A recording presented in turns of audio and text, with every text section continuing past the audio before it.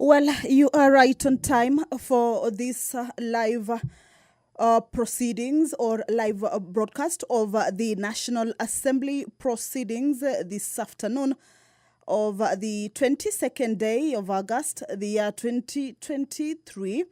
This is a live broadcast that is brought to you by the Parliamentary Broadcasting Unit in partnership with the Kenya Broadcasting Corporation.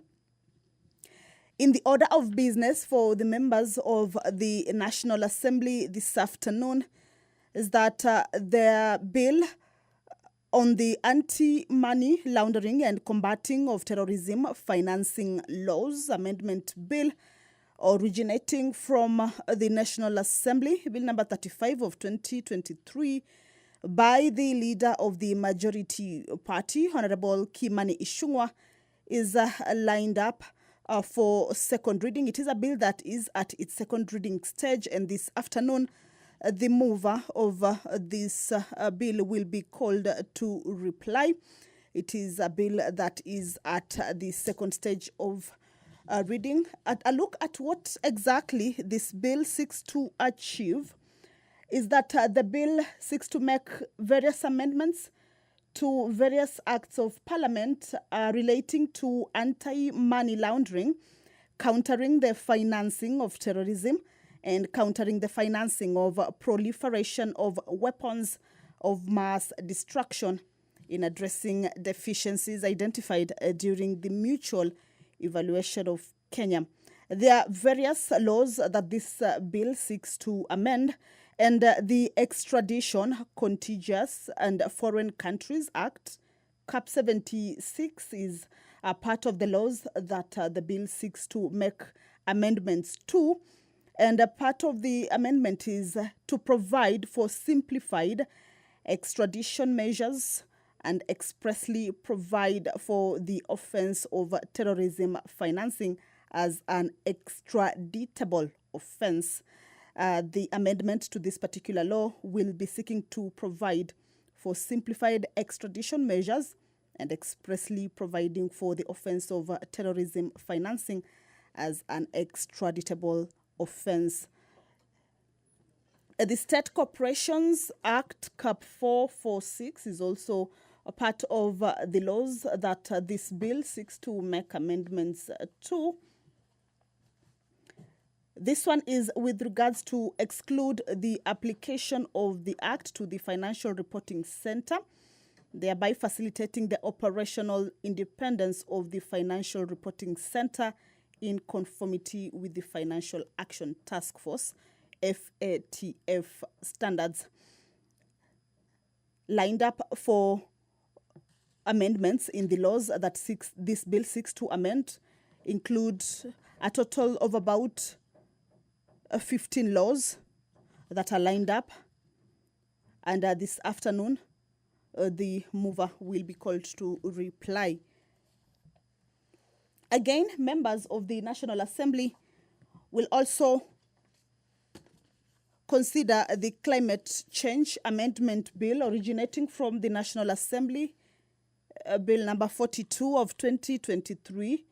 This bill, yet again, is by the leader of the majority party in the National Assembly.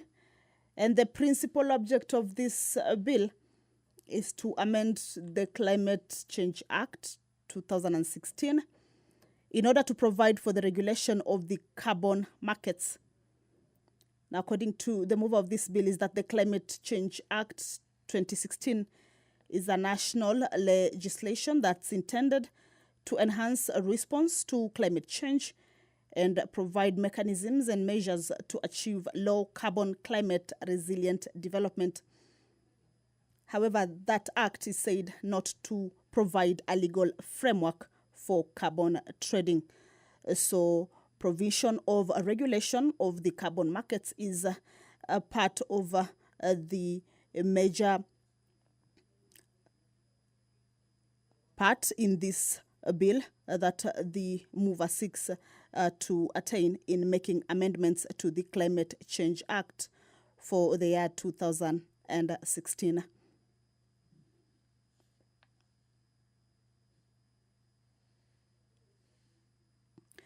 This bill, part of the clauses of this bill, also seeks to mandate the council as the overarching policy organ on climate change to provide guidance and policy direction on carbon markets in the country. Also, the bill seeks to align the provisions of membership of the council for better operations, as well as to enhance the powers and duties of the cabinet secretaries. Basically, these are some of the proposals in this amendment that this bill will be achieving once the amendment is passed. Provision of regulation of the carbon markets in the Climate Change Amendment Bill, National Assembly, Bill number 42 of 2023.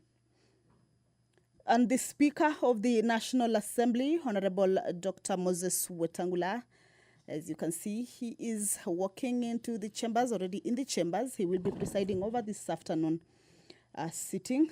Allow me to hand you over to this broadcast that is brought to you by Parliamentary Broadcasting Unit in partnership with Kenya Broadcasting Corporation. Good afternoon. Waheshimiwa, tuombe.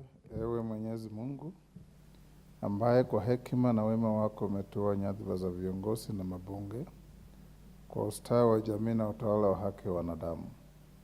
Tukusihi utazame kwa neema nyingi sisi watumishi wako ambao umeridhika kutuita ili tutekeleze shughuli muhimu za jamhuri yetu. Twakuomba uteremshie baraka zako sisi tuliokutanika hapa na utujalie tuyatende na kufikiria mambo yote yatakayofikishwa mbele yetu kwa njia ya haki na uaminifu, ili utukufu na sifa zako ziendelezwe na ili kustawisha amani, ufanisi na heri ya nchi yetu na wale ambao haja zao wamezikabidhi mikononi mwetu. Amen.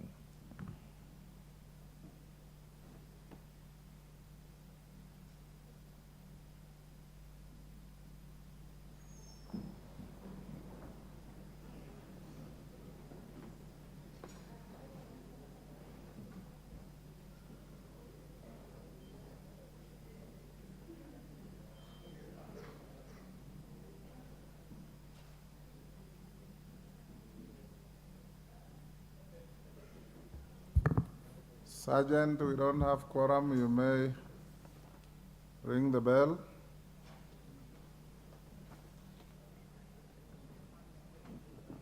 Jared.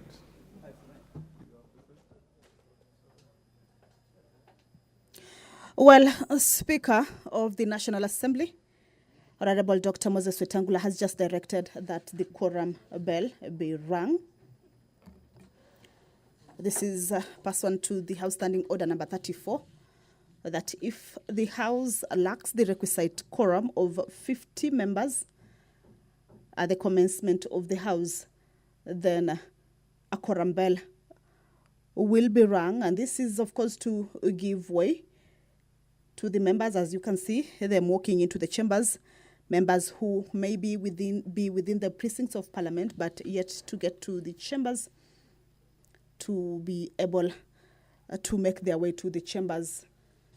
The bell is to give room to the members to be alerted that their presence in the chambers is highly required and that they should be making their way there. So currently is the 10-minute quorum bell as directed, and we will be seeing members walking in.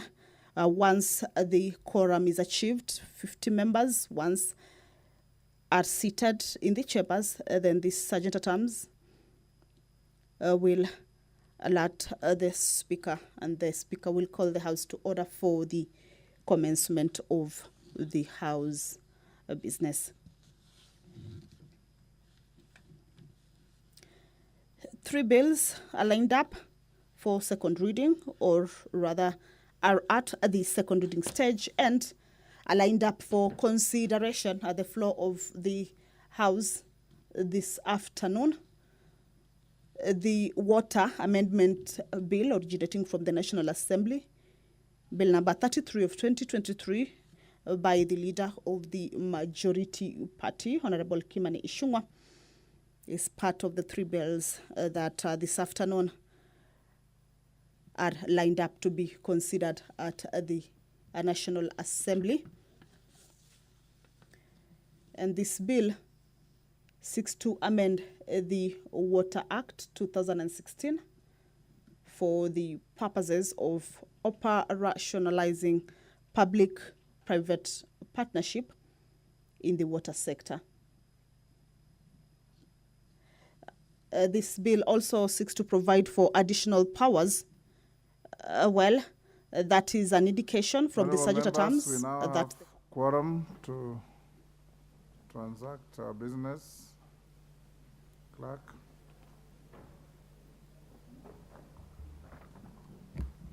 Order number 1, administration of oath. Order number 2, communication from the chair.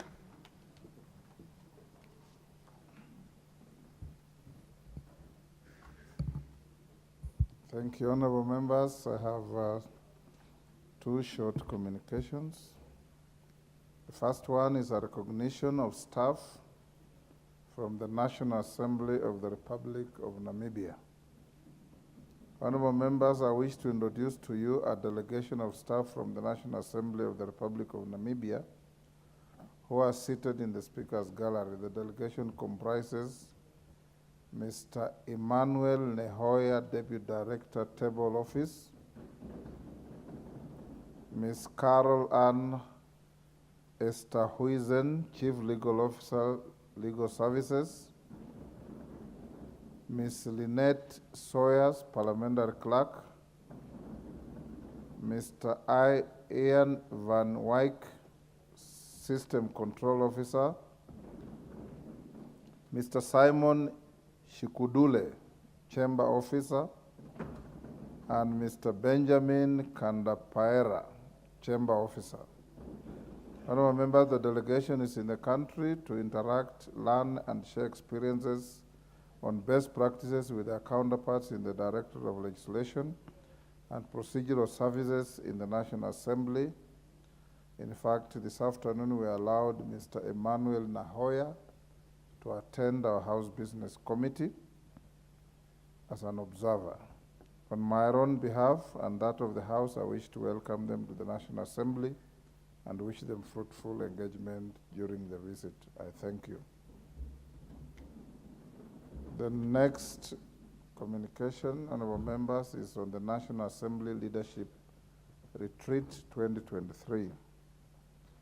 Honourable members, traditionally the National Assembly on an annual basis holds leadership retreats. Such retreats are meant to bring the leadership of the House and chairpersons of the committees to bond and share experiences, identify priority business for the House, and candidly discuss critical matters. Such interactions have tended to guide the business of the House during a session as well as in a term of Parliament. Honourable members, in keeping with this practice, the House Business Committee resolved to hold the annual leadership retreat in September 2023. The retreat brings together the Presidium of the House, the leadership of the majority and minority parties, chairpersons of committees, parliamentary service commissioners, and the House Business Committee. In this regard, I wish to notify the House that a 3-day leadership retreat under the theme Building Synergy in Leadership, Enhancing Legislative Agenda in the National Assembly has been planned to be held from Monday 18th September to Friday 22nd September 2023 at a venue to be communicated. Honourable members, the main objective of the leadership retreat is to provide the leadership of the House an opportunity to take stock of progress made by the House so far, identify priority business for the House, share experiences, and discuss an array of substantial and critical matters. The retreat will further provide an opportunity for the House leadership to chart a way forward with regard to the consideration and processing of business of the House in the current session and in the current second session and the third session. The retreat shall be enriched by the consideration of various informative topics that are to be facilitated by experienced resource persons, panel discussions, and interactive plenary. At the end of the retreat, the leadership will identify possible areas of the National Assembly's legislative processes that require engineering for improved efficiency in succeeding sessions of the 13th Parliament. Honorable members, the leadership of the House is therefore invited to the first leadership retreat of the 13th Parliament. Further details regarding the retreat will be communicated by the Office of the Clerk. Thank you. Next order.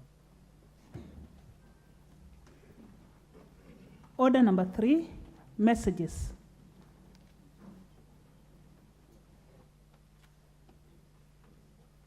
Honorable members, order. Take the nearest seat, come Kate.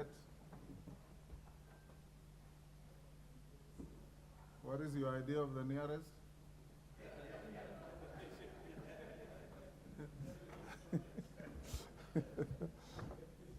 Honorable members, I have a message from the executive, and this is on the nomination of members to the National Government Constituencies Development Fund Board. Honorable members, pursuant to the provisions of Standing Order 42.2, I wish to report to the House that I have received a message from the Cabinet Secretary for the National Treasury and Economic Planning regarding the nomination of persons for appointment to the National Government Constituencies Development Fund Board. In the message, honorable members, the Cabinet Secretary conveys that in exercise of powers conferred to him by Section 15(1)(e) of the National Government Constituencies Development Fund Act 2015, he nominates the following persons as members of the National Government Constituencies Development Fund Board and now seeks the approval of the House. 1, Honorable Olago Alwoch, CBS. 2, Honorable Janet Teyia. And 3, Ms. Masisa Naomi Shionga. Actually, she should be described as Senator Masisa Naomi Shionga. Honorable members, Standing Order 45 provides that upon receipt of notification of a nomination for appointment, such nomination shall stand committed to the relevant committee for consideration. In this regard, I hereby refer the message from Cabinet Secretary together with the curriculum vitae and other testimonies of the nominees to the Select Committee on National Government Constituency Development Fund for consideration.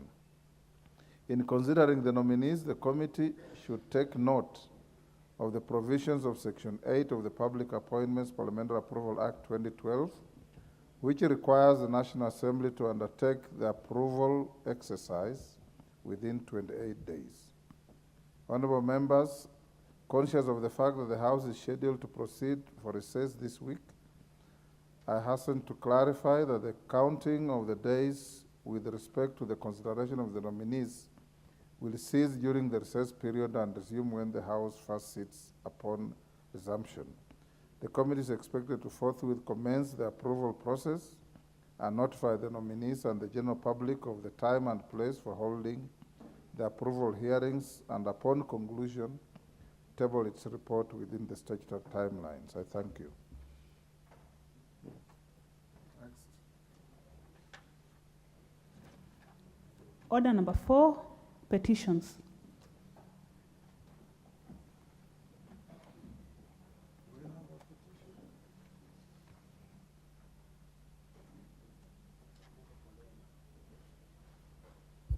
Member for Loima,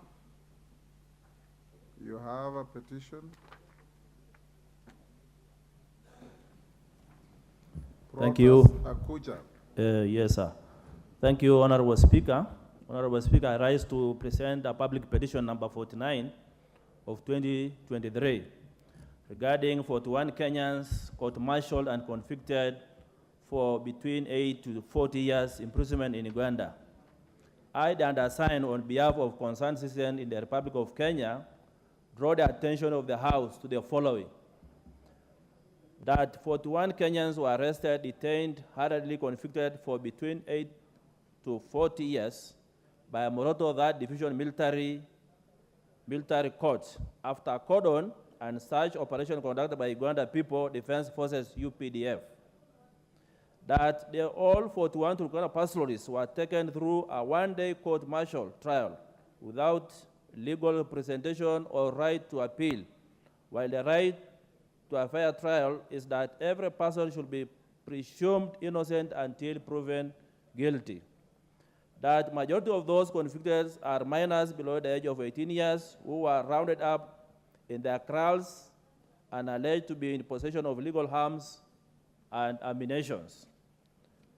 That all those happenings were brought to the attention of the Kenya government, but no action has been taken to secure the release of the unlawfully convicted Kenyans.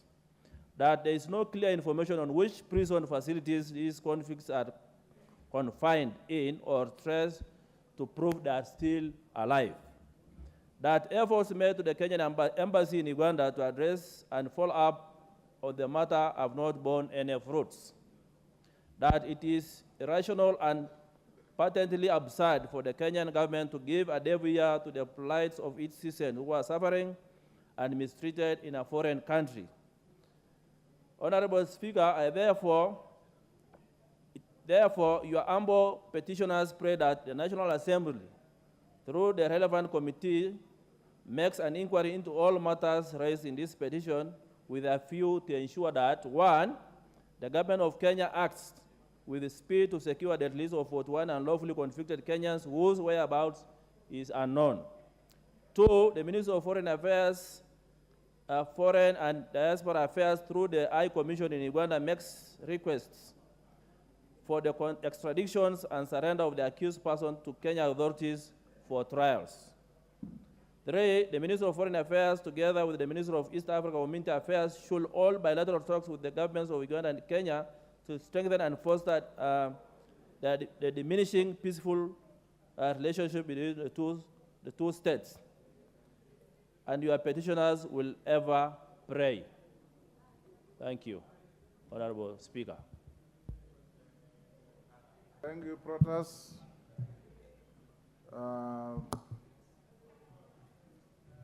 If there's any member who wants to buttress that, I can give you. If there isn't, I commit the petition to the relevant committee on public petitions.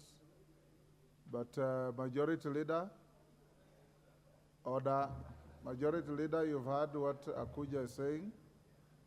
40 Kenyans, civilians, arrested in the jurisdiction of our neighbor and court-martialed. We court-martial military personnel. So you may have to engage Foreign Affairs to check. Just as we pass the petition to the Committee on Public Petitions, you may have to communicate with Foreign Affairs to cross-check and find out why 40 Kenyans, some minors from what he's saying, have been arrested and court-martialed in a friendly neighboring country without even any recourse to our country in the usual bilateral manner. Okay. Don't just leave it to the Committee on Public Petitions. Next order. Hold on, clerk. Who is that? Member for Turkana Central. Yes, go ahead, Mheshimiwa. There's a reflection behind you. I can't see you properly. You're right. Thank you, Honorable Speaker. Joseph. The issue at hand is very critical for our country to understand that there are Turkanas of 40,000 who are in Uganda. And this is as a result of pasture and water. And they have been staying there even without identity cards. And we want to thank the government of Uganda for the hospitality and showing the spirit of East Africa community. Honorable Speaker, the issue at hand is that the court martial in Uganda is used to sentence Turkanas who are caught sometimes in the markets or even conducting their social activities. And when they are arrested, they are court-martialed the following day, even without the required trial or legal procedure. We've been able to meet with officials in Uganda and ask them that sometimes they need to consider mediation, they need to consider diplomacy. But up to date, nothing has been able to happen. We wanted that the Kenyans are surrendered to our government and the lawful procedure required is done. Just because Uganda to us is a friendly country and that Uganda to us is accommodating the interests of the Turkanas that are in Uganda. And therefore, we will ask that diplomacy, the Ministry of Foreign Affairs, intervenes and provides us the right procedure of handling this issue. Otherwise, Honorable Speaker, we are asking government of Kenya also that it provides access to water so that areas in Turkana South, in Turkana North, that have pasture can be used to resettle these Turkanas from Uganda. And this requires that we need to have dams like the ones that have been constructed by government of Uganda to also be replicated in Kenya, because the issue is there is no water for livestock, especially for pastoralists in Kenya. And that's why these people find their time, find their opportunity to get into Uganda. And this is a petition whose time has come, and it needs to open a debate on the same. I submit, Honorable Speaker, and thank you for this opportunity. Joseph, Minority Leader. Mr. Speaker, thank you for your indulgence. Actually, this petition by the Honorable Kuja, who is my very good friend, raises fundamental issues. And I would want the Committee on Public Petitions, when dealing with this matter, to look broader. I mean, not just to focus on the issue of Turkanas being court-martialed in Uganda. Mr. Speaker, it's a fact that Uganda is a friendly neighboring country to Kenya. And Kenya and Uganda are like symbiotic twins. We can't do without one another, really, if you ask me. What I would have wanted to see happen is the inculcation of brotherliness and friendly approach to dealing with issues that would arise from time to time. Mr. Speaker, you know these boundaries that we have in this region, as indeed in the entire Africa, were created artificially by the colonialists. And when you go to those border counties, be it Turkana, be it Busia, be it Migori, name it, be it Marsabit, there are people who live across the borders, people who actually belong to one identity. And therefore, I would have wanted the countries in the region to be more humane when dealing with persons who come from neighboring countries and encroach into their territories. My brothers in Korea will tell you, that there's no difference between a Korea living in Kenya and a Korea living in Tanzania. Likewise, there's no difference between a Luo living in Nyatike, for instance, or Suna West, and a Luo living across the border in Tanzania. So this idea of brutalizing Kenyan citizens when they venture into neighboring countries needs to come to a stop. Is it because the Kenyan government has been too weak? What is it really? What is it that necessitates Kenyans to suffer these atrocities in the hands of our friendly neighbors? Take the case of Migingo Island. It's a sorry state of affairs, Mr. Speaker. Kenyans on a daily basis are being terrorized by security agents from Uganda. In fact, many times they are subjected to inhuman treatment. Inhuman treatment. As we speak, the Ugandan government has hoisted its flag on Migingo Island. I'm sure you know, Mr. Speaker, the history of this island controversy, having been Foreign Affairs Minister in the distinguished government of President Mwai Kibaki. Mr. Speaker, we must bring to an end this situation. It is unbelievable that tens of our brothers from Turkana nation can be court-martialed.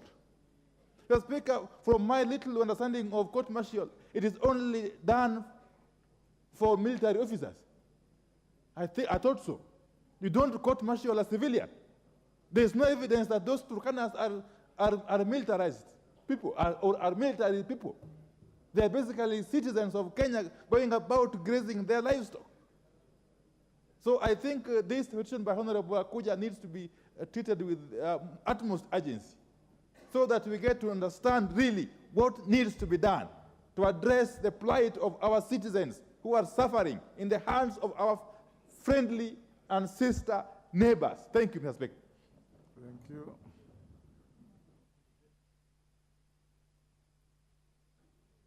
Nicholas Gikor.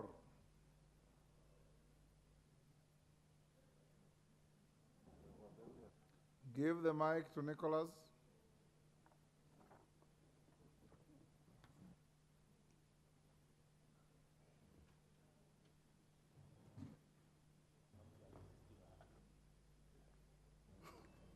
There you are, Nicholas. 2 minutes. Thank you, Speaker. Honorable Speaker, this issue, which it has been brought by my colleague from Turkana, Honorable Akuja, is a very serious issue. Honorable Speaker, the Turkana people, they have suffered not only in Uganda, but the three neighboring countries, that is Southern Sudan and Ethiopia and Uganda. And all this is coming just because we are the only unlicensed military people who are guarding those borders. And we want the country to come clear, because since independence, the Turkana people are guarding the borders of Uganda, the borders of Southern Sudan, and the borders of Ethiopia without being paid. And we are paying tax. These people are suffering because we don't have military in those borders. When they go there, they meet the military from the other side of the three countries. But from our side, there's no military.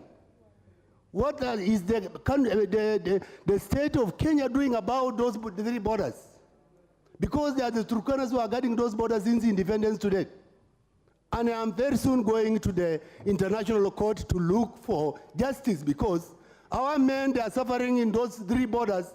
The reason why we are even few, our men, they are not doing their normal work. They are just at the border guarding the country.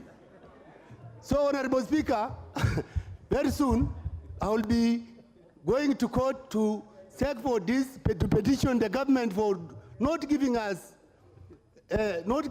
security in those three borders. And that's why our people, they are being court-martialed in Uganda. Last year, some people, they were taken in Southern Sudan just because they were grazing their livestock there. And those countries, they have the army at the border. But from our side, we don't have our security personnel there. So we need the government to take note on that. And this petition, it will not be taken slightly the way we normally take other petitions. It is the petition which talks about death, which talks about the way these people, they are being murdered there. Some of them, they are not even reported because those areas, they are remote areas. There's no government, presence of the government along those borders. So, Mr. Speaker, I need this petition to be taken seriously so that these people can be given justice from the Uganda side. Thank you, Honorable Speaker. Thank you, Honorable. Yes, Asinyen, Women Rep Turkana.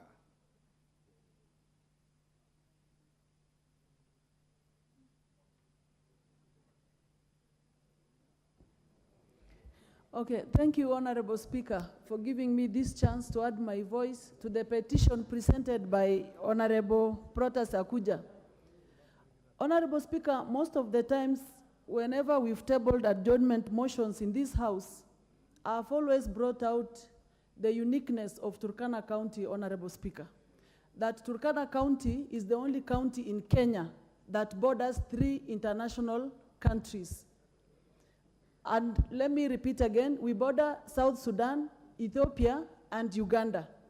Surprisingly, Honorable Speaker, in those 3 countries, we have people who speak with us the same language in those 3 countries. In Ethiopia, we have the Dongiros, we speak the same language without a translator in between us. In Sudan, we speak with Toposa the same language. And in Uganda, we speak with Karmojong the same language. Honorable Speaker, the pastoralist kind of lifestyle is so funny. Our cattle do not know boundaries. Even our pastoralists do not know boundaries. And you know, Turkana is known for drought, Honorable Speaker. When there is drought, Speaker, our people will move in search for pasture and water. And that is how they found themselves in Uganda.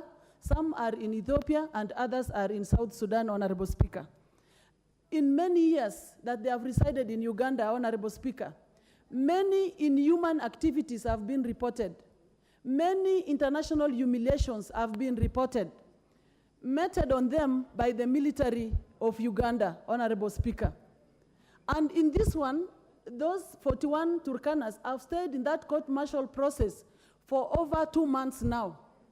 And even our head of state is aware of this matter, Honorable Speaker, and he has done some action. He wrote some letter to the neighboring country. And I don't know up to now, nothing so far has been done, Honorable Speaker. So we want to plead, we beseech the committee in charge of this matter to speed up this investigation and put up correct measures that will help our people get out of that court-martial, Honorable Speaker. And apart from the court-martial, Honorable Speaker, our people lose a lot of livestock to the neighboring countries. Even at times they give livestock in exchange of pasture. They give livestock in exchange of water. And Honorable Speaker, in Turkana, we have pasture, we only lack water. And we want to plead with our government to make mega dams in some areas. We can direct them where these mega dams can be located, and then our people will not be crossing borders. And as Honorable Nkolong is putting it, Honorable Speaker, our numbers are shrinking because our people have gone to nearby countries in search for pasture, Honorable Speaker. In fact, in Uganda, we are in huge numbers. Over 50,000 Turkanas stay in Uganda, and they are adults without IDs. And as he's putting it correctly, we've been manning those boundaries, Honorable Speaker, without government presence. It is high time the Defense Committee, Security Committee, can you do your work? We need army deployment in those boundaries so that our people can rest. We have manned Kenyan boundaries for many years, and for that case, we might even need some compensation, Honorable Speaker. Thank you, Honorable Speaker. Now even those who are not interested are now interested. Kitayama. 2 minutes. Give the mic to Honorable Kitayama. The mic is also marginalizing me. Honorable Speaker, an injustice to any community that lives along the border is an injustice to all of us. Honorable Speaker, the Kuria people live both sides of the border of Kenya and Tanzania. What our brothers are going through is not unique. We have been suffering the same for a very long time. The only difference is that we have been able to find a way of living with this injustice and finding a way of talking to the leadership of the other side, the Tanzanian side, so that our people can get justice quickly. But, Honorable Speaker, that is not to say that the people of Turkana and Pokot should continue suffering this kind of inhumane act in a manner that cannot be handled by a government which we know is capable of doing it. Kenya is a regional leader in terms of peace within the region. We have done a lot of work in stabilizing the region. And for that reason, Mr. Speaker, it would be unfair that we appear weak when our own is attacked. Honorable Speaker, I sit in the Committee of Public Petitions. I know very well that this matter is going to come before us. And I want to assure my brothers and sisters that we will give this matter the utmost urgency, and we will deal with it in a manner that is conclusive, because it is not only that region that has a problem, but we have problems all over the country. And Mr. Speaker, it is not even only that. We have the International Boundary Alignment Committee, Mr. Speaker, tried to do some boundary alignment. A lot of land that belongs to Kenya has now been annexed into the neighboring countries. And it's soon going to create a diplomatic tiff, because, Mr. Speaker, that again is being ignored. And yet we know very well that land, being emotive as it is, we have families, Mr. Speaker, whose graves are on the other side of the Tanzanian border. And some are also on this side of the border. Mr. Speaker, this is a problem that needs to be handled holistically, not only of the 50 Kenyans who are suffering, but including their lives and property of our brothers and sisters along the Kenyan border, of all the borders of this country. Thank you, Mr. Speaker.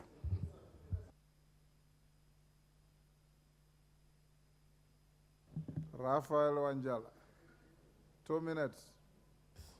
Thank you, Mr. Speaker, sir, for giving me this chance. Mr. Speaker, we live at the border, and Mr. Speaker, we suffer. We, along the lake, most of our islands were annexed to our neighboring countries. And nobody, even the government, Mr. Speaker, I have seen even the former president, even the current president, going to our neighboring countries, talking to those heads of state. But the issue of the people along the border is never tackled. It's left at abeyance, and our people are being shot dead in the lake, the same way the Turkanas are being harassed on the other side. The same way the minority, the couriers, are suffering on the other side. It has been a problem, Mr. Speaker, to live at the border. Kenya is a sovereign state. Kenya as a country has an army. Kenya as a country has been going out there and is very well known to be a good peacekeeper. Why have they left their boundaries without safeguarding their country? Mr. Speaker, we have carried all the Navy, put them in the Indian Ocean, and we have left Lake Victoria for the army from Uganda, which they have taken over. They have even taken over almost to Rusinga Island. Our people have no place. And you know, Mr. Speaker, Lake Victoria is a shared resource. But the Ugandans have denied the Kenyans to access the lake, even to do fishing in the lake. This is something a country as Kenya must now prioritize, that they safeguard their boundaries the same way the Tanzanians have safeguarded their country. Your time is up, Angela. You've made your point. Rosa Buyu, we must bring this to an end. Thank you, Mr. Speaker, for giving me this opportunity. Mr. Speaker, we know that boundary issues or conflicts arising from boundary issues are very, very emotive. But, Mr. Speaker, this afternoon, as we are talking about conflict from from other countries, showing aggression towards the Kenyan tribes, I'm thinking of what is also happening internally arising from boundary issues, Mr. Speaker. We know that currently we have conflicts at the borders of Kericho County and Kisumu County, the border with Nyakach and the Kalenjin community. Mr. Speaker, before we castigate our international friends, I think that we need to show constraints and we need to show good neighborliness even within our own borders of Kenya. We are having young people losing their lives for nothing else but because of theft of stock. Mr. Speaker, as we speak here today, we need to look on the inside first before we even go on the outside, because Kenyans are dying from being killed by Kenyans before we even castigate other people. Mr. Speaker, I call that we pay attention to that emotive issue that is currently going on with young people continuing to lose their lives. I thank you, Mr. Speaker. Thank you. I'll give the very last to Honorable Yusuf.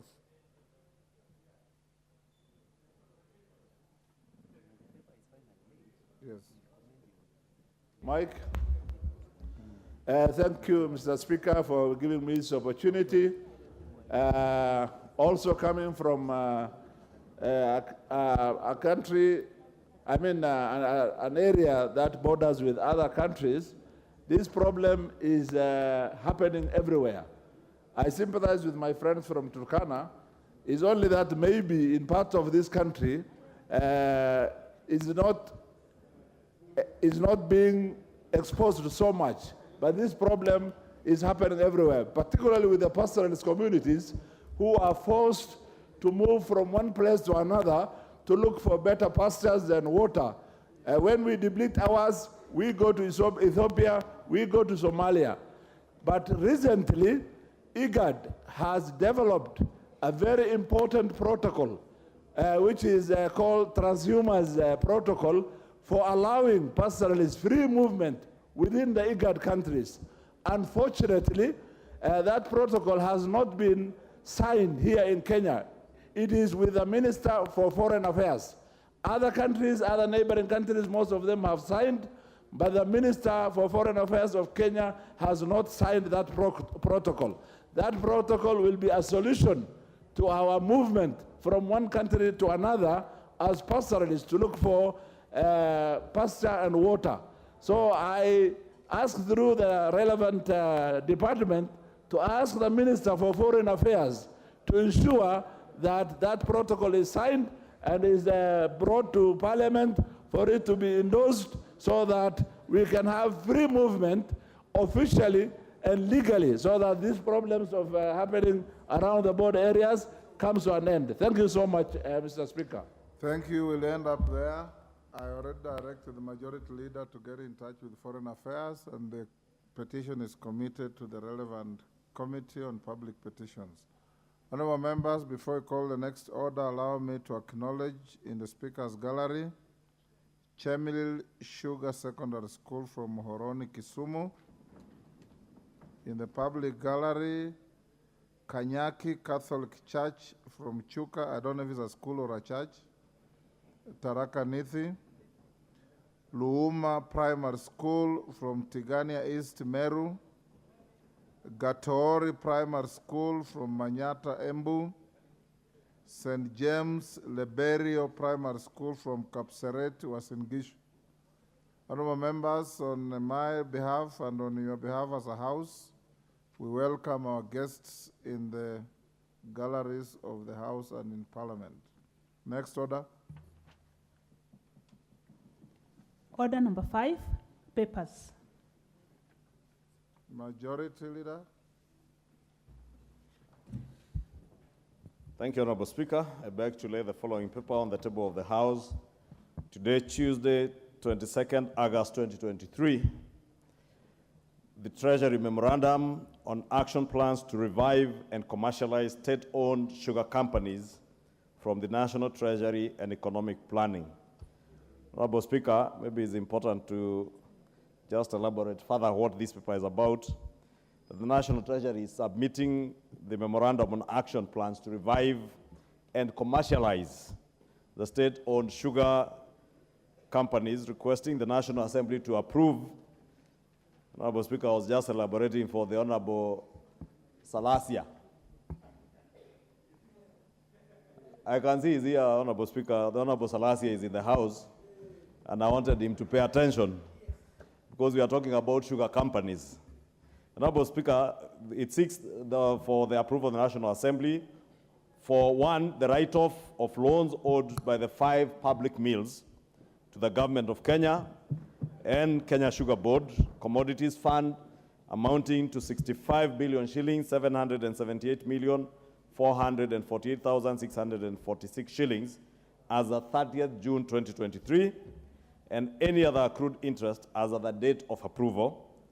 2, it seeks the approval of the National Assembly for write-off of the tax penalties and interest amounting to Kenya shillings 50 billion, 144,801,608 shillings as of 30th June 2023, and other accrued interest as of the date of approval. And 3, vacation of the privatization model approved by Parliament in 2015.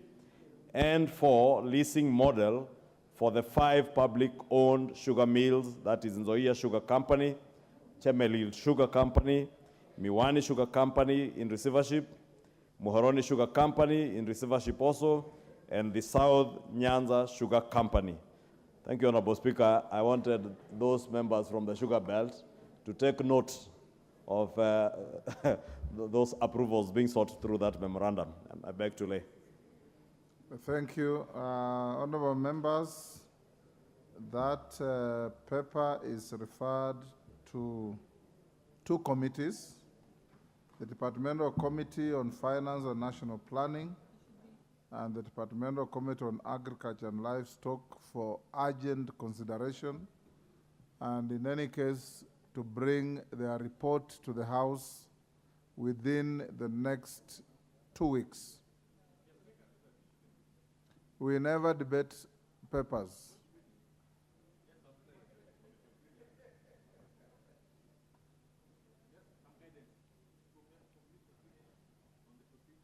Okay.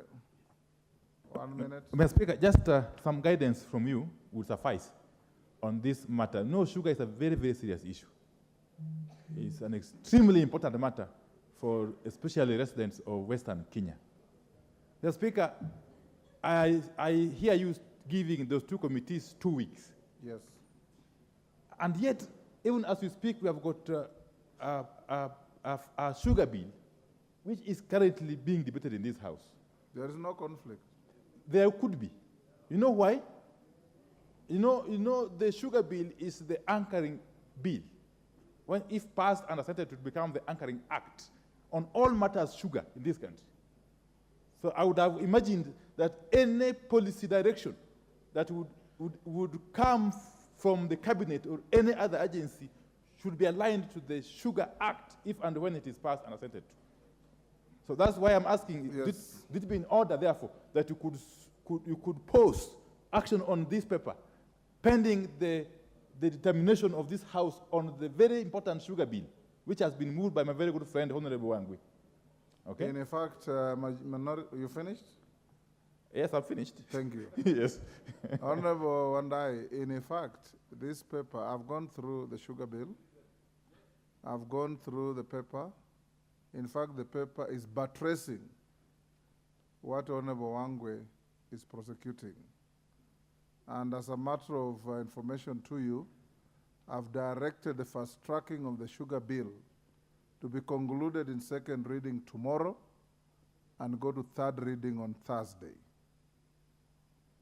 And this paper led by the majority leader, I thought as a leader from the sugar region, you are going to laud it, because when the bill becomes law, you want to take off with the sugar factories with nil balances on their balance sheets. And that is what is being erased from the balance sheets. Both commercial loans, interest, and tax penalties, which have no conflict with the content of the bill. I hope that rests your mind. He was not listening. Yes. Is that Milemba? You normally sit here. Yes, go ahead. What is it? Thank you, Honorable Speaker, and thank you for the direction you have given. True that I've gone through the sugar bill, and the paper being laid on the table will go a long way to actually help in actualizing what the sugar bill wants to achieve. And it's a milestone, especially from those coming from the sugar growing areas, because for the longest time, what has been hurting those sugar factories are the debts And for the first time, I want to thank the Kenya Kwanza government for having decided to write them off. That's a thorough milestone for the farmers in those areas. And therefore, as we look forward to the sugar bill, this will go a long way to help in making sure that as the sugar board comes in place, there are no debts, there's no any hanging rope on the sugar factories that we have. Furthermore, Honorable Speaker, it removes the burden of having originally decided to privatize the factories so that the communities in those areas are still holding on the ownership of the land, which is enormous, around the sugar factories themselves. Very good paper laid on the table of the House. And Honorable Speaker, let's all support the sugar bill as it goes through this House. And thank you very much for fast-tracking it for the sake of the many sugar farmers who are now complaining and suffering because, as we talk now, the sugar factories have been shut. Thank you, Honorable Speaker. Okay. Thank you, Honorable Melemba. I think we can end there. The two committees, is Mutunga in the House? And Kimani? You have 2 weeks to bring your report back here. When we deal with the next issues, even during recess, we want this matter out of our way. Next order. Yes, Jared Okello, what's the problem? What's out of order? I thank you very much, Honorable Speaker, for the opportunity. From the outset, allow me to welcome Chemelil Academy on behalf of We have already passed that. Muhoroni. On behalf of Muhoroni MP, who is not in the House, Honorable Speaker. Honorable Speaker, the matter that I would want to raise with you and seek your indulgence and direction on, we cannot properly underscore the role that is played by the Kenya Rural Roads Authority, Honorable Speaker. Honorable Speaker, some of the roads under the maintenance of KERA, as we commonly call it, are much better than those that are done by county government in lots of respects, Honorable Speaker. This morning, Honorable Speaker, all members in this House placed their eyes on a memo emanating from KERA that unilaterally reduces the amounts of, in terms of percentages, from KERA to our constituencies, Honorable Speaker. There is usually the 22% that is administered by the constituency roads that has now been reduced to 15%, Honorable Speaker. Additionally, 10% that is usually run by the KERA offices has been reduced to 6.8%, Honorable Speaker. Whereas this year, the allocation ought to have been 68 million to run our rural roads, Honorable Speaker. It has been brought down to 44 million shillings, Honorable Speaker. A very classical example is Nyando, where I come from, Honorable Speaker, where we expect rainfall that creates flooding every financial year that sweeps away all the roads that have been done. And we have to reinvent the wheel every time and start afresh, Honorable Speaker. This kind of reduction that has unilaterally been done by KERA will affect all members here, will affect all the roads, and will make our roads impassable for the longest, Honorable Speaker. We need your indulgence, we need your direction on this matter, and the leadership of the House to pick it up and have it addressed by KERA through the intervention of the House so that our roads can be maintained, Honorable Speaker. We acknowledge what KENHA is doing by coming up with tarmac roads, but not all places can have tarmac roads. These roads, marammed as they are, with the annual maintenance, also go a long way in making our roads motorable. And therefore, Honorable Speaker, I seek your indulgence that this can be addressed in ample time without any further delay and ado. I thank you. Thank you, Jared. Majority Leader, you've looked at the Hansard on what Jared is saying, and you can respond tomorrow. Thank you, Honorable Speaker. Indeed, I was just reading the memo here, Honorable Speaker, and it's indeed true, as Honorable Jared Okello says, that for the financial year 2024-25 is actually 42 million shillings, and for the subsequent financial year, 44 million shillings, way below the amounts that were received in 22-23. Therefore, Honorable Speaker, I will be asking the CS in charge of roads to clarify to the House on what basis are they reducing the amounts that are going to Kera. Honorable Speaker, it's also true, as Honorable Jared Okello says, that the money that goes to constituency road committees through Kera is the only money back in our villages that even residents of our constituents can tell you is visible and does work that is visible, Honorable Speaker. Because members of parliament are able to properly oversight the government engineers at Kera back in our regions that are implementing these roads. And like Honorable Speaker, and it will be shocking if this money has been reduced from our budgets in our constituencies to go to our county governments. Honorable Speaker, across the country, governors indeed pretend to be rehabilitating and maintaining the same roads that members of parliament through the constituency roads committees are maintaining. Honorable Speaker, and it is not unique to one county, it's not in Siaya or in Kiambu, it is across the board around the country. Honorable Speaker, I have seen in my own county in Kiambu, a road that has been maintained by Kera, the road from Nachu, Lusegeti, Nachu, through Ndasha, Mbomboine to the SGR station.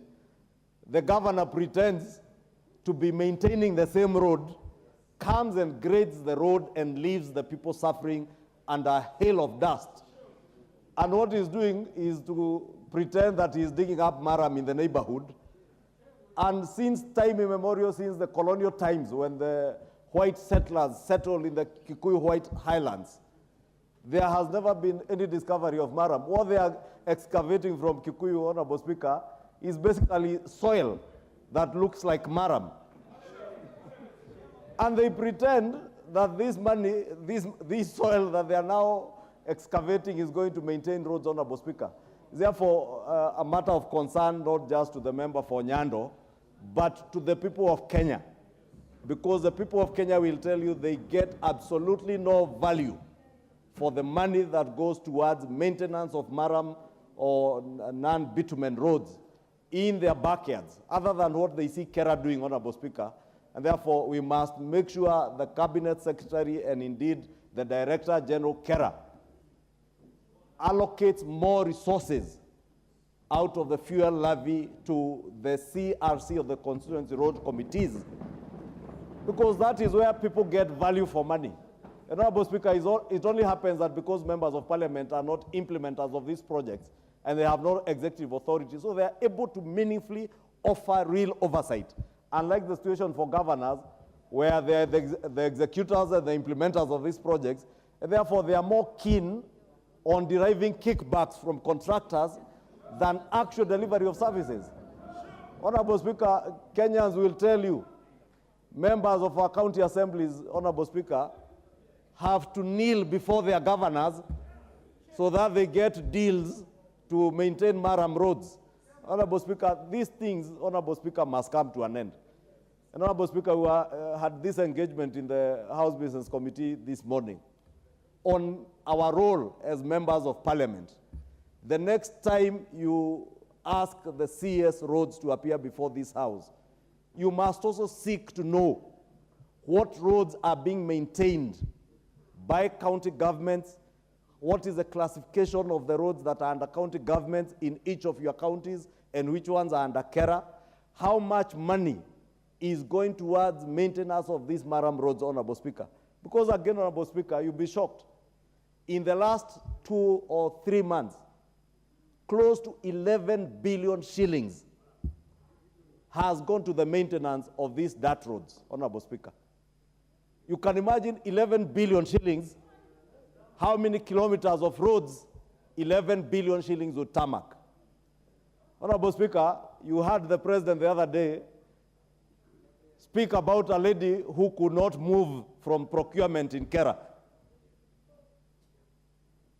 and how powerful that lady was supposed to have been because of the corruption that pertains around the road sector, Honorable Speaker. And I want to implore, even as we seek to have more resources, please make sure in your own counties and in your own regions, you offer proper oversight so that people don't use soil in the pretext that they are maraming roads.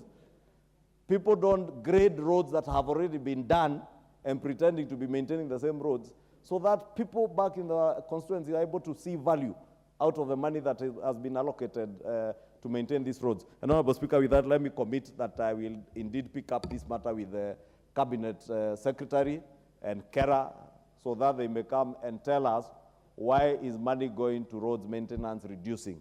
Because the secret behind having good roads is maintenance, Honorable Speaker. If we don't maintain our roads, even the low volume roads that we are doing, and part of this money that goes to CRC is what is used to maintain the low volume roads that were done 3 years ago. Those roads that were done 3-4 years ago today, you can't tell they have a tarmac because of non-maintenance. So if we don't maintain our roads, Honorable Speaker, we will just be wasting money building new roads. Thank you, Honorable Speaker. Next order. Order number 6, notices of motion. Order number 7, questions and statements. Women Rep Kisi, you sought permission to make a short statement. I'll give you 3 minutes.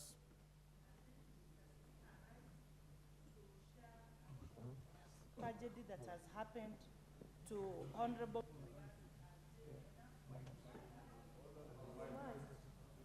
Can you use a working microphone? Oh, sorry. Thank you, There Mr. you are. Speaker. I rise to share to members before the floor of the House that one of us, Honorable Jane Maina, she was attending a function in Kirinyaga. As she was addressing the people who had come to attend to some function, she was attacked by goons who came in 3 pro boxes. Then she was rushed to Kerugoya District Hospital in a bad state. I went to see the Deputy Sergeant at Arm, Mr. Musinde, to ask for her to be evacuated to Nairobi through air, bearing the fact of the situation in which she was. Unfortunately, she was not assisted. She came by road. As we speak, she's being attended by the doctors at the emergency wing of Nairobi Hospital. When I tried to ask the guy who rang me what the issue was, the guy told me that she had gone to inspect some water project which had been closed by the area governor, and the people who came were the Kanjos, the way the guy was explaining. And they wanted to chase her away from that place.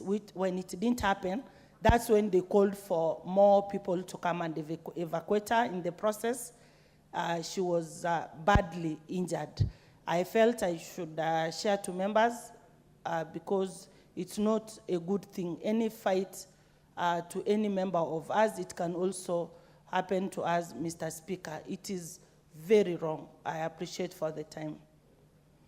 Thank you, Donya. Next time you have such, you don't tell the sergeant, you tell the clerk. The clerk has better capacity to airlift a person, a member, than the sergeant. Majority Leader? Honorable Speaker, let me thank Honorable Doris Donya for raising that issue. And it is indeed true, Honorable Speaker, I also got word of the attack by some people in Kirinyaga on the Honorable Member for Kirinyaga County. And I did get in touch just before House business with the clerk's office, and he detailed the sergeants to get an ambulance to Kirinyaga to pick her up from our medical service providers. And indeed, Honorable Speaker, I can confirm that the ambulance did go to Kirinyaga to pick her, and she was on her way. The last time I checked, they were still on the way to Nairobi.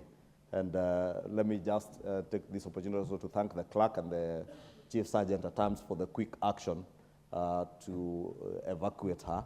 And I'm told she's in stable condition, and we wish her quick recovery, Honorable Speaker. And I hope that the police and the other investigative agencies will be able to investigate to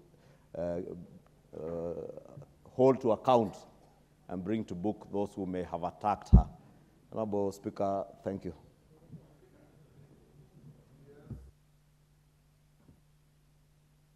Mr. Speaker, of course, I want to sympathize with my colleague, Honorable Maina, and wish her the quickest possible recovery.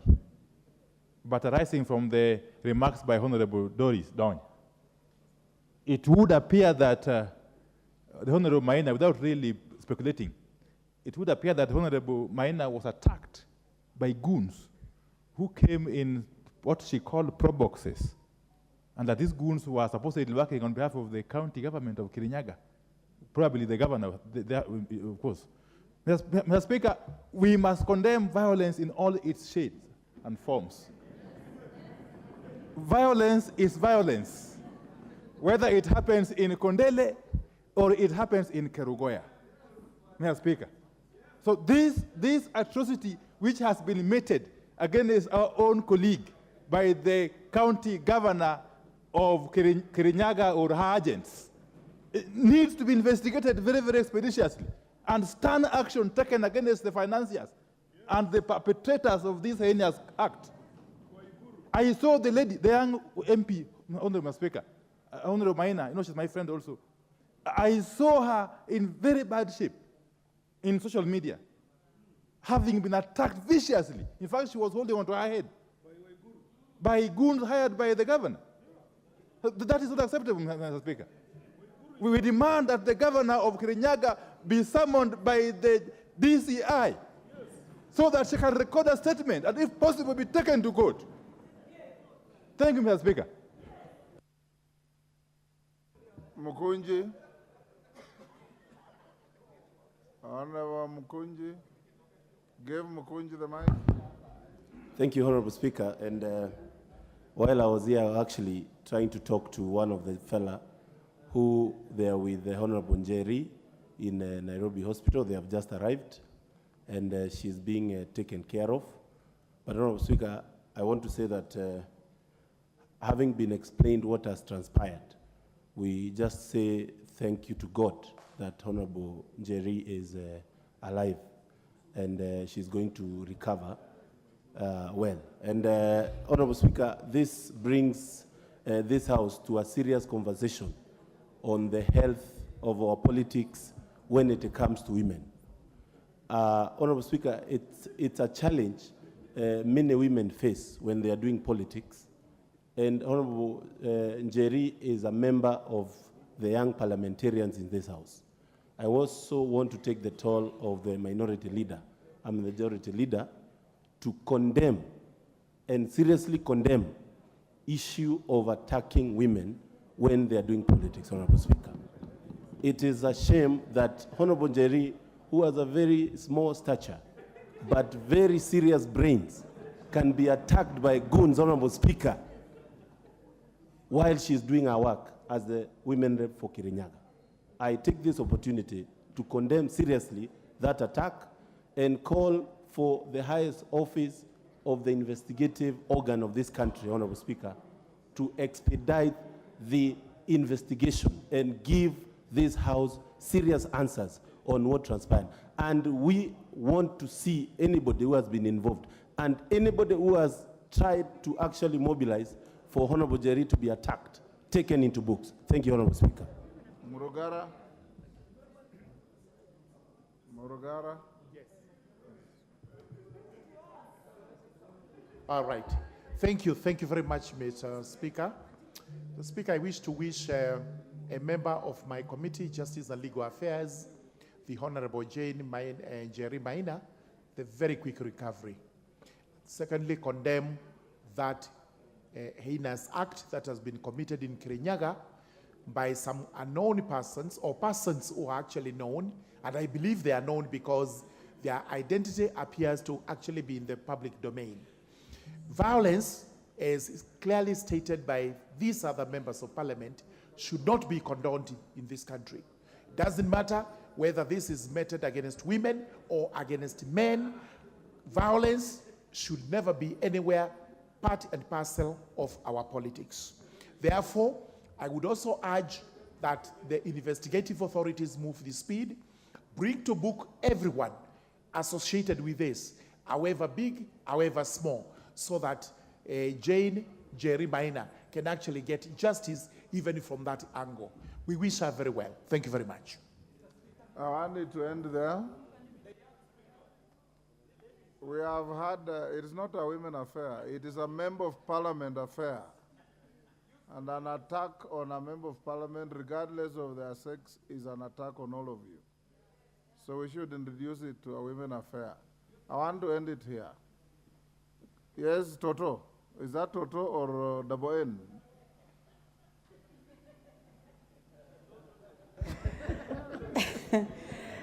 Thank you, Honorable Speaker, for the opportunity to also raise my voice.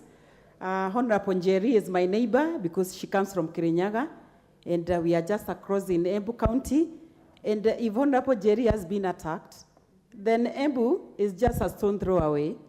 And therefore, on behalf of all the women representatives in this House and all the honorable members, I wish to state that it is the high time that the government agencies or the security agencies to ensure that the honorable members, irrespective of where you come from, irrespective of which party you belong to, we are supposed to be according the security that we deserve.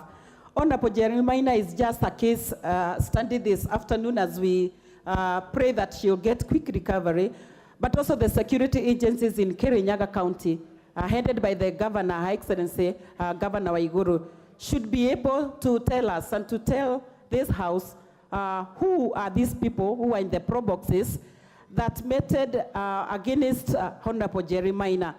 In fact, it's primitive for any person of sane mind to attack a fellow woman or a woman because she is harmless. So, Honorable Speaker, as I voice my voice this afternoon, I wish to state that this is a primitive way of dealing with issues. If she was going to inspect a water project in Kirinyaga, that does not warrant her the action that was taken against her by the people in pro boxes. The Honorable Governor, County of Kirinyaga, should be able to explain this, what happened and who did it. Thank you very much, Honorable Speaker. Yes, Wamboka, you'll be the last 2 minutes. Thank you, Honorable Speaker. I wish to first wish my colleague quick recovery. But as we do that, Honorable Speaker, I think to demonstrate that we are indeed a very serious arm of government and that you are indeed number 3 in this republic, Honorable Speaker, we must not leave any stone unturned. Because today is Njeri, tomorrow is me, the next day is someone else.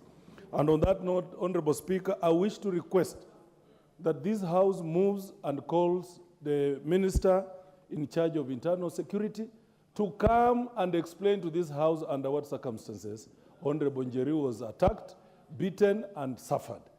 So that moving forward, we may want to ask him questions, Mr. Speaker. They must respect this House, and you must also exercise your authority as number 3 in this republic. Thank you, Honorable Speaker. I want to close Mr. this. Speaker, it is to speedily wish the Honorable Njeri Maina quick recovery. This is a young rising star of this House. And on behalf of youthful members of Parliament, yes? Go on, No. Oh, just go on. Mr. Speaker, this is a very serious matter. I myself has been a victim of political violence. And let me tell you, Mr. Speaker, the English say that when the debate is lost, the foolish people attack violently. When they saw that Maina Njeri was rising, they decided to met violence on her. Mr. Speaker, there are levels of accountability.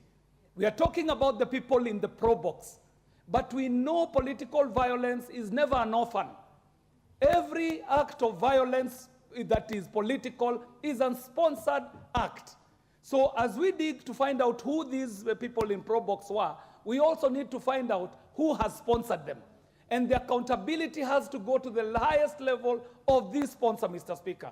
But Mr. Speaker, To the Honorable County MP from Kirinyaga, I wish to say to her that they might break her bones, but they will never break her spirit. She needs to keep rising as she has been rising. She is a political star in the making. And Mr. Speaker, whoever it is that is doing this ought to know that it is not violence that will stop the sterling career of this very young legislator. Thank you very much, Mr. Speaker, for the opportunity. Thank you. Next order. For all of you who are raising hands, I'm sure those who have spoken for you. We all condemn violence in whatever manifestation it comes, and to whoever it's meted. And Kimani Chungwa, you should communicate with the agencies to ensure that speedy investigations are carried out, and the perpetrators and those responsible for hiring the perpetrators must face the law. Next order. Order number 8, the Anti-Money Laundering and Combating of Terrorism Financing Laws Amendment Bill, National Assembly Bill number 35 of 2023. Mover to reply. Yes, Honorable. Today, I'm rising on several points of order. One at a I time. have some concern on this particular order. So, Speaker, to the best of my recollection, even though I must admit I wasn't in the House on Thursday, but I follow very keenly the happenings here, the proceedings in this House, whether I'm here or outside this place. To the best of my recollection, the debate on this bill, this amendment bill, was adjourned for it to continue at the resumption or at the convening of the House today. But I'm surprised to see that it is now being lined up for the mover to reply. And yet this bill, Mr. Speaker, is a very, very, very critical bill. This bill is essentially a miscellaneous bill, amendment bill. It has got proposals in here which have got far-reaching consequences and far-reaching effects that would have required the House to get adequate time to debate on it. What is the issue? To ventilate on it. Yes. I may be wrong, because I wasn't here physically, but for the best of my recollection, we needed to have continued the debate at the second reading stage on this bill, so that members can actually pronounce themselves appropriately and to the fullest possible extent on this very important bill, Mr. Speaker. So that when it comes, personally, I've got issues that I would want to rectify at the committee stage on this bill by way of proposing amendments.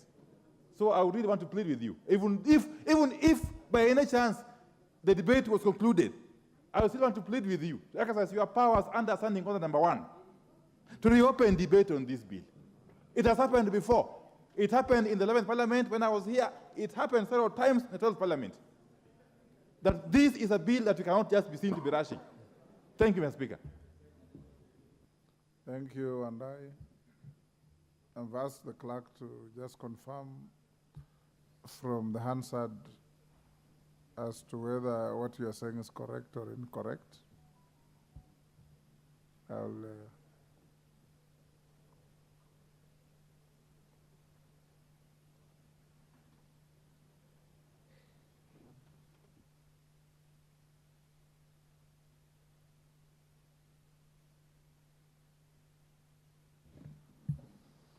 In fact, Honorable Wandai, this matter came up in House Business Committee, where again you are not there today. And we discussed it extensively. It was raised by Honorable T.J. Kajwang. And there was no issue as to whether it was incorrectly closed in debate. We agreed with the majority leader on how to share the remaining time he has. But members, the real legislation on the floor of this House is at committee stage.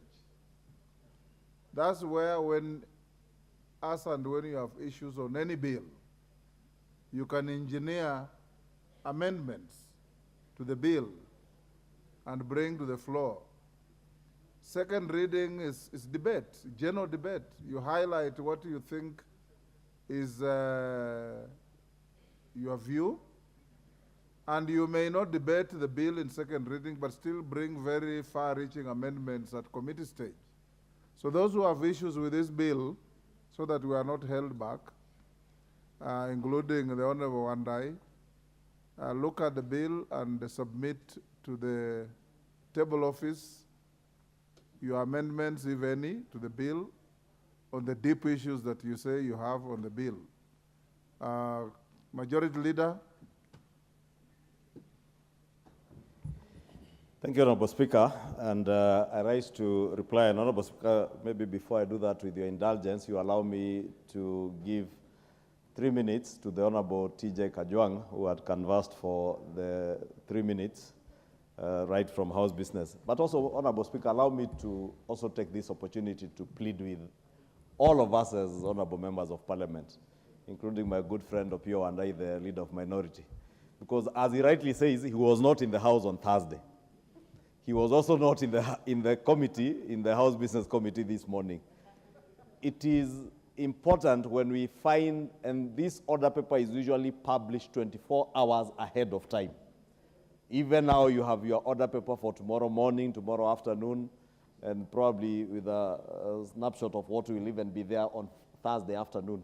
Members to take their time and interact with the order paper before, so that if you have a bill that is lined up for debate, make sure you are there. Otherwise, don't come and ask us to reopen debate on what others sat here until late hours in the evening to debate. With that, Honorable Speaker, allow me to donate 3 minutes to Honorable TJ Kajwang. CJ.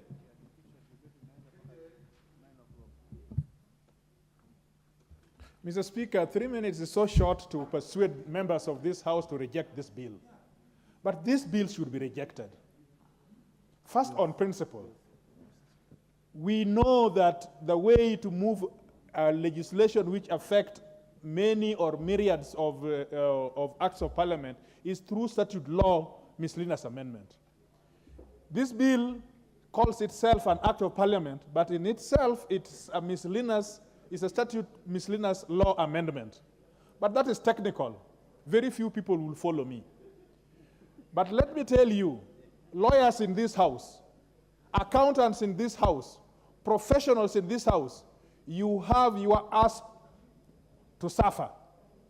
Because this bill is allowing some third parties to encroach on the fidelity of advocate-client relationships, on the fiduciary relationship amongst the accountants. And it is not just the accountants and the lawyers. All of you must be having some lawyer somewhere. All of you must be taking confidence in lawyers.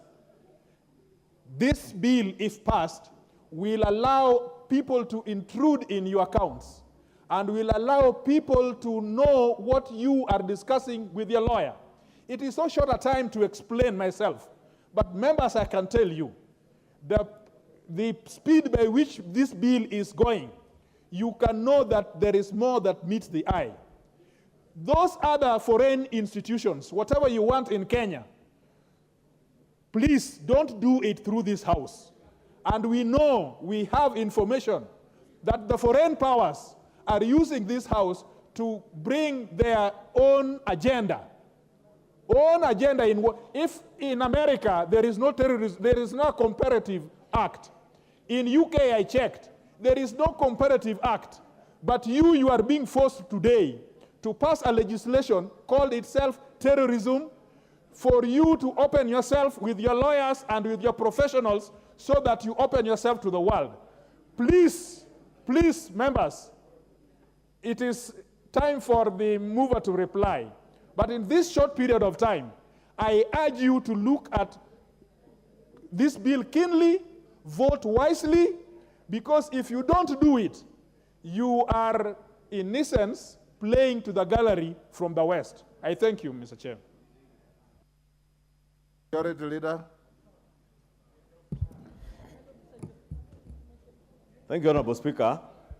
Honorable Speaker, I know many members who are not there on Thursday are seeking a minute, but if I donate, I think I'll donate all my time for reply. and I want to beg that they allow me to reply.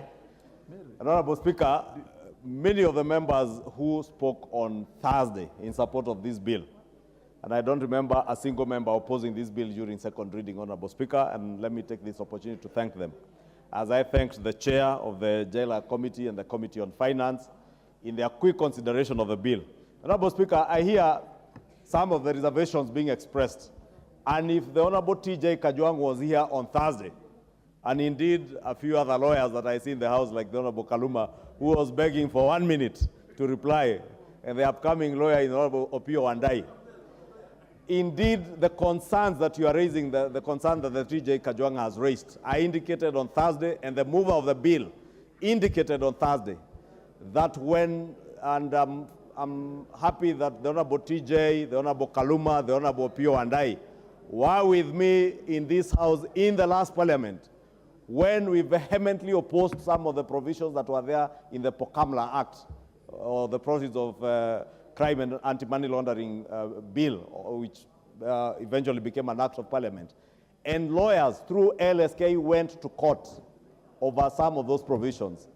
And indeed, when this bill was published, LSK, and the same was mentioned this morning in the House Business Committee, did engage with the Attorney General, and they have indeed signed an out-of-court settlement and agreed to the current provisions of this bill as it is, because all the issues they had raised in terms of what lawyers are able to disclose to the reporting authorities, and not just lawyers, even accountants like myself and many other professionals who have information that is not public information between a client and their lawyer, or a client and their accountant.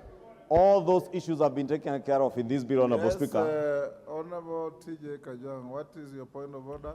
Mr. Speaker, sir, in this House, people are bound to truth and to verify their information that they have. I know that the majority leader must be having more information that has not been divulged.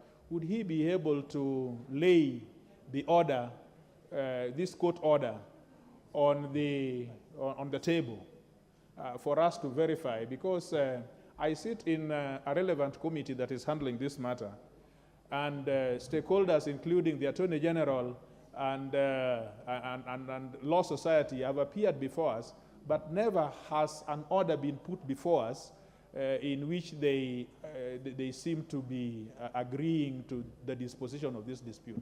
Could he present for us this order? Honorable Speaker, you know, I'm not a member of the Jailer Committee, but the Honorable TJ is a member of the Jailer Committee.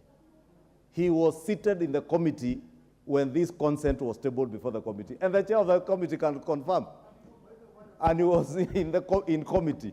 Therefore, Honorable TJ, if you want me to table any document, just go through your report of the Jailer Committee. The documents are there.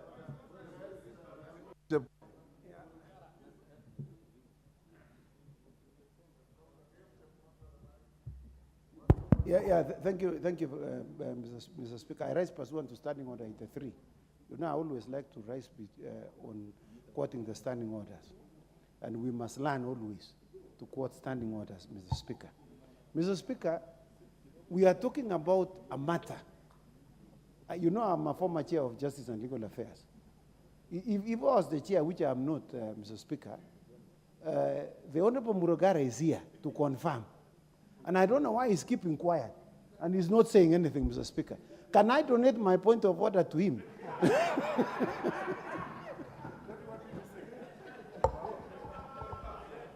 Order, Honorable Murugara.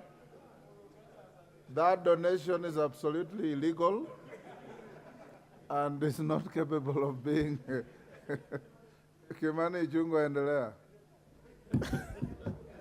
Thank you, Honorable Speaker. I think in this House people are becoming increasingly creative. Now there is even donation of points of order. And I'm sure the Honorable Chepkonga was just eager for the Honorable Murugara, but I had consulted him, Honorable Speaker, to confirm. And that's why Honorable Speaker was saying it is important that as diligent legislators, we sit through meetings, even meetings of committee, because the Honorable TJ might have signed at the committee and did the obvious and didn't have the opportunity to see the documents that were tabled before the committee. Honorable Speaker, I was saying those issues have since been addressed, and even for accountants like myself, Honorable Speaker, I had issues with certain provisions, and I must thank the lawyers in this House who in the last parliament stood with us, accountants, because the lawyers were more than us, and I remember they were led then by the Honorable TJ, the Honorable Kaluma, the member for Homa Bay Town. And we were able to raise issues, and even when the bill passed, they went to court. But I'm certain now that those issues have been adequately addressed. This bill is good for this country. And it's also true, Honorable Speaker, that anti-money laundering laws are not laws that are forced on any country by anybody. They are to protect our financial systems against abuse, Honorable Speaker. Honorable Speaker, we cannot make Kenya a safe haven for criminals. And it is indeed true, Honorable Speaker, we have suffered the most, especially on financing of terrorism, Honorable Speaker.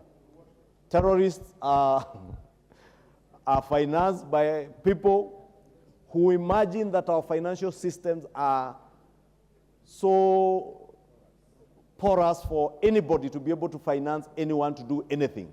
And that is how in the past, Honorable Speaker, before the enactment of this Pokamla Act, people were able to finance terrorists that visited and told suffering and death to our people. These will be things of the past if this act is, this bill rather, is approved by this House and becomes an act of parliament, because it further strengthens the laws that are already existing, Honorable Speaker. Honorable Speaker, as I mentioned, there are few issues, other issues. I know there are issues that a few members raised on the issue of extradition, making anti-money laundering offenses, extraditable offenses.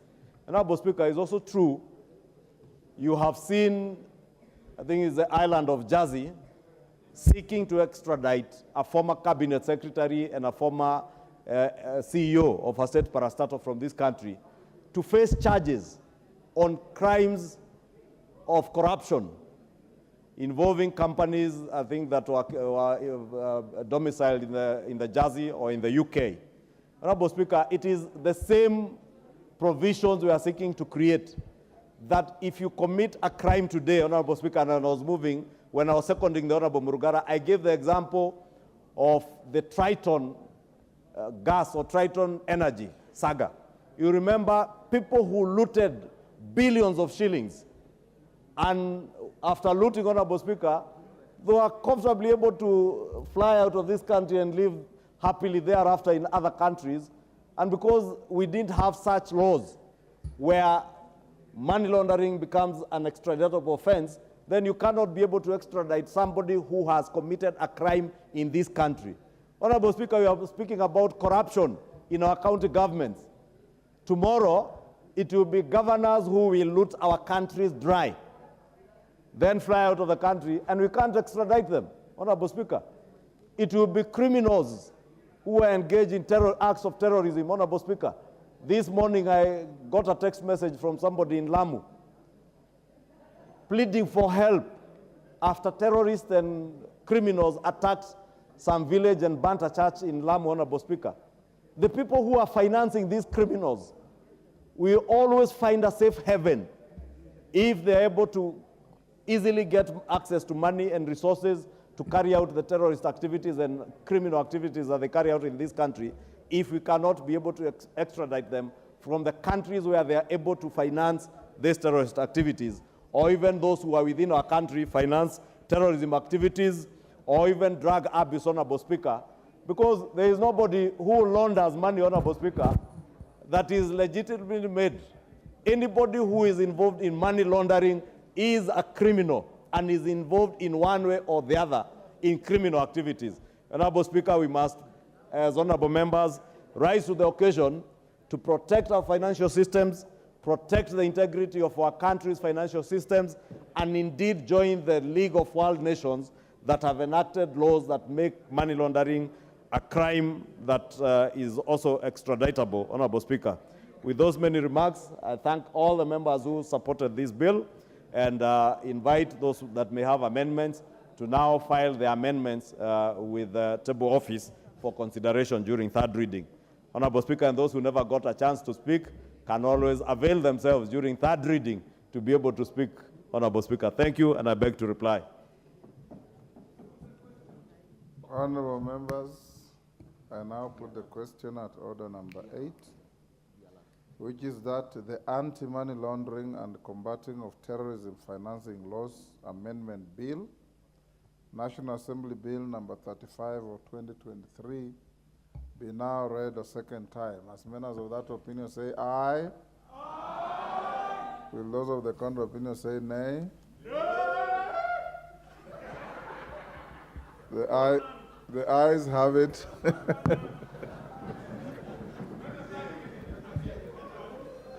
A bill for an act of parliament to amend the laws relating to anti-money laundering and combating of terrorism, financing and proliferation financing, and for connected purposes. Thank you. Next order.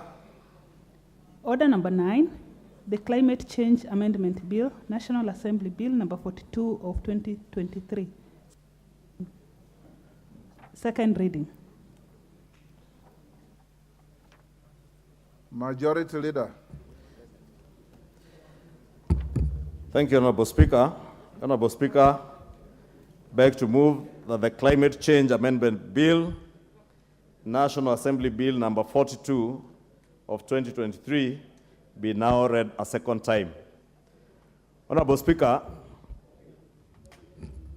we are at a time and an age where climate change, Honorable Speaker, is here with us, and issues to do with climate change and climate control, Honorable Speaker, are things that many of us used to read about and watch on CNN and other international news channels without being able to relate firsthand with the issues that confront us as a country and as a people living in the world.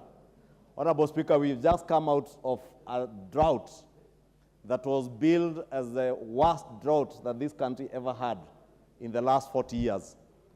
And many people in that space of climate change and environmental conservation will tell you that it has a lot to do with climate change and global warming. Honorable Speaker, allow me to begin by thanking the Chair of the Environment Committee, the Honorable Gikaria, and all members of the Environment Committee for expeditiously being able to consider this bill and listening to many players. Honorable Speaker, because this bill touches on issues to do with carbon credits and carbon credits trading, I know it has attracted a lot of attention from many players in civil society and others, Honorable Speaker, being environmentalists who are keen on carbon credit trading, Honorable Speaker. And I must thank all the active players stakeholders who have appeared before the Environment Committee, given their views, and also many others who appeared before the public participation exercise that was being done by the Ministry of Environment. As I thank also the Ministry of Environment for having considered lots of memoranda from members of the public and other stakeholders. Honorable Speaker, as I said, climate control and climate change is governed around, or rather, is governed around three key treaties, which Kenya is a signatory. And Honorable Speaker, one of those treaties is the United Nations Framework Convention on Climate Change, which we joined, or Kenya joined, in 1992. And Honorable Speaker, the objective of this convention was to curb and stabilize greenhouse gas emissions in the atmosphere. The second protocol is a Kyoto Protocol, Honorable Speaker, that Kenya became a state party in 1997. Honorable Speaker, one of the key distinctions between the Kyoto Protocol and UNFCCC, or the United Nations Framework for Convention on Climate Change, is that while UNFCCC encouraged industrialized countries to stabilize greenhouse gas emissions, the protocol committed the countries to operationalize to do so, or rather the protocol committed the state parties to operationalization of the UNFCCC commitments by committing industrialized countries and economies in transition to limit and reduce the greenhouse gas emissions in accordance with agreed individual targets. Honorable Speaker, the Kyoto Protocol, however, failed to stem the flow of global emissions, and the protocol further failed to equate emissions reductions with economic opportunities, and some countries grew to view mitigation as a very costly punishment. And the Kyoto Protocol required only developed countries to reduce emissions. In 2015, however, the countries agreed on yet another legally binding climate treaty, and that is the Paris Agreement. And the Paris Agreement recognized that climate change is a shared problem and called on all countries in the world to set to emission targets. And indeed, Kenya was not left behind, and we have set our own emission targets. Honorable Speaker, again, at the heart of the Paris Agreement and the achievement of its long-term goals are what are called the nationally determined contributions, or NDCs. These NDCs embody efforts by each country around the world to reduce national emissions and adapt to the impacts of climate change. The Paris Agreement in Article 4, Paragraph 2 requires that each party to prepare, or each country, state party, to prepare, communicate, and maintain successive NDCs on the nationally determined contributions that they intend to achieve. State parties are required, therefore, to pursue domestic mitigation measures with the aim of achieving the objectives of such contributions. Honorable Speaker, Kenya ratified the UNFCCC in 1994, the Kyoto Protocol in 2005, and the Paris Agreement in 2016, thereby signifying our determination to join the global community in combating the problem of climate change.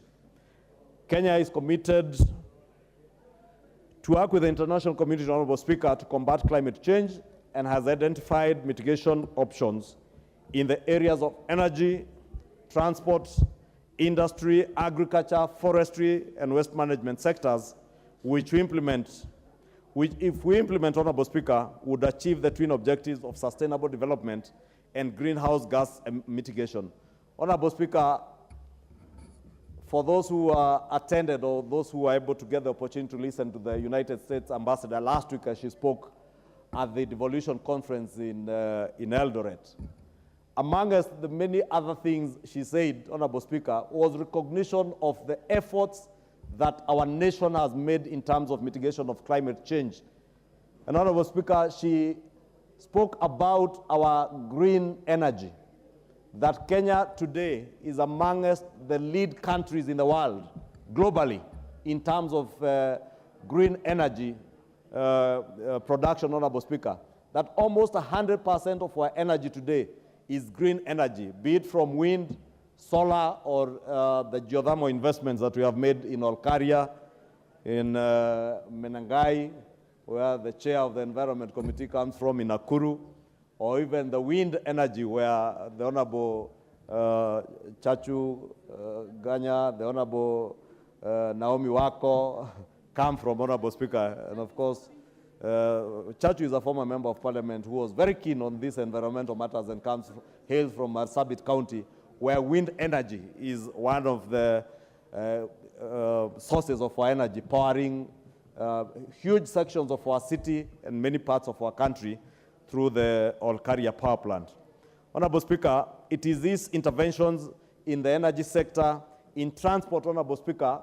You also remember about 3 weeks ago, His Excellency the President commissioned or launched the green mobility, where now our border riders will be able to access cheaper motorbikes that are powered using energy, electric energy, and not fossil fuel energy that degrades our environment. And it is these efforts, Honorable Speaker, including the huge efforts towards reforestation around our country, and I must take this opportunity to thank the Honorable KJ Carrier who at the beginning of this House, Honorable Speaker, at the beginning of this session of Parliament, moved a motion that required that even as contractors build roads around our country, they make sure that they replant trees that they destroy along the corridors where they are building roads. And not just road contractors, even those who are building dams, Honorable Speaker, because they uproot a lot of vegetation and trees, that we make it now compulsory for contractors who degrade the environment, that they make good under these efforts, Honorable Speaker, that we are speaking to in terms of reducing greenhouse gas emission and mitigation measures that the country has taken. Kenya, Honorable Speaker, was among the first African countries to develop a standalone Climate Change Act, the Climate Change Act of 2016, which anticipated a horizontal integration through the National Climate Change Council, which will provide, amongst others, an overarching legal and policy system for climate change. However, Honorable Speaker, as much as this system was there, it also provided a vertical integration that required that any sector and institution whose function impacts climate change incorporates climate change into its regular assignment. However, Honorable Speaker, the Climate Change Council has not been operationalized since 2016 because of the process of how it was to be composed. And there have been several court cases, Honorable Speaker, many of which members are aware of, since 2016, by many players in the sector who have been proposed to be members of the council. This bill in Clause 6, Honorable Speaker, proposes an amendment to retain the composition of the council from the various sectors, but takes away the nominating powers of representative bodies in the sector. This, in a way, will take away the seeming sibling rivalry that was there, or sibling fights, in the various sectors that have taken each other to court and made it difficult to operationalize the working of the Climate Change Council. And therefore, Clause 6, members see Clause 6 of this bill will now rectify that problem. If you go to Clause 7 of the bill, Honorable Speaker, it proposes additional roles for the Cabinet Secretary responsible for matters of climate change to, amongst others, to advise the Council on carbon budgets, authorize the establishment of sector-specific registries of carbon markets, and appoint a designated national authority for market mechanisms deriving from Article 6 of the Paris Agreement. Because, Honorable Speaker, we are required to have a registry of all our carbon credits and have this, Honorable Speaker, being from an appointed designated national authority. Honorable Speaker, Clause 9 of the bill replaces the Director of Climate Change Directorate with the word Secretary, just to fit in with the government nomenclature and designation of titles in government. Honorable Speaker, if you go to Clause 23A to Clause 23H, it introduces a new part in the Principal Act, and this part is about regulation of the carbon market. Honorable Speaker, that's why I said at the beginning that there has been a lot of interest, especially from people in the civil society and other interested parties, stakeholders who are already trading carbon, the carbon markets, or rather carbon credits market, and we now must be able to regulate. And Clause 23A to 23H is now a new part of the Act that will deal with the regulation of carbon markets. Honorable Speaker, as I mentioned, the Paris Agreement anticipated that the Secretariat of the UNFCCC will work with state parties, and state parties were required to prepare, to communicate, and maintain what I refer to as the NDCs, on the nationally determined contributions, in line with Article 4 of the Paris Agreement. All the state parties, including Kenya, are therefore required to designate a national authority, as I've said, for the mechanism of carbon markets, which is a mechanism under Article 6 of this Paris Agreement, and to communicate this designation to the Secretariat. This designated national authority, anticipated by the Paris Agreement, is carried under this proposed amendment and will be appointed by the Cabinet Secretary as highlighted in Clause 7.2a. The functions of the designated national authority will be to maintain, amongst others, the function of the designated national authority, Honorable Speaker, will be, amongst others, as contained in Clause 7.2b, to maintain the national registry, This is in line is to ensure that Kenya meets its international obligations, both on NDCs as well as under Article 6 of the mechanism. Honorable Speaker, as I mentioned there earlier, state parties, Honorable Speaker, are required to designate a national authority. And I know this is one of the areas where there has been a contention because there are other interested players who want to be the ones who are designated to maintain the registries for our carbon credits. But in line with the provisions of the Treaty of the Paris Agreement, Honorable Speaker, this is supposed to be a nationally designated national authority, and therefore not private entities being the ones maintaining our national registries of carbon credits. Because people will trade with carbon credits at the expense of the sovereign of the state and the people. Therefore, when it is a nationally designated authority, then government is able to ensure that anybody trading in carbon credits, you are doing so in the interest of the country and not in the interest of private entities. Otherwise, Honorable Speaker, and Gekaria and the Vice Chair will tell you, there are many players who want to capture this sector, and it is not immune to state capture or to capture by other players from out there, because as we speak about state capture, Honorable Speaker, it is also possible to have civil society capture or capture of activists, environmental activists of the entire of this sector, Honorable Speaker. And as legislators, we are charged with the responsibility of ensuring that we protect national assets, including carbon credits, because these now will become national assets, to ensure that people, even as people trade, you are doing so in the interest of the country, and nobody takes advantage of our people. It is possible, Honorable Speaker, today, and those who have had opportunity to work with the Climate Resilience and the Drought Resilience Council or Committee, will tell you even boreholes back in your backyards, back in your constituencies, are capable of generating carbon credits for you that people can earn money out of. And therefore, there are people, because our people back in the villages do not know that even the trees they have planted in their farms, trees you plant around your fence or in your farms, and you have a small forest, half an acre, that you can earn money out of it. And there are people who would take advantage of our people. And that is why it is important that we have a national designated authority that will take charge to ensure that nobody takes advantage of our people.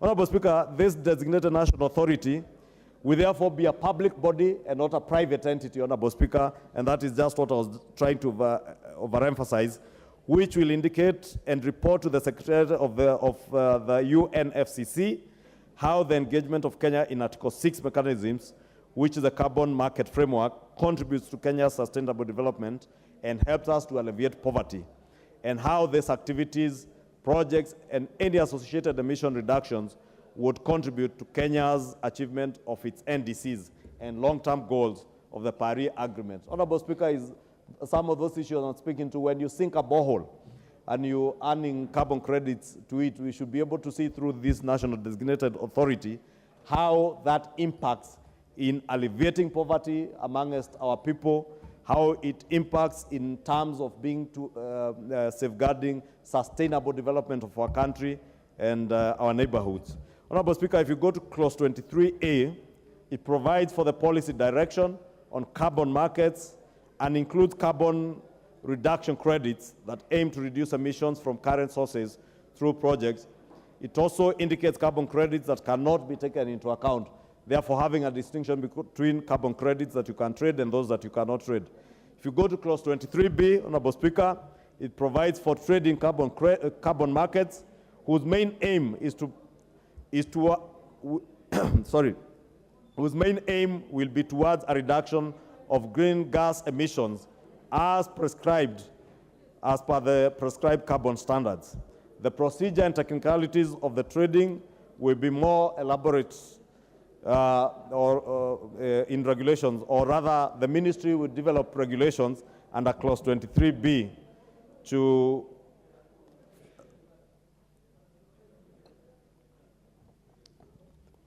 thank you, Honorable Naomi. I was saying the ministry will then be able to develop regulations, and these regulations, again, in line with our statutes, will come to this House for a more elaborate provision on how we will trade with these carbon credits. Clause 23C provides for the participation in carbon markets, which would include as a result of bilateral or multilateral agreements in line with Article 6.2 of the Paris Agreement, or as a result of trading with private entities, or in a voluntary carbon market as under Article 6.4 of the Paris Agreement, which will require reporting of the UNFCCC Secretariat by the designated national authority. Clause 23D, Honorable Speaker, if you go to the bill, it creates the provision for conducting of environmental impact assessment, and Clause 23E requires all projects that are undertaken to show the anticipated social, environmental, and economic benefits of the project, bearing in mind that the carbon markets framework is to help countries and state parties achieve sustainable development and alleviate poverty. Therefore, Honorable Speaker, why we are saying we need a national authority is to ensure that we meet with the principal objectives of this Paris Agreement, that whatever projects, Honorable Speaker, a country engages in, they are undertaken in a way that the social impact, the environmental impact, and economic impacts of that project is measurable, and whatever carbon credits or whatever will go to the carbon market, Honorable Speaker, goes towards ensuring that there is sustainable development in the country and alleviating poverty in our neighborhoods. That's why it's important, Honorable Speaker, that even the carbon credits market is very well regulated, and I hope the ministry will make efforts to ensure that the regulations safeguard the people who will be the ultimate beneficiaries of this carbon credit market, such that nobody is trading with these carbon credits at the expense of the people, and whatever money comes from the carbon credit market goes towards alleviating poverty and ensuring that there is sustainable development in our country. Honorable Speaker, let me not go through each of the clauses one by one, but just to note Clause 23H provides for dispute resolution in carbon markets projects and activities, and it sets out the National Environmental Tribunal as a court of first instance in dealing with disputes in the carbon markets framework. Because, Honorable Speaker, as I said, anything that has this kind of interest, both from the public and private sectors, even from civil society, Honorable Speaker, there are bound to be disputes. And therefore, Clause 23H is designating the Environmental Tribunal as a court of first instance, because this is a court that will have the requisite technical skills in terms of the people who work in the court, right from the judicial officers and even the clerks will have the knowledge on environmental issues. The proposed amendment to the Climate Change Act of 2016, therefore, Honorable Speaker, will not only help in institutionalizing horizontal governance in climate action across the country, it will also help Kenya meet her international obligations, reporting on nationally determined contributions through streamlined registries. It will also help in the furtherance of the long-term goals of the Paris Agreement of helping parties achieve sustainable development and alleviate poverty by implementing the carbon market framework as contained in Article 6 of the Paris Agreement. Therefore, Honorable Speaker, without saying too much, once this amendment bill becomes an act of parliament, we will ensure that we have truly actualized or realized the real intents of the Paris Agreement, especially Article 6 of the Paris Agreement, that speaks to great length on the issues of sustainable development and the alleviation of poverty, and ensuring that even as people trade in carbon credits, this is done in line with the Paris Agreement. It is done in line with the goal or the objective of ensuring that there is sustainable development in our countries. It is also done with the aim or the singular objective of alleviating poverty amongst our people. And nobody ever takes advantage of our poor people back in the backyards, many of whom are the ones who are helping us in conserving our environment and reducing on greenhouse gas emissions, Honorable Speaker, because they are the people who are planting trees in our backyards, planting trees in our schools, and I must take this opportunity to commend the government and the Ministry of Environment, especially in the new plans to roll out the planting of trees and development of tree nurseries in our schools, so that even as we raise our children, we are training them on how to safeguard the environment and be champions in environmental conservation and climate change advocates, Honorable Speaker, advocates against the abuse of our climate and our environment. Honorable Speaker, as I conclude, members are aware that our country in the next 2 weeks will be hosting the Africa Summit on climate change, a huge summit with close to over 20-something heads of state attending, close to 15,000, above 15,000 delegates, about 17,000 delegates who are bound to descend on the city of Nairobi. And therefore, Honorable Speaker, this bill comes at a prime time, and I do hope and pray that we'll be able to enact this into an act of parliament before this climate change summit on the 4th to the 6th of September. And hopefully, His Excellency the President can assent to this bill either just before the opening of the climate change summit or at the summit itself. It will be indeed a monumental opportunity for His Excellency the President to assent to this bill as an act of parliament as he opens officially the climate summit on the 4th to the 6th of September. And I wish to invite our members of parliament to take note and be available. I know we'll be on recess in line with our calendar around that time. So those of you who will be in Nairobi, please take time to attend that summit and get to learn how you can take advantage of tree planting, boreholes in your constituencies, and other mitigation measures against climate change, Honorable Speaker, and earn money, not for yourselves, but for your constituents, even as you earn money, because many members of parliament are also business people, and therefore can also take advantage. You have the means to be able to engage in climate control mitigation measures that can also earn you carbon credits that you can trade in and make a little bit more money, both for yourselves, your families, and our constituents. Honorable Speaker, with those many remarks, I beg to move, and I want to request the chair of the committee, the member for Nakuru Town East, to second.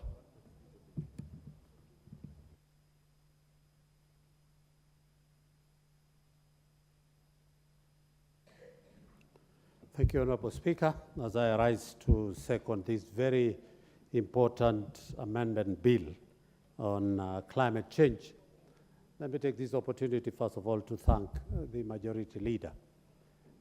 You know, when he's the owner of the bill, and when he was moving, Honorable Speaker, it's like he was in our meetings for the last 3 weeks. I want to admit that we have a majority leader who understands his work and is able to prosecute his responsibility in a very able way. Honorable Speaker, also allow me to thank the Office of the Clerk for the time that they availed the Secretariat to be able for us as a committee to be able to undertake our mandate and scrutinize this very important amendment bill. And, but most importantly, Honorable Speaker, is to thank the members. Like yesterday, Honorable Speaker, a day that is not designated for Parliament to sit, almost 90% of the members of Environment will avail themselves. We sat throughout the day and late in the evening for us to be able to complete this very important exercise.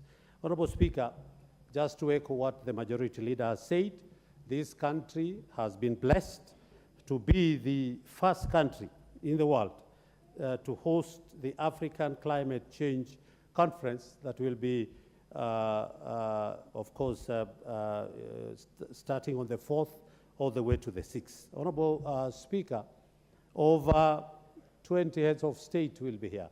And I agree again with the Majority Leader, over 20,000 delegates, participants have already logged in and asked to participate in the African climate change. And at the same time, also to tell our media, you know, they have always been trying to castigate the head of state. And he was very categorical. I was reading an article the other day that this conference is being propelled and you know, engineered by the foreigners for their own foreign interest. But they are wrong. And I hope the media will attend the conference all the way from the 4th to the 6th, so that they can see the input of the head of state and the interest he has for this country and Africa, not only Kenya and Africa, for us to be able to get the benefits that they gain on climate change. Us, we are the people who consume the emissions which are done by most of the developed countries. But of course, we can't just be sitting, as the head of state has indicated, we can't just be sitting and complaining. We must, as a continent, as a country, speak and be able to address the very, very emerging issues on how we can be able to address this climate change issue. And of course, Honorable Speaker, I don't want to remind Kenyans of the drought that faced this country the longest ever since independence, and we need to take care of that. Honorable Speaker, this amendment bill facilitates participation in the mitigation of green gas emission by authorized public and private entities. It also ensures that carbon trading projects undergoes an environmental and social impact assessment. So again, for anybody who will be wanting to enter into carbon market trading, they must undergo these environmental and social impact assessment through the NEMA office.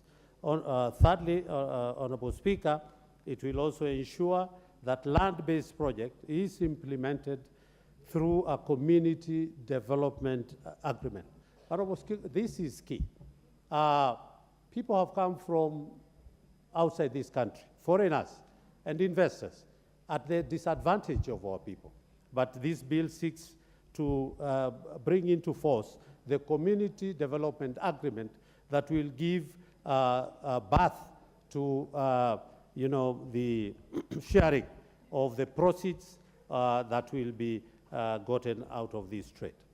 Lastly, Honorable Speaker, the bill also provides to the benefits of sharing mechanism and ensure the proceeds from carbon credits, credit trading will be shared between the project proponents and the impacted communities in a fair manner. Of course, not forgetting what the majority has just indicated, Honorable, the designated authority that will be formed by the Cabinet Secretary will be in charge of all these aspects. Honorable Speaker, my committee undertook public participation upon placement of the advert on the print media on the 16th August 2023, requesting for comments and submission of memorandums from members of the public and other relevant stakeholders, pursuant to Article 1181B of the Constitution and Standing Order 127.3.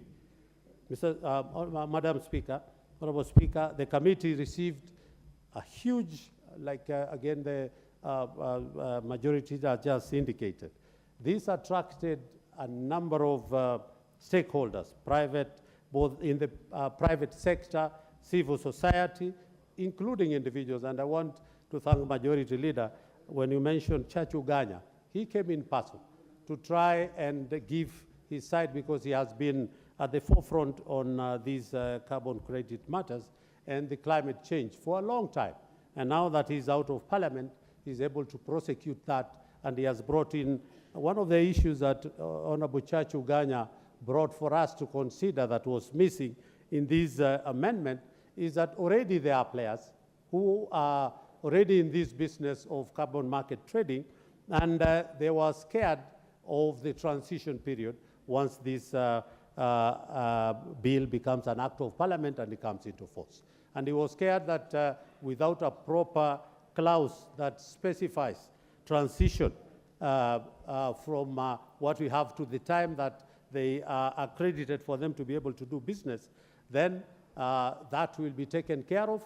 And as a committee, we will be bringing, as and when we will be moving our amendments as part of what Chachu Ganya had proposed. Honorable Speaker, these individuals and civil societies and private sector came from the Private Sector Alliance, Kenya Association of Manufacturers, Kenya's Climate Change Working Group, Kenya Wildlife Conservancy Association, the Northern Rangeland Trust, the Nature Conservancy, the Nairobi Climate Network, Academia, Ban Manufacturing Company, Tumua Limited, Environmental Institute of Kenya, Ken Bright, among others.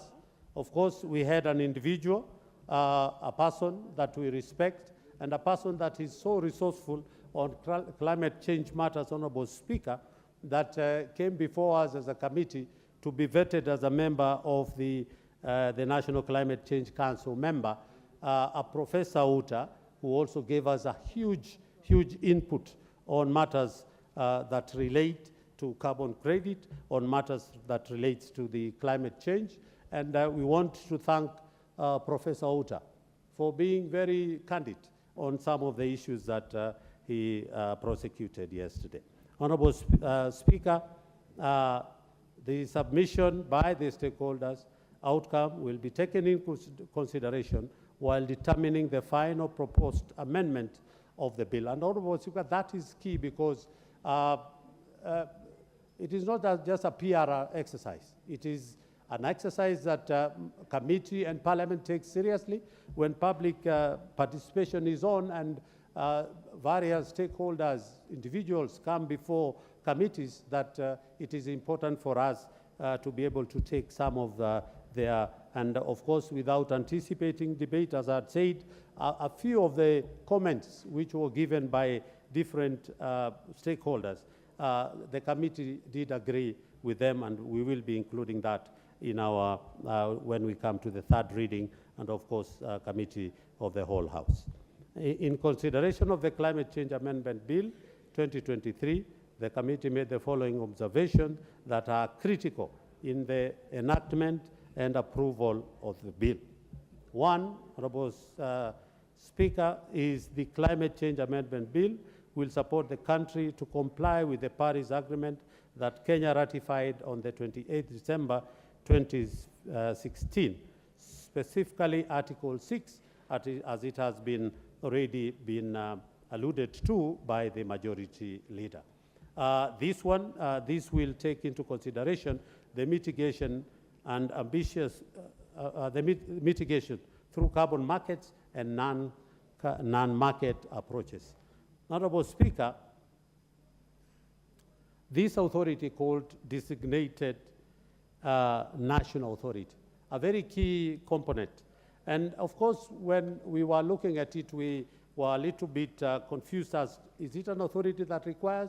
But of course, Honorable Speaker, going to the definition of the designated authority, Honorable Speaker, it gives the definition. It's not an authority as such.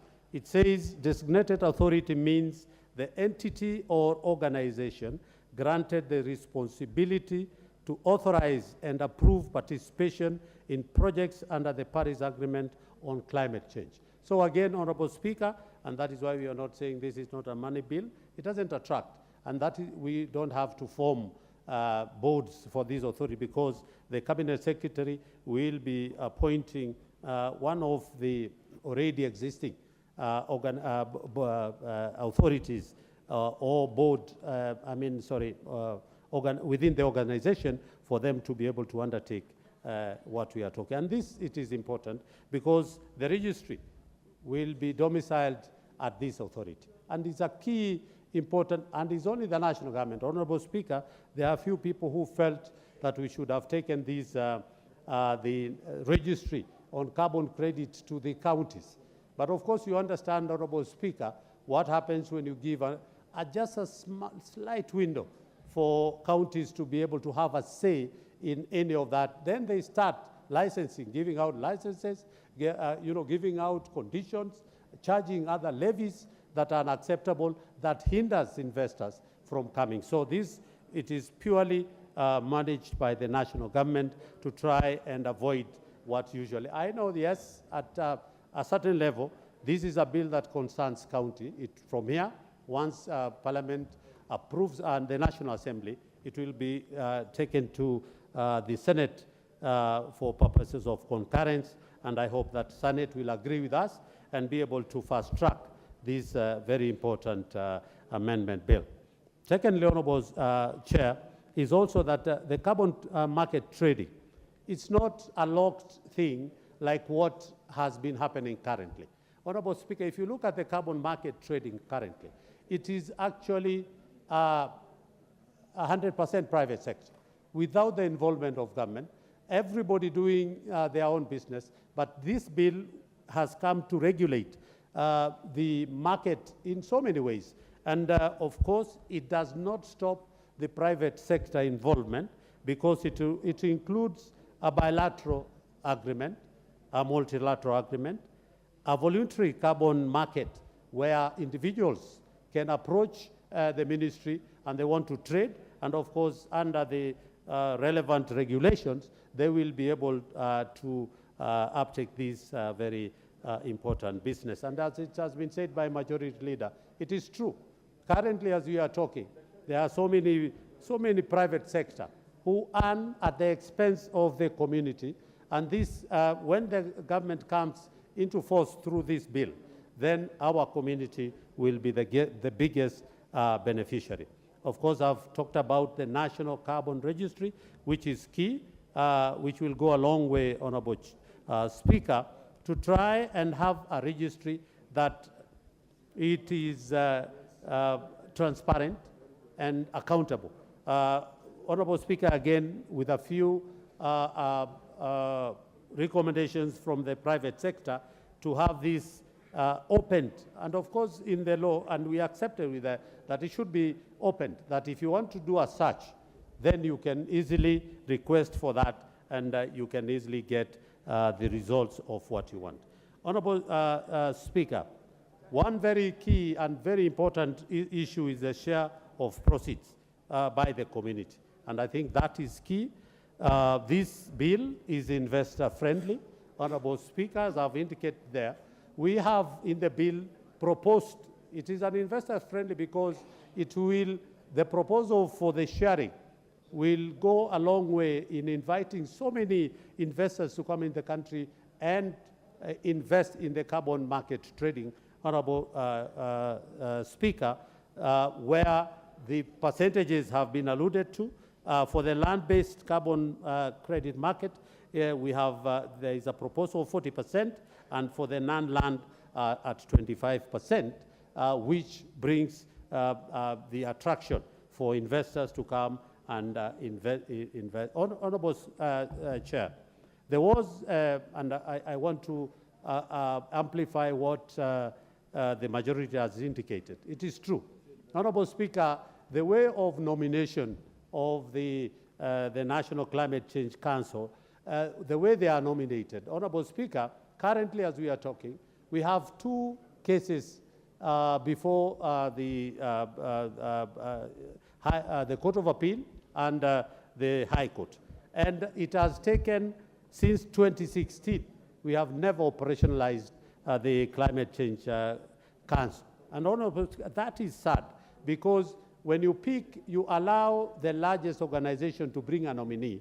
If you pick from, and there are like two of them, if you pick from one, the other organizations go to court and they stop the process. So again, this will address whereby we'll give the appointing authority, and that's the President of the Republic of Kenya, to appoint a member as a nominee from there. But again, this will fasten the process where we will not have different organizations related to climate matters going to court to stop. And of course, we have a case that the nominees of 2016, the case is still lying at the Court of Appeal. And just the other day, after going through that difficult moment of vetting, and to date, again, they are locked in the legal dispute up to now. So this amendment brings where we'll give the appointing authority a leeway for them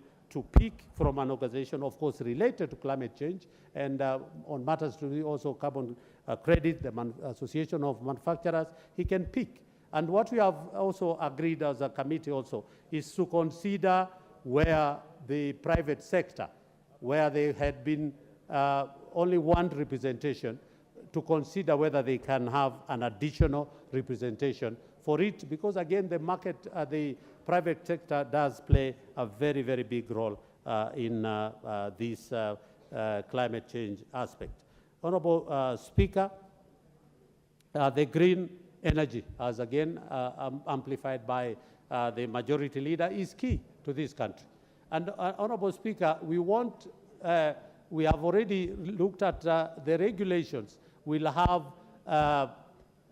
where we can be able to take these issues to the countrywide, to the villages, and tell them on how they can be able to earn. The aspect of commercial forest, you can be able to earn a lot of carbon credit and a lot of money by just planting trees, and even the reduction. Take, for example, Honorable Speaker, if a school was emitting through the cooking of their only food, maybe for the school, in a day, they are emitting, say, 5 tons of carbon dioxide in the air, then the school can be able to say, we have reduced this by, say, using gas, for example, and this is what we have reduced the emission of the carbon to the atmosphere, and how can we be able to, and of course, the school, by just reduction, using gas, for example, to cook, or something else, a better of cooking instead of using the timber, then they can be able to earn some monies out of that. Honorable Speaker, when our president came up with the planting of the 15 billion trees, of course, maybe people thought we are just doing something for conservation. Honorable Speaker, our president has realized the amount of revenue that we can be able to generate. As we are speaking, Honorable Speaker, currently, we are rated at the number 8 in terms of the amount of money that we receive out of this carbon market trading. Honorable Speaker, and that's a huge business, and these monies have been going to the pockets of some individuals from foreign countries and other Kenyans, of course, a few Kenyans who have. But now, with this law, and of course with the plantation of the 15 billion trees, then Kenya will, a huge percentage of our GDP will be gotten from these proceeds of the carbon market trading. Honorable Speaker, I've spoken about the transition of the already existing players who are there. And as Chachuganya had proposed, we are critically looking at that proposal to be able to bring a transition clause that will address the already existing, that they can be given some time for them to be able now to transit into the act once it comes into force.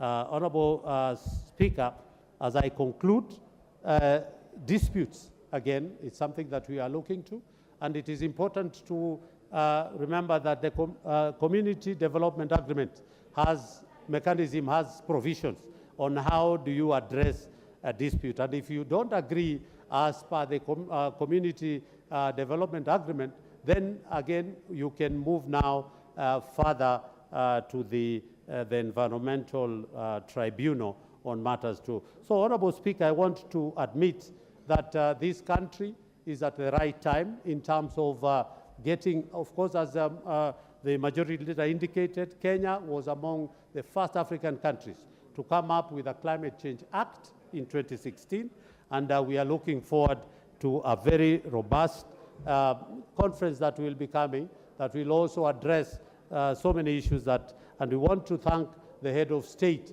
for the position that he has been taken as the chair of the Africa Climate Change conference that is coming up. Honorable Speaker, with those few remarks, I beg to second.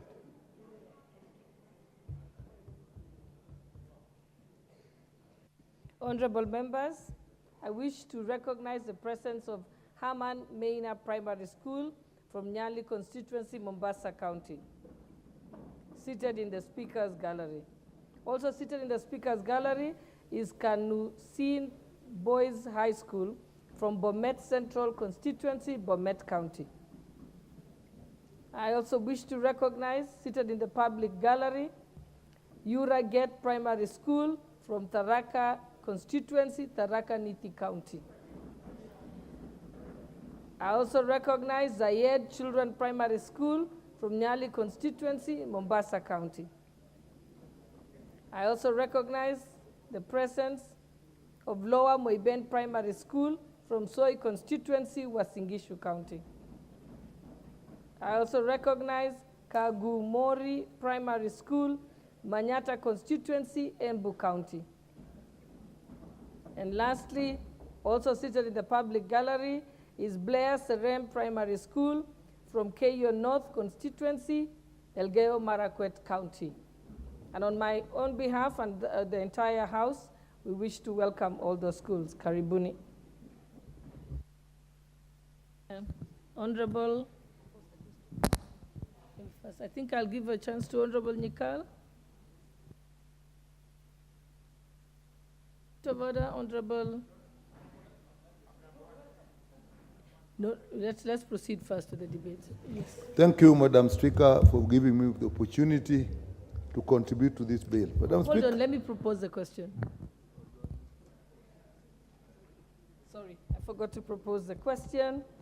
Honorable members, I now propose the question that the Climate Change Amendment Bill, National Assembly Bill number 42 of 2023 be read a second time. Will as many as of that opinion say aye? Aye. Will as many of the contrary opinion say nay? The ayes have it. Your point, Owen Baya, your point of order?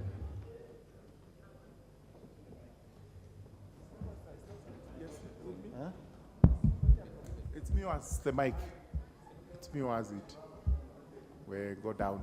Thank you very much. Honorable Speaker, I suggest that as we begin this debate, at the onset, we reduce the time to around 3 minutes so that we give give as many people an opportunity to contribute to this debate so that we can dispose in good time, but also have as many people speak. Yes. I beg to request, Honorable Speaker. Yes. I see members are in agreement. We reduce the time to 3 minutes? Yes. Okay, 3 minutes each member. Okay, you may proceed, Honorable Nyikal. Thank you, Madam Speaker, for giving me the opportunity. 3 minutes. Madam Speaker, this bill has basically three things. It tries to align the bill we had with the Paris Agreement, which then is a good thing. But then it does two other things that makes me oppose it. Two other things that oppose it. I oppose this bill. Because, Madam Speaker, this bill replaces the directorate with the council, and then all the powers are actually now concentrated in the minister.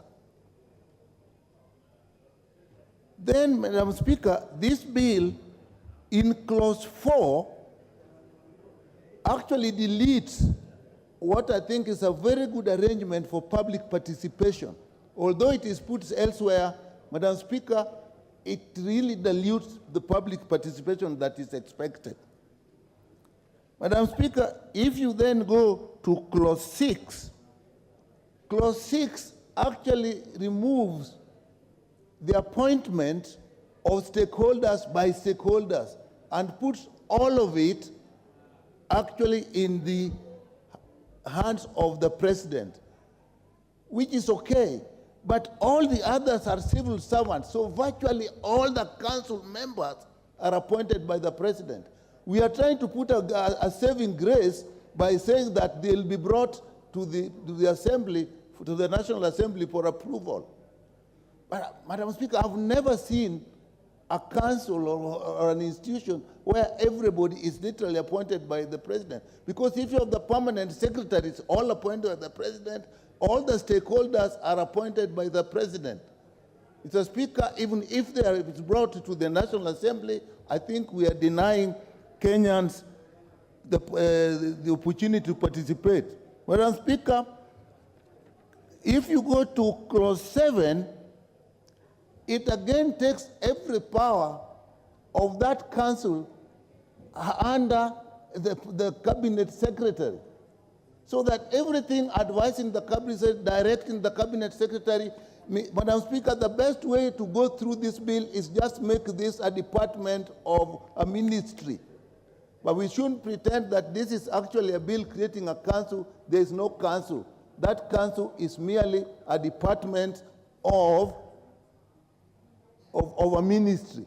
And that is what we should do. So, Madam Speaker, I oppose this, and will actually look at it that, in my view, it should actually be opposed. It shouldn't pass through. And I think I can see what is happening, Madam Speaker. What is happening is we are hurrying to get this bill before the conference. We have had a big bill. Now, who is it that is forcing us that we must now have a bill before the conference? And it must adhere to the Paris Agreement. We can't have many important things in our country being driven from outside. This is a bill driven from outside. I will ask my colleagues, we actually reject this bill and reject this bill, go with our old act, and look after that after the conference. Look at it after the conference. We can take ideas from that conference so that we can then amend our act in a more organized way, and we shouldn't really even hurry with this. So, Madam Speaker, I oppose. I've not had time to read it through and through, but on those basic principles, I actually oppose it. Whatever else you bring, and those are actually, it's only about 5 clauses, about 7 clauses, and out of those, the majority are actually not in the interest of this country. I oppose, Madam Speaker. Of order, Leader of Majority. Honorable Speaker, the Honorable Nyikal has just finished, but he was saying he's opposing what he has not read. What a fallacy, Honorable Speaker. And Dr. Nyikal is a very seasoned legislator. He should first take time to read the bill. This bill was not published in the morning. It was published over 2 months ago. He has not read and is opposing. How can he oppose what he has not read?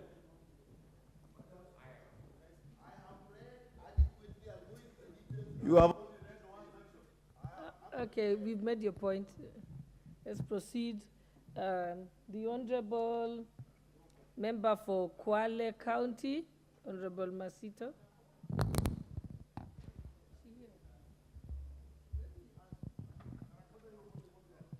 Okay, the Honorable Charles Kamuren, Member for Baringo County.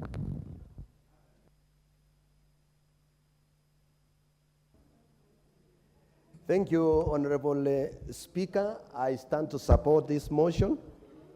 This bill, Honorable Speaker, I want first of all to say that we are not in a hurry over this bill for purposes of the conference.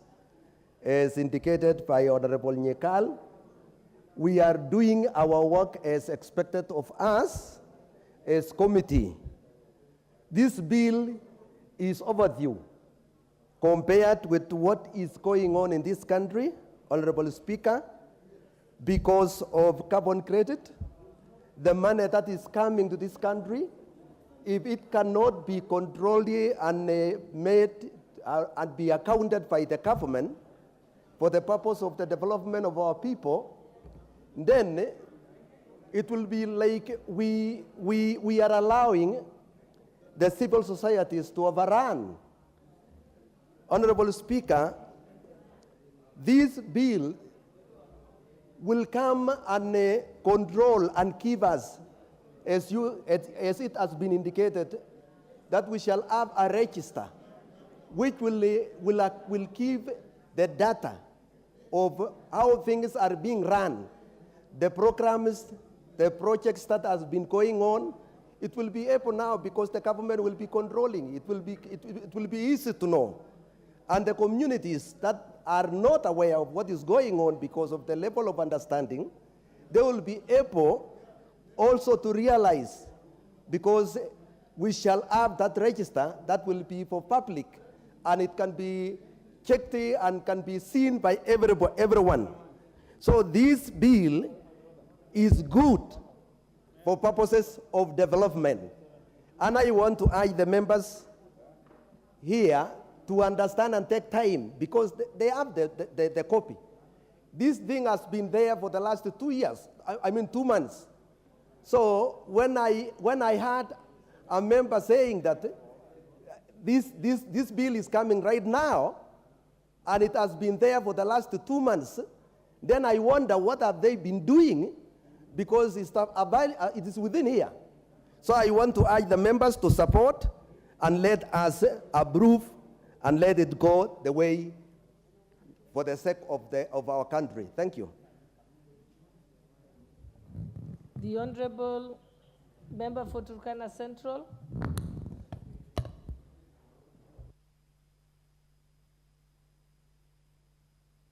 The Honorable Member from Mbeere North, Geoffrey Ruku.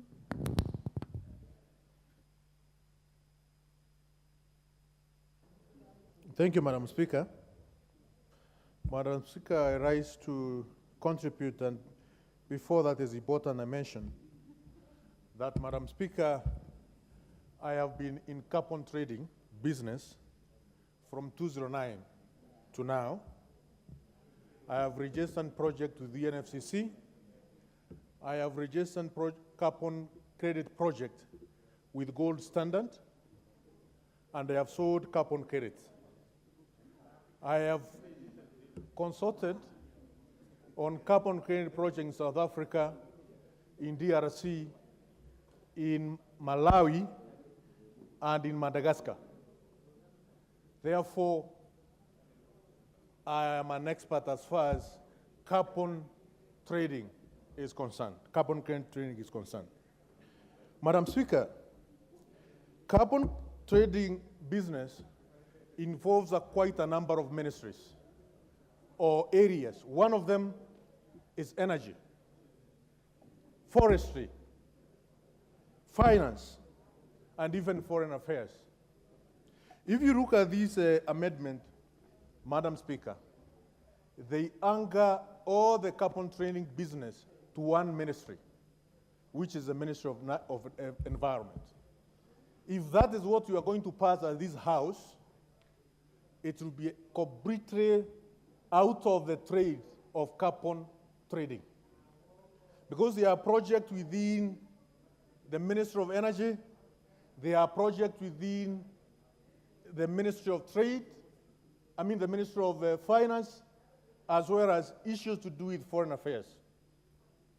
Because some of the protocols or conventions which are agreed internationally, Madam Speaker, are within the realm of the Ministry of Foreign Affairs. This amendment makes the Ministry of Environment as the only focal point ministry when it comes to the carbon trading. Madam Speaker. What's your point of order? Member for Nakuru. Thank you, Honorable Speaker. My point of order is it is important for the member, as he contributes and alludes to the fact that it is only the ministry that is involved that has been bestowed that responsibility, I beg to request him to read the whole and see the players within. There is a ministry, Treasury is there, the one that he's asking. He's a member of the, like in the Climate Council that advises the ministry.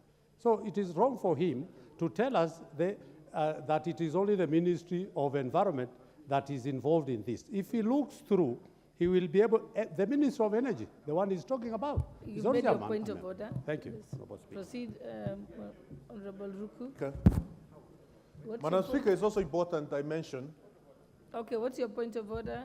Just to inform the member that even KPA, the port, there are many players, Ministry of Trade, Ministry of Treasury, Ministry of Maritime, Ministry of Fisheries, all of them congregate, but they are put under one basket, Ministry of Transport, and business happens that way. It cannot just be one ministry that does business.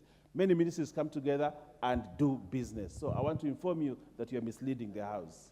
Thank you for the point of information. You may proceed, Honorable Madam Ruku. Speaker, allow me please to make my contribution. The honorable members will make their contribution. Madam Speaker, I spent the weekend, last weekend but one, looking at this amendment with Honorable Legton because we have a carbon trading bill which is well structured. Madam Speaker. What's your point of order, Leader? No, Honorable Speaker, the member from Bere North is now completely out of order because he cannot even now begin to question the existence of this bill on the basis that himself and another member have brought a bill to do with carbon credit trading. Honorable Speaker, that is why I said, in fact, I would ask the member from Bere to now, in line with Standing Order number 90 or 91, to declare interest as to whether he has any interest in carbon credit trading in the country or elsewhere, because he cannot now use his position as a member of parliament to come and advance private business interests on the floor. Proceed, Honorable Madam Speaker, from the onset, I said I'm an expert as far as the issues of carbon trading is concerned. I have developed carbon credit projects not only in Kenya but also in South Africa, in Malawi, in Madagascar, and DRC. I have been in this game for quite some years. Madam Speaker, what I'm saying is the Ministry of Environment, if we pass this bill the way it is, we will even scare the investors. If you look at the crowds, Madam Speaker. Madam Speaker, on a point of order, he's running out of the issue. Yes, proceed, Majority Leader. Honorable Speaker, I think the member from Bere North did not listen to me. I asked him in line with our standing orders if he has any pecuniary interest, and he has now confirmed that indeed he has pecuniary interest, and he cannot therefore be contributing to this bill, pretending to be opposing it, but what is informing is the consultancy he is doing in the carbon credits market. It is only in order, in line with our own standing orders, that if he has any pecuniary interest, he first declares that interest, so that even as you oppose, and it is within your right to oppose the bill, but as you oppose, people must know you're opposing it because you have pecuniary interest in the carbon credit market. But he cannot now continue to mislead the House, as the chair was saying, because he's misleading the House, and the Honorable Owen also pointed it out. He's misleading the House that the Ministry of Tourism, Ministry of Environment, is now amassing power in itself in the credit market trade. But he's only probably, and I'm not in any way saying that is what he's doing, but he looks like someone now is protecting pecuniary business interests, which is wrong and out of order. And Honorable Speaker, I want to beg that you do ask the member from Bere to either declare interest or cease his further contribution to this bill. The Honorable Member, just take note of Standing Order number 91. A member who wishes to speak on a matter in which the member has personal interest shall declare the interest first. Personal interests include pecuniary interest, proprietary interest, personal relationship, and business relationships. So you may declare your interest. Madam Speaker, I have no business interest as far as this amendment is concerned. I have only one interest, to ensure the people of the Republic of Kenya benefit in totality as far as the issues of carbon credits is concerned. Because, Madam Speaker, I have seen project developers suffering in this Republic of Kenya. Madam Speaker, and if we are going to pass this amendment the way they are, we are going to kill many project developers in the Republic of Kenya. I have been there, and I know I have no interest as far as the amendment is concerned. My only interest, Madam Speaker, is to ensure we have regulation. Your time is up. What's your point of order? Speaker, it's not fair for someone to speak from both sides of his mouth in this house. The honorable member said very clearly that he has consulted in carbon credits in Malawi, in this, that he has a business that earns him, that he earns him money in carbon credits. Then when he's challenged to it, he says he does not have. I think he needs to withdraw both statements and declare that he has pecuniary interest and therefore he is not fit. Yes, he is not fit to contribute to this debate and to mislead the House. Without declaring interest. Okay, proceed. I'll let you respond because you need to declare your interest. Madam Speaker, I'm fortunate to have to be an expert as far as issues to do with carbon credits are concerned.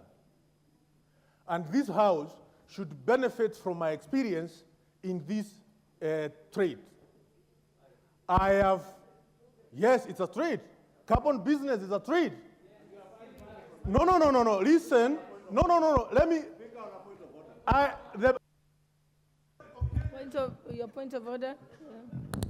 Speaker, Honorable Speaker, I want to ask the member from Mbeere North first to relax and in his own interest, in his own best interest, because he's my friend, to conform with our standing orders. And allow me, Honorable Speaker, to read for him, because he did not listen to you.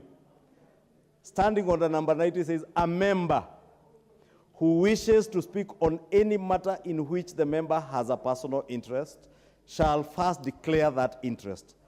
Personal interests include pecuniary interest, proprietary interest. Pecuniary interest is something that you makes money for you.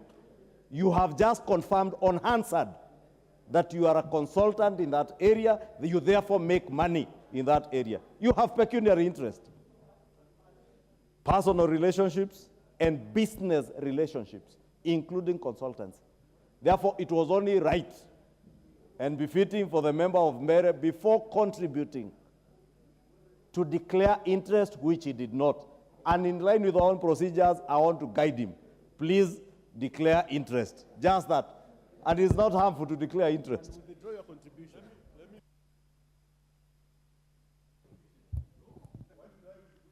Hold on, members. Hold on, members. You can't be having conversations between yourselves. Okay, member for... We'll go to the next member. I think member for... You know, we'll only give an opportunity if you're speaking in compliance with standing order 90, but I won't give you a chance to continue contributing because your time is up. So are you responding to standing order 90? Okay, proceed. Madam Speaker, I have been a consultant. I have been a project developer in matters to do with carbon credits in the Republic of Kenya. However, Madam Speaker, in matter to do with contribution, as far as this amendment is concerned, I'm doing it in good faith so that our nation can benefit from... Just... Honorable member... No, Madam Speaker, can I be protected? No. hold on, honorable member. Honorable member, I asked you to respond to standing order number 90.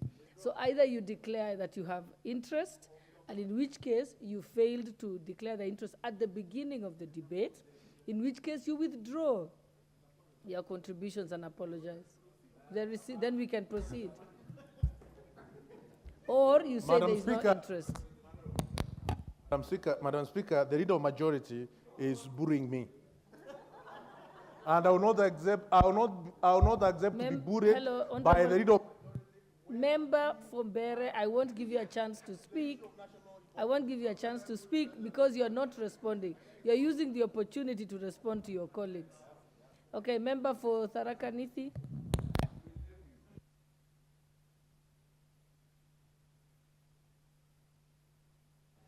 Thank you very much, Madam Speaker. Speaker, this is a heated debate we have because climate change, as everybody knows, has become a motive. In fact, the debate we have in the country is whether are we going to adapt to climate change or should we mitigate? And we have all agreed we should actually be mitigating because without that mitigation, the adaptation may not be easy because climate is natural. You may not have a way of controlling the cost it takes unless you get into a position where you mitigate those circumstances. We've spoken for a long time, including the problems we have had with our ozone layer. In fact, I remember the late President Moi was quite keen on environmental protection and conservation. We may have said those days he was actually delivering the ozone layer speech in London. We were being pushed by foreign powers.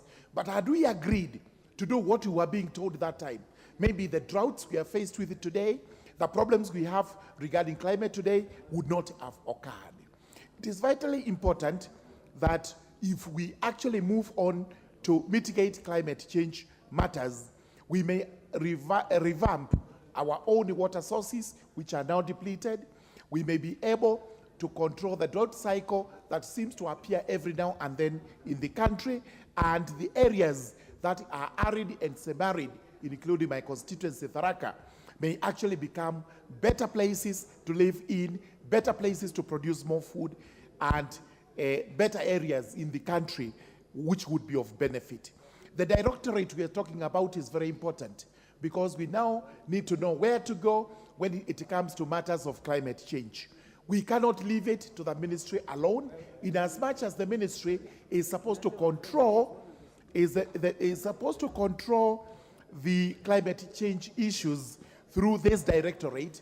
It's also important to know that we require regulations which will be used when we are actually effecting matters of climate change.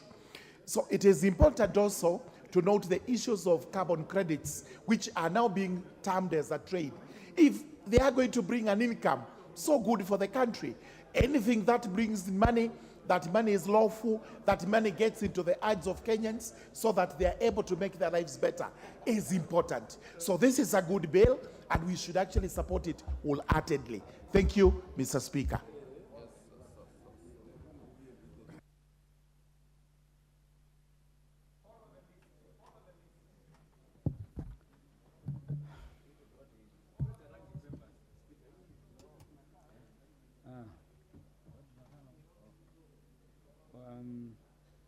Where is my card? I don't have a card. I need Honorable Mary Emase.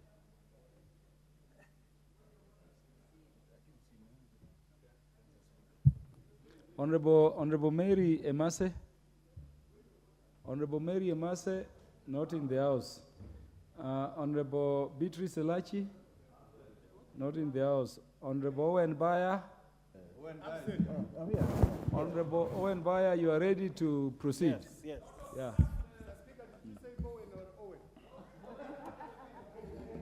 When did you become buyer? You know, he stole my name.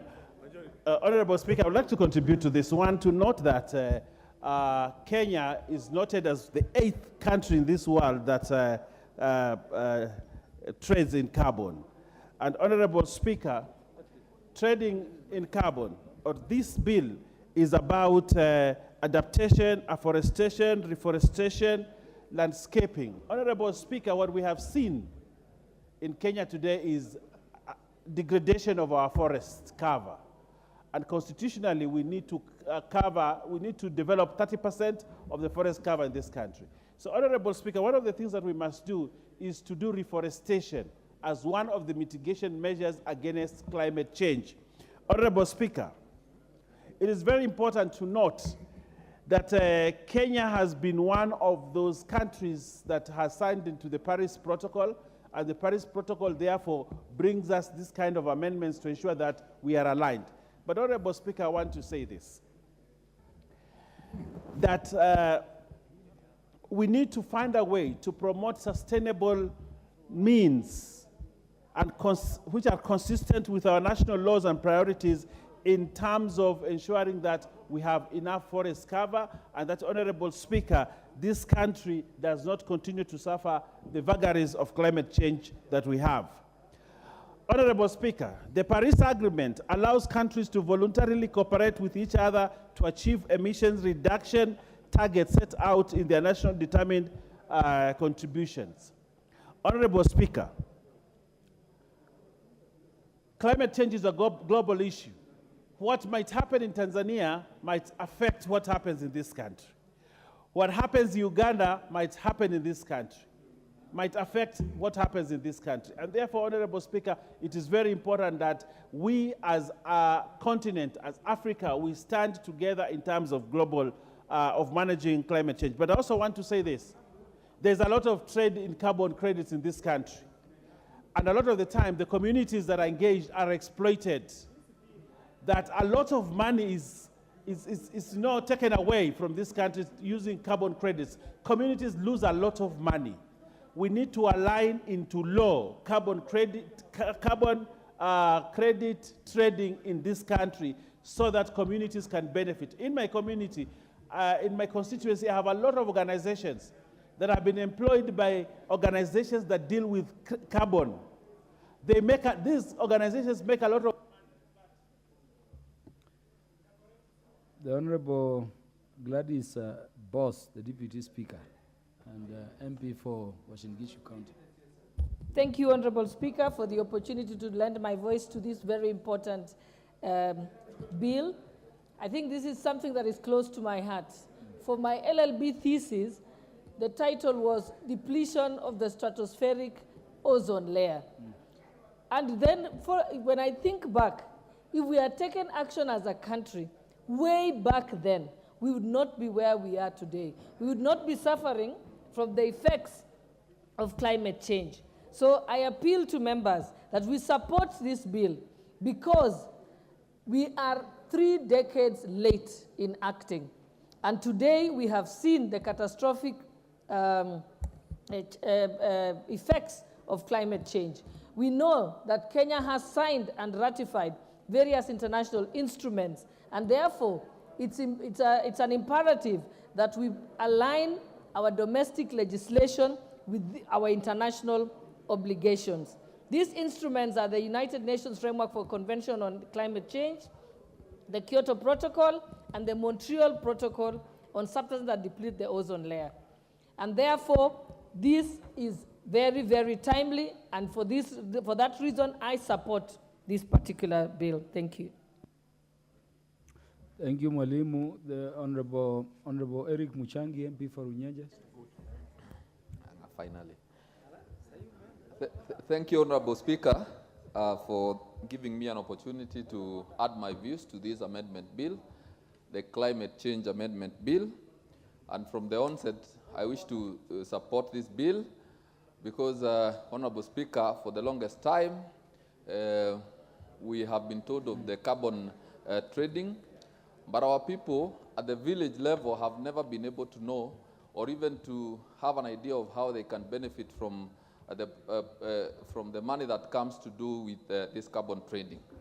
It is just the other day, Honorable Speaker, that I walked around my constituency and met some groups of people who are registering my people and to be particular farmers on this issue of carbon trading.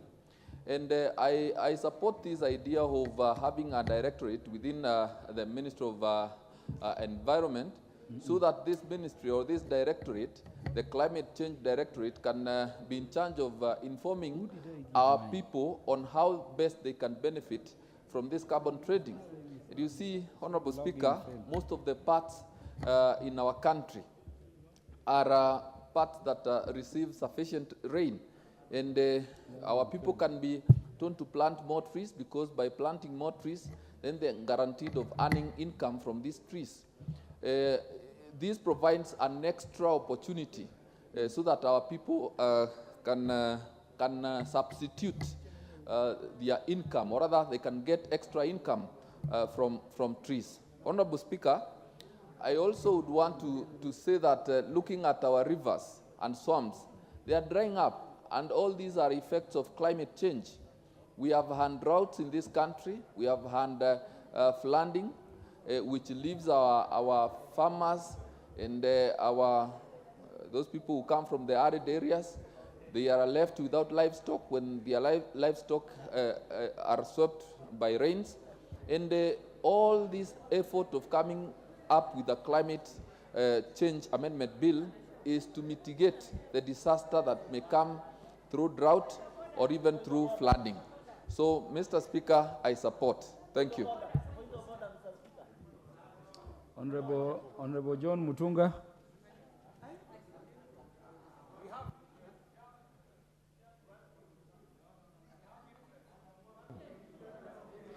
Thank you, Honorable Speaker, for the opportunity to basically contribute to this bill. Honorable Speaker, Honorable Speaker, I need your protection. There's a lot of noise from KJ. Honorable Speaker, the United Nations... Order, Honorable Rindikiri. Honorable Rindikiri, we have less than 20 minutes to debate this bill. Could we listen to one another as we proceed? Actually, less than 15 minutes. John, proceed.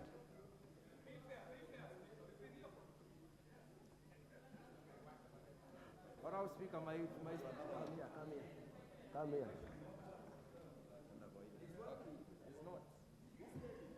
It was, but now it isn't. Honorable Speaker, let me take a few minutes to lay out this framework. Honorable Speaker, first of all, there was the UNFCCC, United Nations Framework Convention on Climate Change, which gave the standards, discussed climate and said it is important that we have the standards. Then, Honorable Speaker, there was the Kyoto Protocol, which basically defined the framework, but there were no commitments. Then came the Paris Declaration. The Paris framework basically committed countries to reduction of greenhouse gases. The nationally determined commitments are commitments to reduce the greenhouse gases. Honorable Speaker, climate is universal. You can intervene anywhere in the world. That is why there is money in this particular field.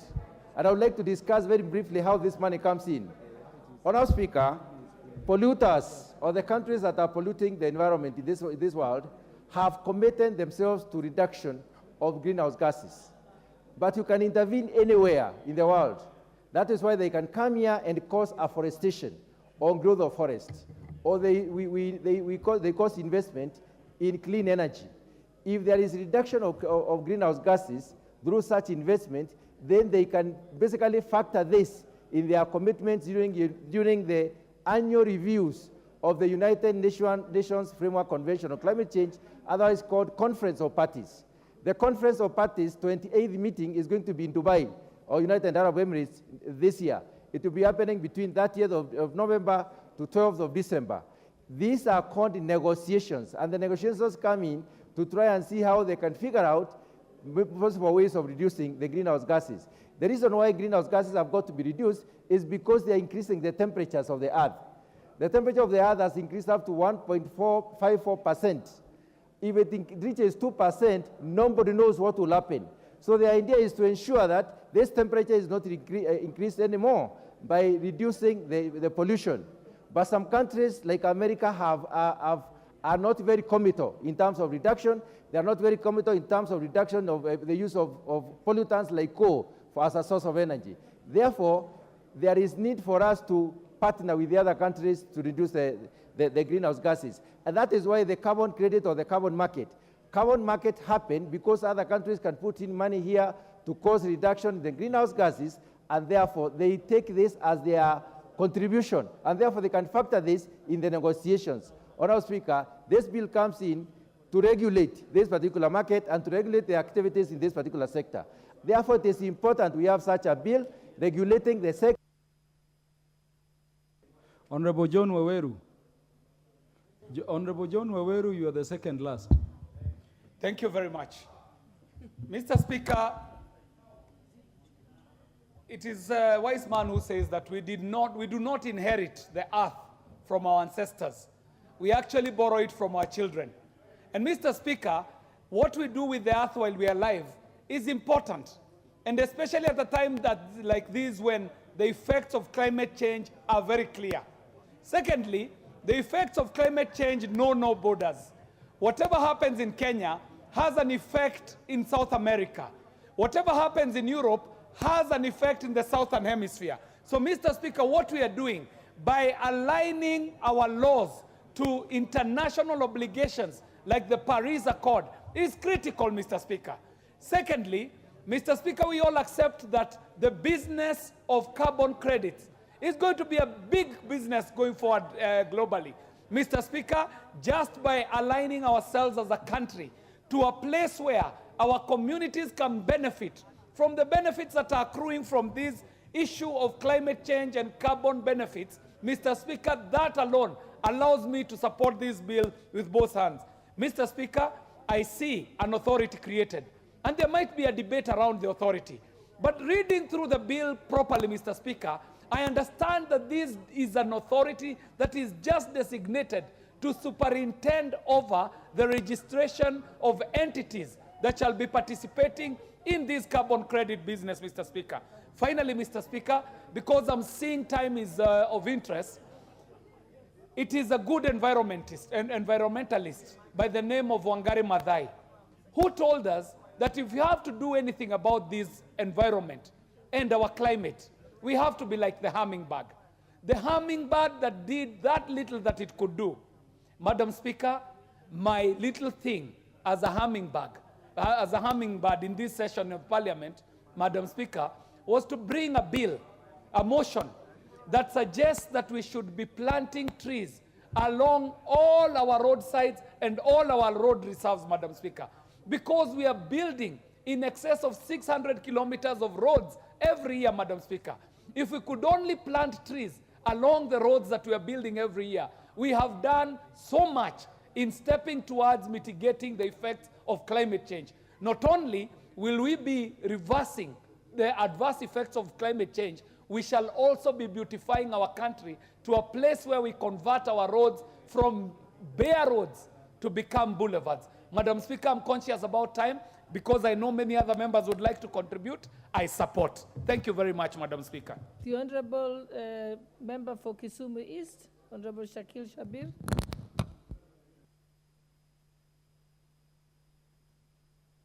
Thank you very much, Madam Speaker. And Madam Speaker, thank you for recognizing the agreement that we had as independents with the Speaker, with the Honourable Speaker, where you would give us some credit to give us some preference.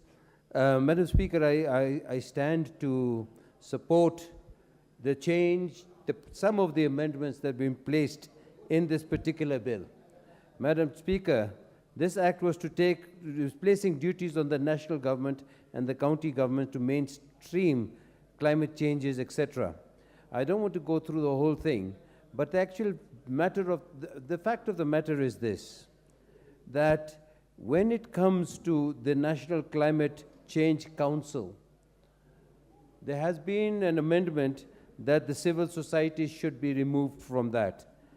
I don't mind that, but I do feel that under Article 10 of the Constitution of Kenya, we must have community representation. That representation, or community representation, is not civil society representation. Why can't we have representation? We amend that particular amendment and have representation from the Ma community, representation from other nomadic communities who have been and other marginalized communities who have suffered very heavily in this. Madam Speaker, one of my colleagues earlier I was talking so much about carbon credits. Madam Speaker, I have never seen this country actually develop anything out of carbon credits. Madam Speaker, it is the foreign consultants who, in collusion with these Kenyan consultants, take away our benefit of carbon credit. Our carbon credits are worth a lot of money. They take our carbon credits and throw them at the cost of nothing with foreign consultants, and then they say, oh, you must allow us to do that. We are bringing benefit to Kenya. I have seen no benefit to Kenya. I don't even know the level of carbon credits that Kenya earns. I have no idea of how many carbon credits Kenya has, and I don't know what is being traded for. It is the same way that the colonialists came here, Madam Speaker. They gave us cowrie shells and took away our gold. They gave us cowrie shells and they took away our wealth. Now they're giving us carbon credits and taking away our health. The carbon credit in this country is worth 1/100th of the carbon credit that is worth in the United Kingdom. There is not, and I dispute my colleague from Bere. He has. Thank you. The Honorable Member for Buru, Honorable Mugambi, and you're the last one, and then we shall. Thank you, Madam Speaker. Sorry, I was a bit agitated a few minutes ago, but I'm okay. I allied to support this bill for the following reasons. Madam Speaker, by creation of this authority, we'll have a coordinated body that is going to look at the issues of climate change. Madam Speaker, I come from a large-scale farming community where there is a lot of emission of chemicals and also production of water. I come from an area where the forestry business is quite high. Madam Speaker, this authority, this council will formulate the relationship that is going to exist in between economic planning of this country and the climate change, which has been lacking for a long time. Madam Speaker, this council will be in charge of research, development, and training of our community. There are so many communities who are not aware of the importance of climate change. This council will take a lot of initiative in training, in research development, and also implementation of the programs that the government want to put in place. Madam Speaker, we know this is the first time that we have seen public and private initiative being entrenched in a bill. Madam Speaker, in order for us to be successful in climate change, we cannot avoid the private sector. And through this council, which has been brought up by this bill, we see the initiative of private organizations being put in place. Madam Speaker, we will see the contribution of private sector into the business of carbon business. And therefore, Madam Speaker, as I stand, I say also, this bill brings in full support of public participation in the management of the climate change sector. I therefore support this bill for those reasons. Thank you, Madam Speaker. What's your point of order, Honorable Kawanjiko? Thank you, Madam Speaker. Standing on Standing Order 95, and also putting into consideration how important this bill is, I propose that the mover be called to reply, Madam Speaker. That's the mood of the House? Yes. Okay. All right, the mover may reply. Thank you, Honorable Speaker. Let me thank all the members who have contributed to this bill, Honorable Speaker, and for the support. Honorable Speaker, as I said, I do hope that we will all be keen to ensure that we take maximum advantage of the carbon credits market and ensure that we derive value for our people and our constituents. And Honorable Speaker, also to make sure that in line with the Paris Agreement, that sustainable development and elevation of poverty becomes a key cog, even as we get into the carbon credit markets, Honorable Speaker. Let me also take this opportunity to thank the Honorable Rocco, who unsuccessfully attempted to oppose, and advise him that next time the best thing to do is to declare interest where you have pecuniary interest. And I know there are also other bills from private members. The Honorable Rocco and the Honorable Lekuton have a bill, and we invite them to enrich even in their bills part of what has been said here and before. With that, Honorable Speaker, I beg to reply.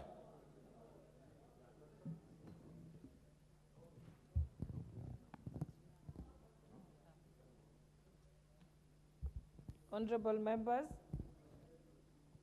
I now put the question that the Climate Change Amendment Bill, National Assembly Bill number 42 of 2023, be read a second time. Will as many as of that opinion say aye? Aye. Will as many as of the contrary opinion say nay? Nay. The ayes have it.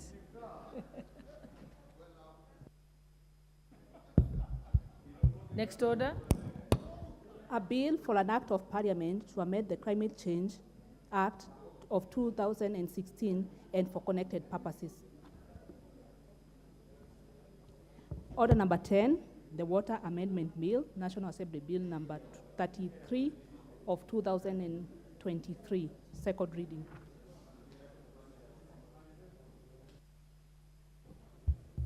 The mover.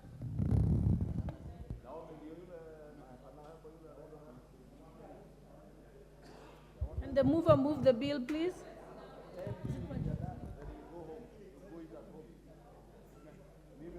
Majority Leader. Majority Leader. We are waiting upon you to move the bill. Thank you, Honorable Speaker. Honorable Speaker, I beg to move that the Water Amendment Bill, National Assembly Bill number 33 of 2023, be now read a second time. Honorable Speaker, this bill actualizes what the President spoke to during the State of the Nation address in September of 2022, Honorable Speaker, when he called on the House to help government actualize the public-private partnership funding model for our water sector. Honorable Speaker, you know, Kenya is a water-deficient country and is among the water-scarce countries in the world, with slightly above 40 million people, not shillings, Honorable Speaker, being unable to access clean drinking water. We know we have challenges with sewer systems around our cities, and I'm happy the County Member of Parliament for Nairobi, the Honorable Pasaris, is in the House this evening, because Nairobi is one of those areas where people are not just lacking water, clean drinking water, back in our estates and our areas where we reside, but also sewer management in our cities, and indeed across the country, not just in Nairobi. Sewer management is a problem. And the provision of both water and sewer resources is a capital-intensive exercise, Honorable Speaker, and governments around the world, not just in Kenya, are not able to fund the provision of clean drinking water and provision of sewer services to the people with their own resources. Therefore, what has happened over the years, Honorable Speaker, is that governments have continued to borrow and finance the provision of water resources and sewer provision services through very expensive loans at times, and of course, being limited as to the amount of work they can put in the provision of water and sewer services because of the inadequate resources. This bill, Honorable Speaker, therefore seeks to address some of these challenges to ensure that we have a sustainable mechanism through which we can fund water provision for our neighborhoods, through which we can fund the provision of sewer services without necessarily going back, as I say, to borrow huge loans to be able to cater for the provision of water services. Honorable Speaker, this bill will help the government attract new capital, investment to bridge the funding in the water sector, and ease the debt burden, as I was saying, Honorable Speaker, that has squeezed funds that are available to us for development projects in other areas, as well as increase the capital in intensive water projects without relying on loans, and therefore we'll be able to roll out more projects. Honorable Speaker, it's not just about water, but also speaking to food security. Water also caters for provision of food, not just for drinking as a modem for drinking, Honorable Speaker, but serves in providing water for irrigation that will feed to the food security agenda of our government, and indeed the desire for our people to be food secure, Honorable Speaker. And we know, Honorable Speaker, for us to be able to irrigate the millions of acres of land that we need to irrigate to ensure that we have food security in our country, we must have water. And that water can only be provided through the construction of dams, which I have said are capital intensive. Honorable Speaker, our own budgets, if we were to do the kind of dams for irrigation that we need to do across the country, Honorable Speaker, we will need to finance this over a period of a minimum of 16 to 18 years to be able to actualize the dams that we intend to build in this country, both for water provision and even for irrigation, Honorable Speaker. And if we were to wait for 18 years to be able to provide water to our people, or to be able to irrigate land to ensure that we are food secure, Honorable Speaker, then as leaders we have failed.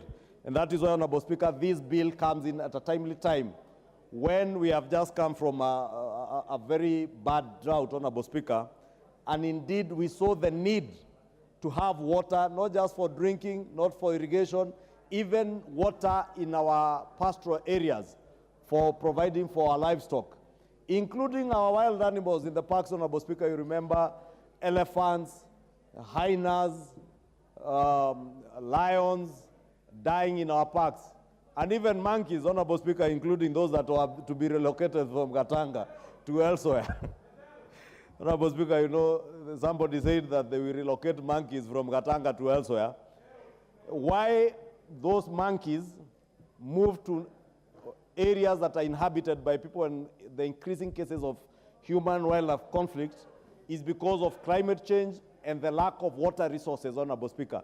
And it's therefore important that even in our parks, we have adequate resources to be able to provide water to our wild animals that are also resources to our country, Honorable Speaker. And we'll only be able to actualize this if we are able to have a water purchase agreement in line with our PPP Act. And we have a PPP Act, Honorable Speaker, which we are using today to generate electricity and be able to provide electricity in our neighborhoods, Honorable Speaker, using models where we are bringing both the public sector and the private sector to generate electricity, then onboard that electricity to the transmission companies.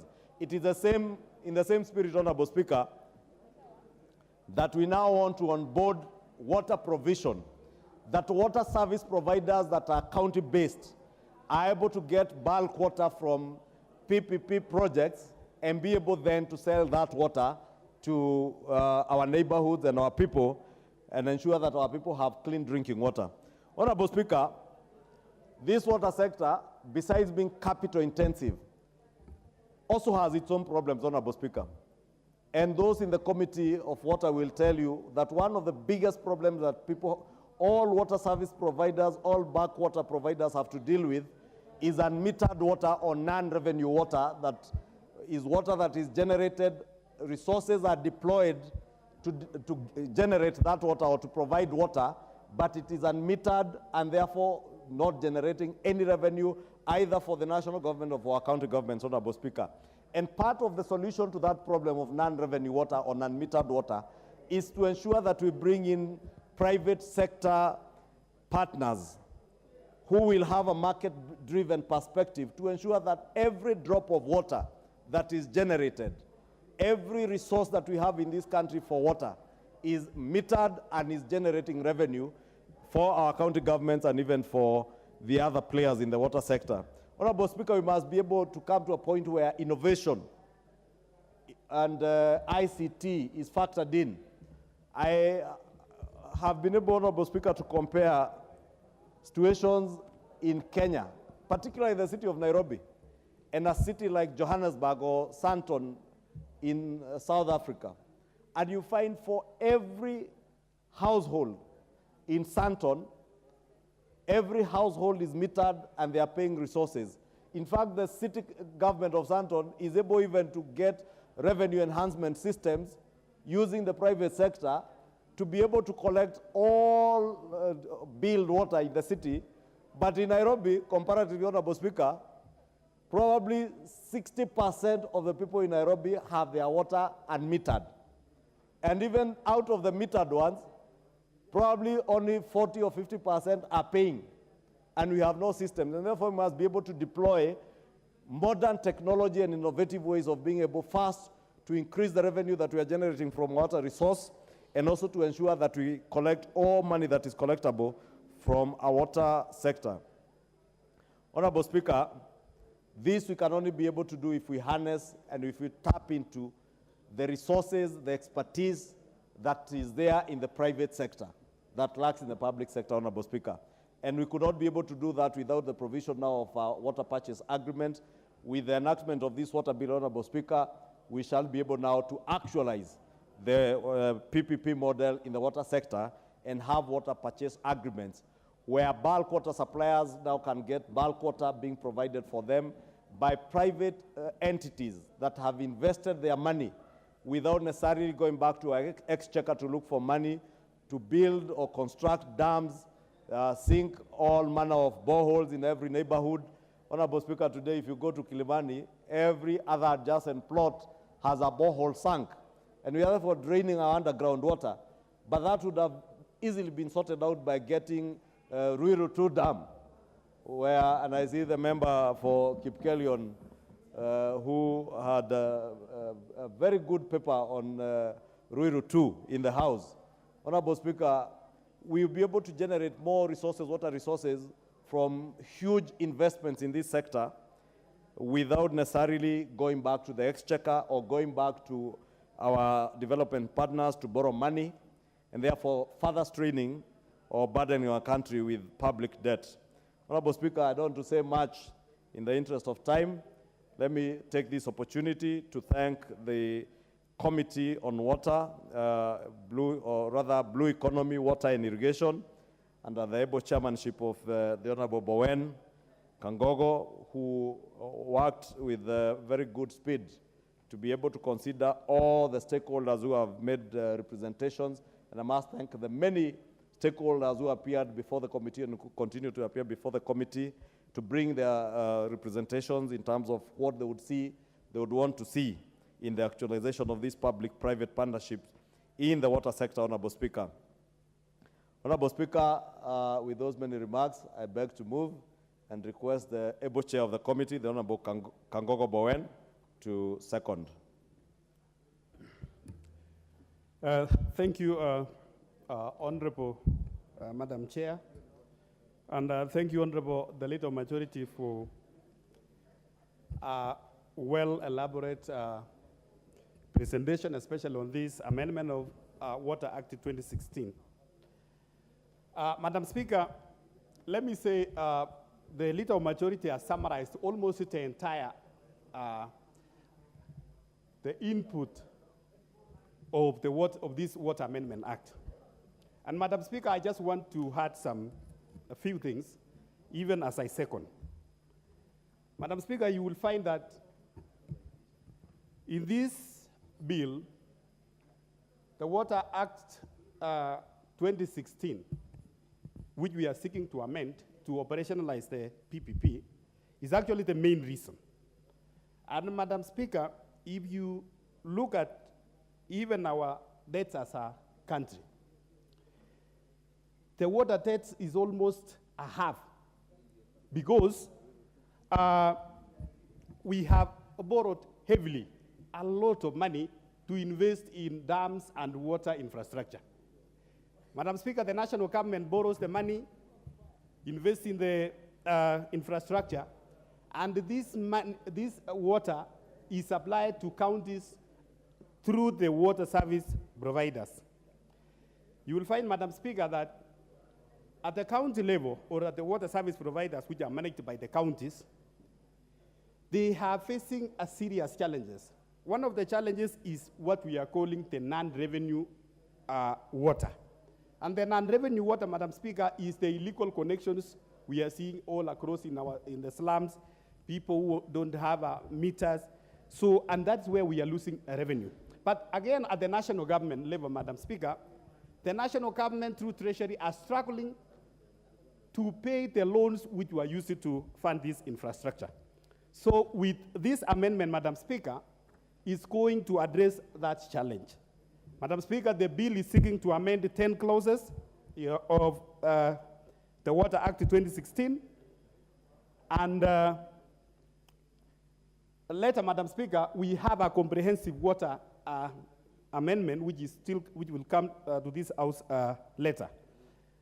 Madam Speaker, like you've heard from the little majority, we don't have, the country doesn't have the capital to invest in dams. So with the PPP, Madam Speaker, we are able to increase our water connection and also distribution to our people. Madam Speaker, the bill also seeks to increase the efficiency in the water distribution and water management, in the sense that when the counties are supplied water in bulk, it is their responsibility to make sure that they do the last mile connectivity to the last person, so that they are also able to increase their revenue and be able to pay the loans which were used to work on the water infrastructure. So, Madam Speaker, the bill was put in this, went through the first reading, and now we are doing the second reading, and it's good also and important to say, Madam Speaker, today, which is some few minutes ago, the time has elapsed for the public participation. And we are still receiving some memoranda, but by end of this evening, some few minutes ago, Madam Speaker, we had received almost about 10 memoranda, which we had considered as a committee since yesterday. We met with the ministry yesterday. They had proposed some amendments here and there. We have also received quite a number from water service providers, Madam Speaker, and their concerns were the issue of bulk water supply, because many of them, they were concerned that are we having now the water development agencies again being the water service providers? But I want to make it clear, Madam Speaker, that the water development agencies, they will only develop the water infrastructure, especially the water infrastructure which is cutting across 2 counties. And they will develop, and also they will sign the agreement on behalf of the government with the private investor. But the water service providers, like what we have at the counties, because also this bill also touches the counties, and I know after this it will go to the Senate. Madam Speaker, the water development agencies, they are not after the last mile connectivity or to work as a service, water service providers, because that is many of the concerns. Madam Speaker, again in the Water Bill 2016, you will find that we are amending to bring in the water tribunal in this Water Bill 2023. Madam Speaker, all tribunals are now in judiciary, and yesterday the judiciary appeared before us, and they gave their submissions that they want the tribunal, the water tribunal, to be also put under this Water Amendment Act 2023, and because currently the way it is, the water tribunal, it has only, what is mentioned in the water tribunal is only the chair without a membership. So, Madam Speaker, we are seeking to define the composition and also the terms of the tribunal members. The Treasury also appeared before us because of the issue of the PPP and also the Attorney General, Madam Speaker. So, Madam Speaker, the bill, the ministry, we are still having some proposals, Madam Speaker, including some amendments from the ministry which they just submitted some few minutes ago. So otherwise, Madam Speaker, I want to say that with the passing of this bill, we are going to increase the water connectivity to the people of Kenya, especially through the last mile, and also, Madam Speaker, to make sure that we are not only developing dams for hydro alone, but we are going to develop multipurpose dams so that it has an hydro component, irrigation component, and also domestic component. Because many of our dams we have currently, you will find that the one in Masinga or the one in Takwel, it's only for hydro. We want to make sure that as we develop even dams, it has the three components of hydro, it has the irrigation component, and also for domestic. So otherwise, Madam Speaker, I want to second the bill and ask my colleagues to support and pass this amendment so that we make sure that water, especially as provided for under Article 43 of our Constitution, is taken to every Kenyan in this country. Thank you, Madam Speaker, and I second. Honorable members, I now propose the question that the Water Amendment Bill, National Assembly Bill number 33 of 2023, be read a second time. Will as many as of that opinion say aye? Aye. Will as many of the contrary opinion say nay? The ayes have it.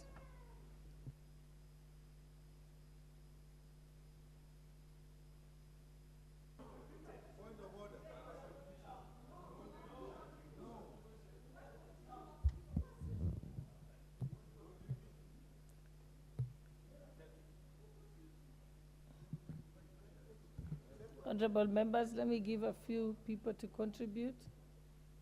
The Honorable Rosa Buyu.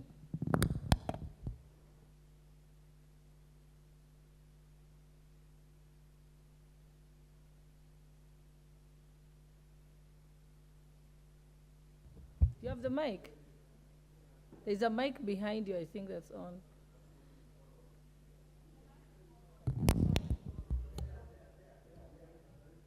Okay, it seems like all the mics have gone off. Go to the one behind you, I think.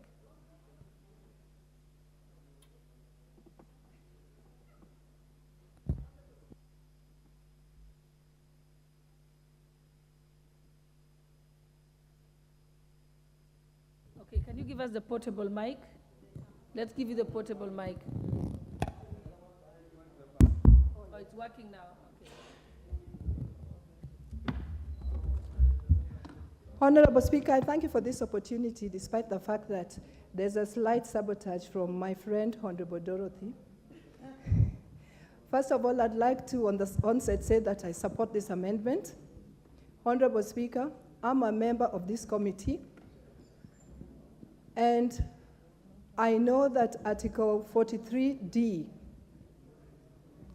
of our Constitution actually states that every Kenyan has a right to clean and safe water and in adequate quantity. Honorable Speaker, initially at the first engagement with this amendment, I thought that the government was trying, in initiating this amendment bill, was trying to abdicate its responsibility to ensure that every Kenyan had safe and adequate water. But after interrogation, Honorable Speaker, especially when it was put to us that this is just another model of trying to ensure that indeed every Kenyan did get this safe water and adequately. Honorable Speaker, I did agree and I fully support this amendment. Honorable Speaker, we know that water is an issue, despite the fact that we say that 72% of Kenyans or the country has some water. We know that that water is not adequate. Honorable Speaker, we also know that water is underfunded, given the fact that every Kenyan needs this water. And if the government is looking for an opportunity to ensure that that water is as widespread as where the Kenyans stay, Madam Speaker, that makes me support this amendment. Madam Speaker, another point that I looked at, which made me a bit hesitant, was that I know that water is actually devolved. And I initially thought that this amendment was going to bring government, the national government and the county government in collusion. But having interrogated the amendment, Madam Speaker, there is no way that the national government usurps the powers of the county government in the provision of water or the function of water, because the eventual distribution of this water to the end consumer will actually lie with the county government, and the national government, in its role to ensure that all Kenyans have water, would only be producing or enabling water to be produced in bulk, so that the county government can get water to distribute or to sell to the people of Kenya. Madam Speaker, my biggest worry was, if we do amend and introduce PPP, what would the end cost of water would be to the consumer? And I was worried that it might make water more costly than it is, just like our electricity is almost getting way beyond the Kenyan consumer. But Madam Speaker, I was convinced that the water regulatory body would still be in place to regulate and to ensure that the price of water is still kept within its limits. Madam Speaker, for those reasons, as a member of this committee, I fully support this amendment. Thank you, Madam Speaker.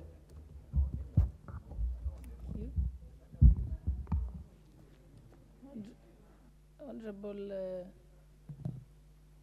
have you got your card here? Okay, proceed. And I think we keep it brief, other Pokanaka. Thank you, Madam Speaker. I would also like to lend my voice in support of this bill.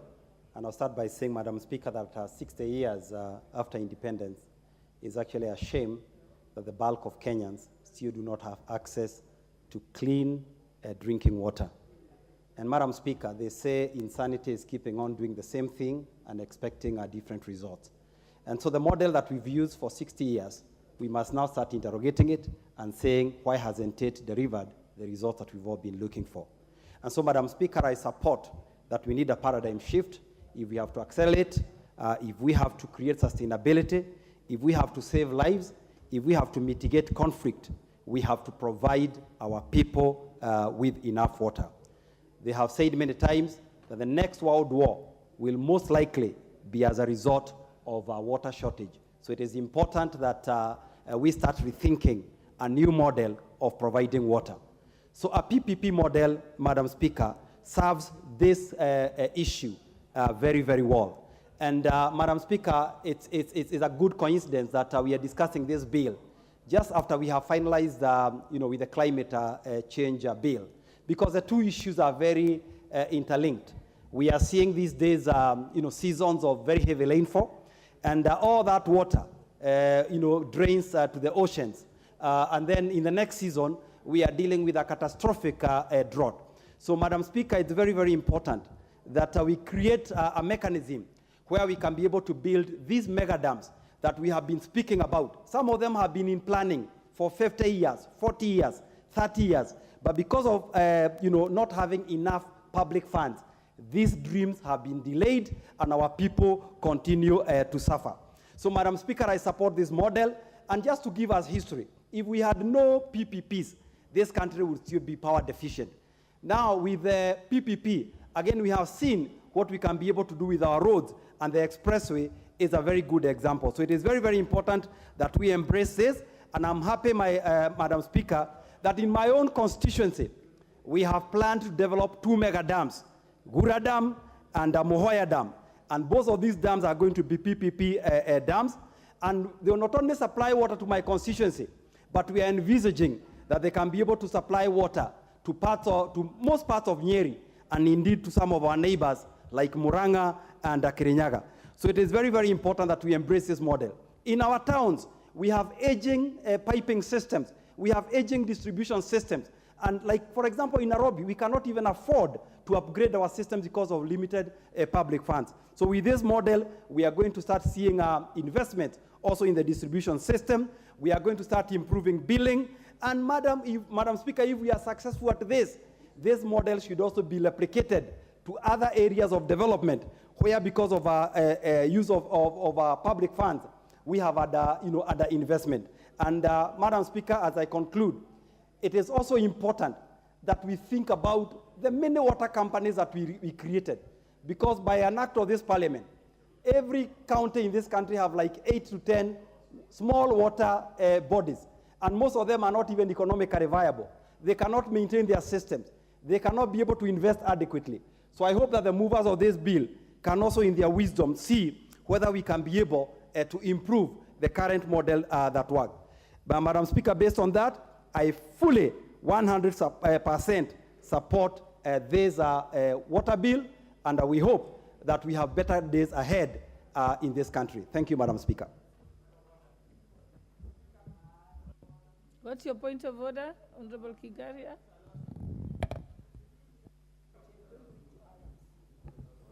Honorable Speaker, this is a very important bill. I rise on standing order number 95. Honorable Speaker, Honorable Speaker, Honorable Speaker, I rise on standing order number 95. Member, just let's wait to hear the point of order. Because this is a very straightforward amendment, and it's just everybody is supporting. All the members who have spoken have been supporting this bill. So I would rise on the standing order number 95 to ask the mover to reply. Thank you, Honorable Speaker.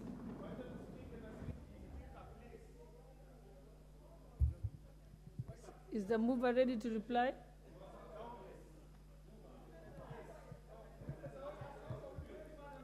Honorable Oundo, I will not give you an opportunity to speak because you are out of order. You're grossly out of order. Sit down. Honorable Oundo, as we wait for the mover, you can speak. Speaker, the issue of water is central to the livelihood of people. Water, we are told from independence, water is life. So we cannot treat such an important bill with such a casual approach that we are unable to contribute and let the people of Kenya know what we are talking about. It was on that understanding, Honorable Speaker, Article 43 of the Constitution made water as one of the social and economic values or expectations of the people of Kenya. So to Honorable, surely the Chair of Environment should be courteous and allow members to ventilate and let them go on record. Honorable Speaker, we were told at the independence that one of the issues that the government was supposed to treat was water, was to provide was water. 60 years down the line, Honorable Speaker, the water extension or water uptake, water availability in this country is still very, very low. In many constituencies and many villages and many areas, people go for long distances looking for water. Honorable Speaker, I've had an opportunity to go to Northeastern, and if you see the number of caravans of donkeys and the rest looking for water, it's heart-rendering, it's under such shame. Honorable Speaker, I come from a constituency called Funyula, where we border Lake Victoria, but Funyula constituency and Busia County as a whole is a water-deficient county, simply because the national government and the county government do not have adequate resources to invest in waterworks. And that's why, where I stand, Honorable Speaker, I support the amendment that generally allows for private-public partnership or even public-public partnership to ensure there is water that goes to the various homes of Kenyans wherever they are. Honorable Speaker, a major point of concern, obviously, where the private sector is involved, a private sector provider is in need for business, is in need for profits, and like a public sector, the only cause of concern, Honorable Speaker, two things will arise: the tariffs for delivery for individual household might go up and become higher and become unaffordable and make the product unaffordable. On the converse, Honorable Speaker, if the regulations are so tight, we will not get efficient public-private partnership. We will still again not solve the problem we are talking about here. And that's why it is important the committee, as they retreat to do the committee amendments, Honorable Speaker, they must look at the both sides of the coin. How do we ensure we attract credible service providers? How do we ensure we entice private practitioners or private waterworks to invest without them consoling or cutting corners? On the other side, Honorable Speaker, we must ensure water is affordable. Some of the tariffs that we are having currently, Honorable Speaker, and I want to give you the example of electricity. There's this Kudura power project that does many places in Western Kenya as a part of this country. The tariffs are 3 times the Kenya Power tariffs. Yet, people have taken them because it's better than nothing. But again, it becomes unaffordable and extremely expensive. Honorable Speaker, going through the bill as short as it is, there are a few curious issues that we need to address. Honorable Speaker, in clause 4, there is a very curious provision, and I hope that listening, those who are in charge, that provided that a national public water works shall not be transferable to a county government. Honorable Speaker, would need a further explanation. What does it mean that a national public water works shall not be transferable to a county government? Yet, the end process, the last mile of water connectivity is a devolved function. So exactly what are you saying? Are we infringing on the Constitution? Are we changing the way we do things? Honorable Speaker, we need to be very clear. In any case, when you look at the section of definition and interpretation, what constitutes a national public water works has not been defined. So what are we saying? Is it another case of hurried drafting that's unable to really address the issue? Honorable Speaker, a matter of also concern is the issue of which body is authorized to abstract water. In clause 10 of this bill, they attempt to redefine the matter or contextualize the matter. But again, it's not very clear that if, for example, as we have had the quarrels of people of Murang'a with the people of Nairobi, that water is extracted in Murang'a, is transported to Nairobi, and the people of Murang'a do not have the water.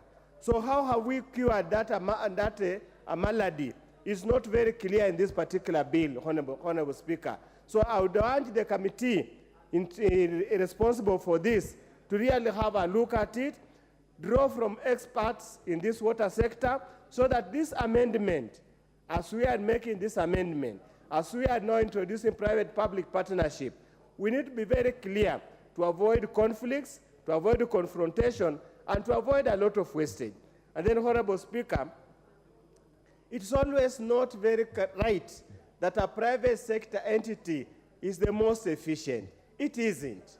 Many times, public sector can as well be efficient if only we cure governance issues. We have had so many public sector bodies that are making profits, and we have so many private sector players that perpetually report losses. The end of the day is that the common mwananchi must get water, clean water, of adequate quantity and at a reasonable pricing. We do hope there will be public participation when they are setting tariffs so that we don't exploit Kenyans for this mere fact to reward private sector public water. With those few remarks, Honorable Speaker, I support the bill. Honorable Millie Odhiambo. Thank you, Mr. Speaker, for giving me a chance. Mr. Speaker, I want to say at the onset that I wish to support, but I'll be very brief because I can read the mood of the House. Mr. Speaker, I just want to say that in supporting, I support the PPP arrangement because we are talking about accessibility of water in a lot of the areas, and even though we are saying that almost 70% of the country is covered and have access to water, yet the reality is majority of people do not have. So we need the issue of adequacy together with the issue of accessibility. Mr. Speaker, I worked very closely on the Water Act in 2016 on mainstreaming human rights. And Mr. Speaker, one of the things that was very strong was on that issue, that in terms of accessibility, we may have to actually consider the issue of PPP. Mr. Speaker, the only thing that I'd want to encourage is the issue of governance, because sometimes then we have, we factor in, not factor in, but the issue of corruption sets in, because then you'll find that only a few people will be accessing this water. There'll be a few ones who will be working around the climate change, and there'll be a very few people who will be working in different sectors. As an old member, I sit here and I can see sometimes which direction we are headed, Mr. Speaker. And I can see the good intention and the moneyed intention. So I would want to encourage that our moneyed intention does not override the public good. So even as we are moving the PPP way, let us remember that Kenyans need to access water. I do support and thank you. Honorable. Thank you, Mr. Speaker, sir. Thank you. I take this opportunity to thank you, Mr. Speaker, for giving me this chance. At least this is a house of debate, and I have people whom I represent, and they need to be heard. And on the onset, Mr. Speaker, sir, is that the bill as it is, because I've gone through it, there are some gray matters, there are some gray areas which I believe the committee did not address, Mr. Speaker. The gray areas, as I look at the mood of the House, as I've heard from my colleague, is that there are those projects which have been existing, and the bill as it is now, you know, the law does not operate in retrospect. It should operate from where it has been formulated onwards. But the way I'm looking at this law is that it's going to affect even those people who have been having their own intakes, who have invested on their own. They have waters in their homes. They have used pipes, which they have bought through their own investments. But at the end of the day, they are going to be charged by the county government out of that water which they are going to be using. Those are the areas which have not been addressed. So, Mr. Speaker, to me, water is a natural resource, of which this natural resource, we must be careful when addressing the law on water, for there are those who cannot be able to afford to pay for it. If we address only urban issues, town issues, that's very good. If we are addressing about Nairobi or Meru town or any other place. But now come to a rural area, whereby one is unable even to meet, to have 3 meals per day, to have bread on the table. Look at the circumstances, whereby we were talking on bottom-up economy. Bottom-up economy is to, at least to make sure that those who are down, we have left them to come upwards. Now we have gone back to those people who are down to charge them the natural resource which they have been enjoying from God. And here we are today, everybody clamping that we need to start charging a common man on the village. I stand, even if I mean around, to oppose this bill because it's not well thought of. Thank you, Mr. Speaker, sir. Honorable James Nikal. Thank you, Mr. Speaker. I rise to support this, but with a lot of caution. So, Speaker, water is part devolved and part national. So, Speaker, the bulk water is with the national government. Between the national government and the county government, there are very many water boards. These water boards have not been extremely efficient, so that you find that the county governments don't have enough bulk water to distribute. And yet, the boards themselves are also not efficient. In the end, you find that there is very little water that people are getting at the grassroots level.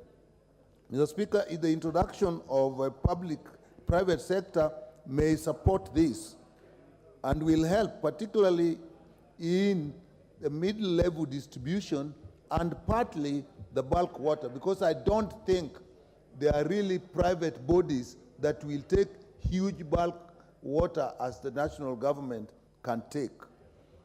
Therefore, I think it will support. But more importantly, Mr. Speaker, we must look at the management of water at the county level in distribution at the grassroots level, considering the way our terrains are and the way our housing and villages spotted all over the place. It is extremely important. Sometimes I wish we had communal living where people are actually living in towns or villages. It would be easy. Having said that, I support that, Mr. Speaker.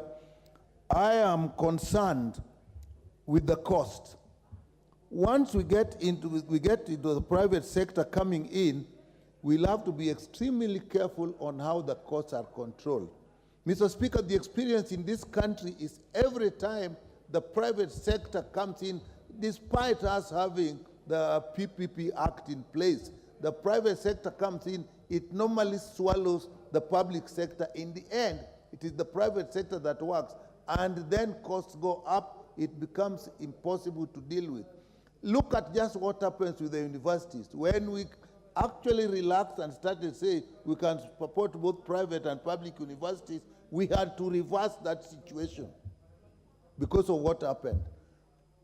So, Mr. Speaker, I support this, but it will be very important that the tariffs and how water is charged must be strictly controlled, and I think that should be a national a government function, both national and county, and we should have rating, as just we have passed the law for rating in other rates collection, so that actually we protect the people. Otherwise, Mr. Speaker, we will find our people not even able, people will just go collect water from the river, put small dams, and start selling it to people without even looking at the effect on the environment.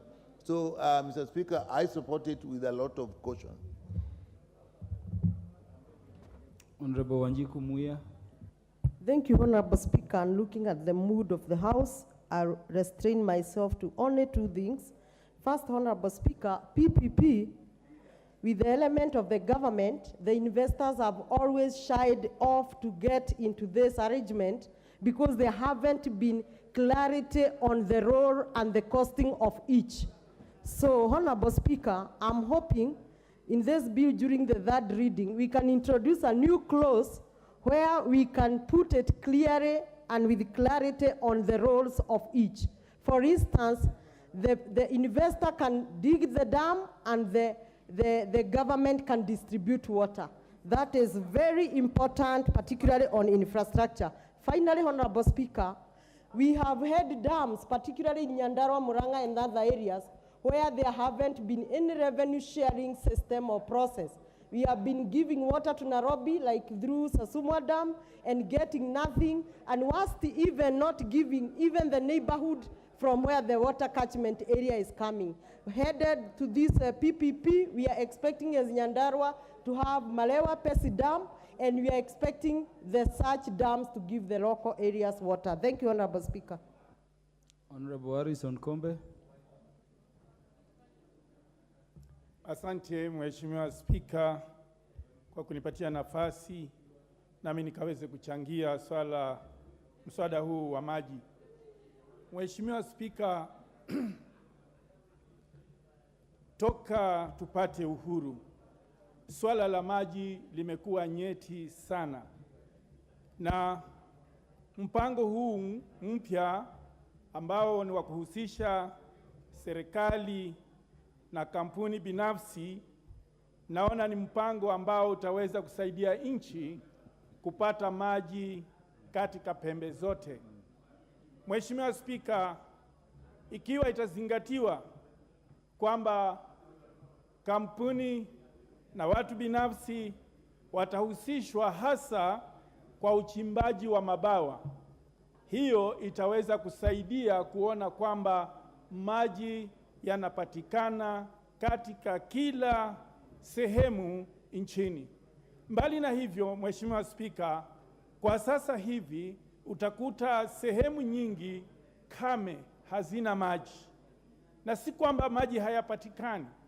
Maji yako mengi chini ya ardhi, lakini ile hali ya kupata maji haya yakaweze kupatikana na yakaweze kuwafikia wananchi ndilo limekuwa tatizo sugu, na natumai mswada huu utaweza kusuluhisha hivyo na watu wakaweze kupata maji kote nchini bila kuangalia huku wala kule. Kwa hayo machache, Mheshimiwa Spika, anasema asante. Naunga mkono mswada huu. Honorable Andrew Okuome. Thank you, Mr. Speaker, sir. Now, I just want to add my voice to this very important issue. We know water is life, as everybody says. But then, since independence, we still talk about water. It is sad. So, really, I support the idea of using PPP if that can give us water to our people. PPP can be used to give water to small-scale cases. Like communities can get water if dams are used. Community can get waters if rivers are used. So we have sources that would sustain supply of water to the communities we need. At the same time, at the national level, the government can help us get water using PPPs, using large-scale investors who can cover large areas. But for small areas, we can use even the local people to join in PPP with the government so that we can get water for our people. Water is essential, it is necessary, we need it, and we need to support a bill like this one very, very strongly and with action. Thank you, Mr. Speaker. Honorable Esther Passaris. Thank you, Mr. Speaker, for giving me an opportunity to contribute to this amendment bill on water.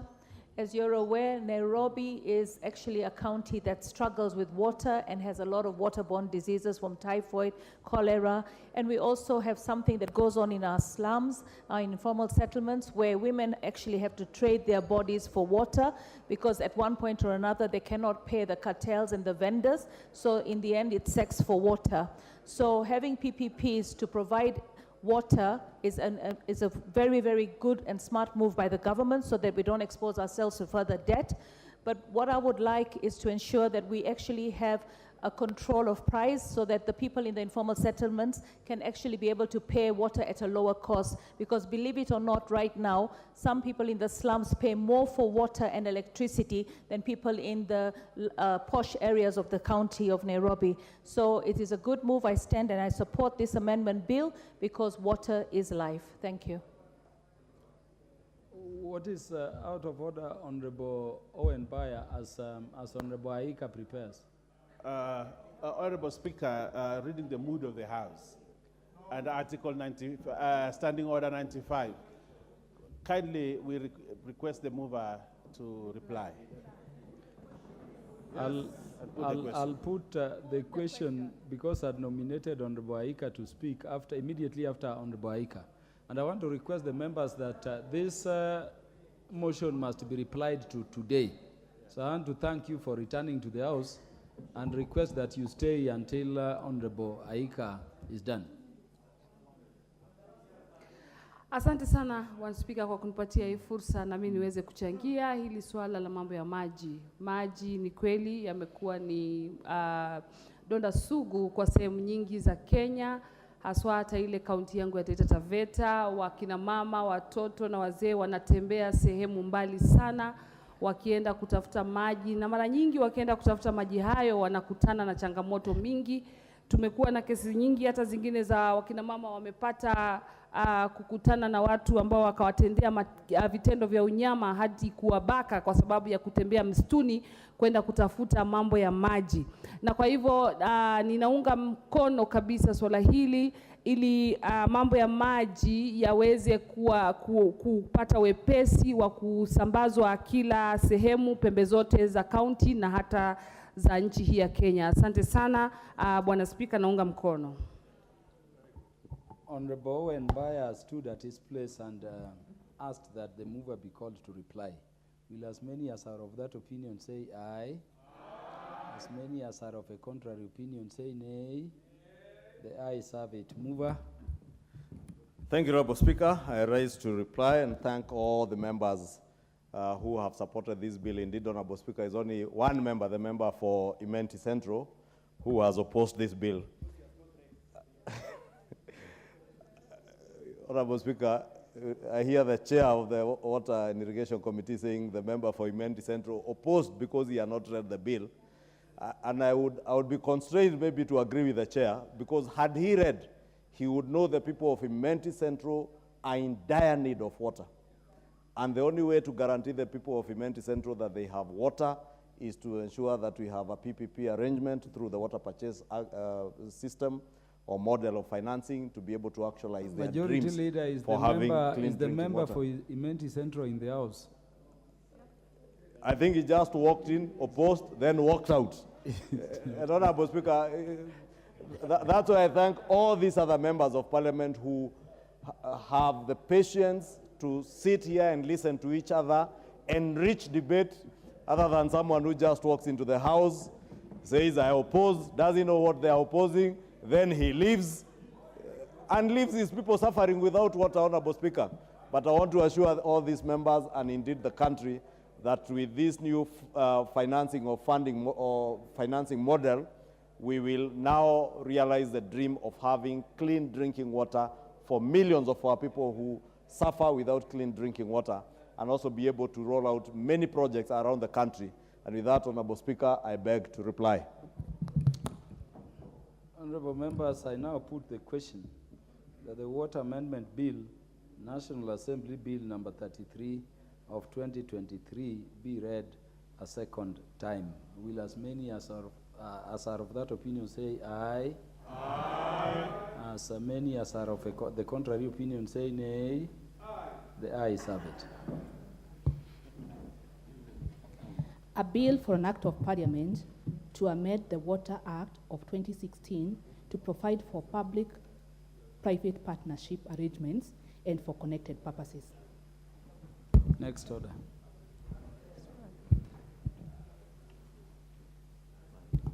Order number 11, motion. Report of the Kenyan delegation to the 146th Assembly of the Interparliamentary Union, IPU, and related meetings held in the Kingdom of Bahrain. Mover.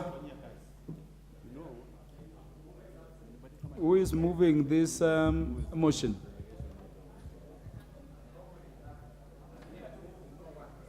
I thought Nani was, I think.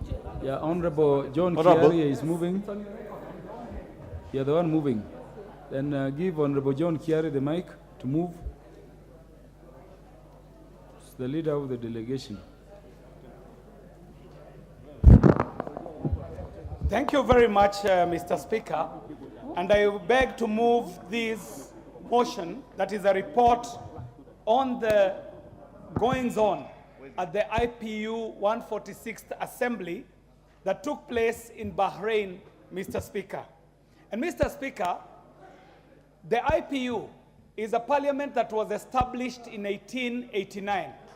Mr. Speaker, this is a parliament that brings together around 170-something parliaments from all over the world.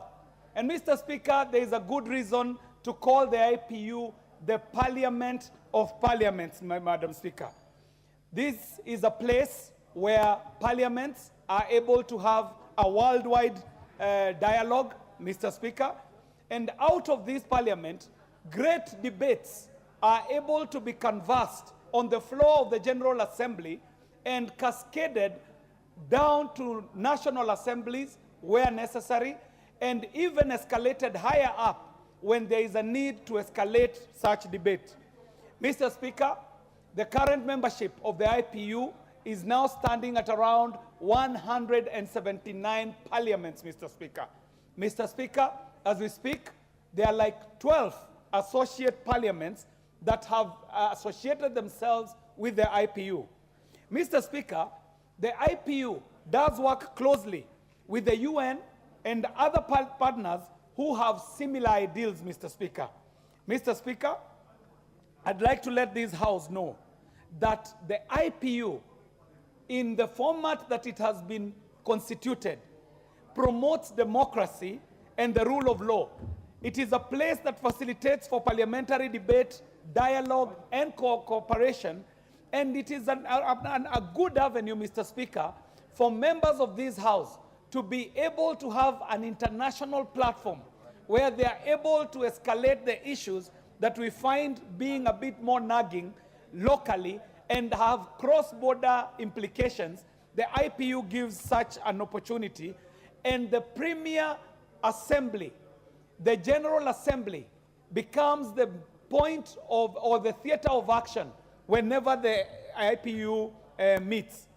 Mr. Speaker, the IPU also assists Parliament in coping with the changing international dynamics. There are many issues that are coming up, Mr. Speaker, some of which are a real threat to democracy as we know it. Democracy, being over hundreds of years old, Mr. Speaker, is facing its biggest challenge in this generation. And Mr. Speaker, the IPU has been assisting parliaments across the world to be able to change these to face these changing dynamics, Mr. Speaker, and that is why this parliament prides itself for being a great member of the IPU. Mr. Speaker, the IPU's principal statutory body that expresses the views of the IPU and the political issues is the General Assembly. And it is this General Assembly, Mr. Speaker, that the delegation that I was leading attended. And this is the 146th Assembly of the Interparliamentary Union and related meetings that was held in Manama in the Kingdom of Bahrain from the 11th to the 15th of March 2023. Mr. Speaker, when we at the IPU, we're able to come together as parliamentarians so that we're able to study the emerging international issues, and we are able to make recommendations that now inform parliamentary and governmental action. As I am going to demonstrate shortly, Mr. Speaker, there are great debates that happen at the IPU that have a serious impact on how we canvass business locally as an IPU member, parliament, but also able to inform other bodies, including the governments, on how to attend to such issues. Mr. Speaker, during the 146th Assembly of the IPU, there were 136 member parliaments that were represented. Mr. Speaker, this is a spectacular representation. And Mr. Speaker, something that we ought to note is that with every General Assembly, it is organized in a different territory of a member parliament.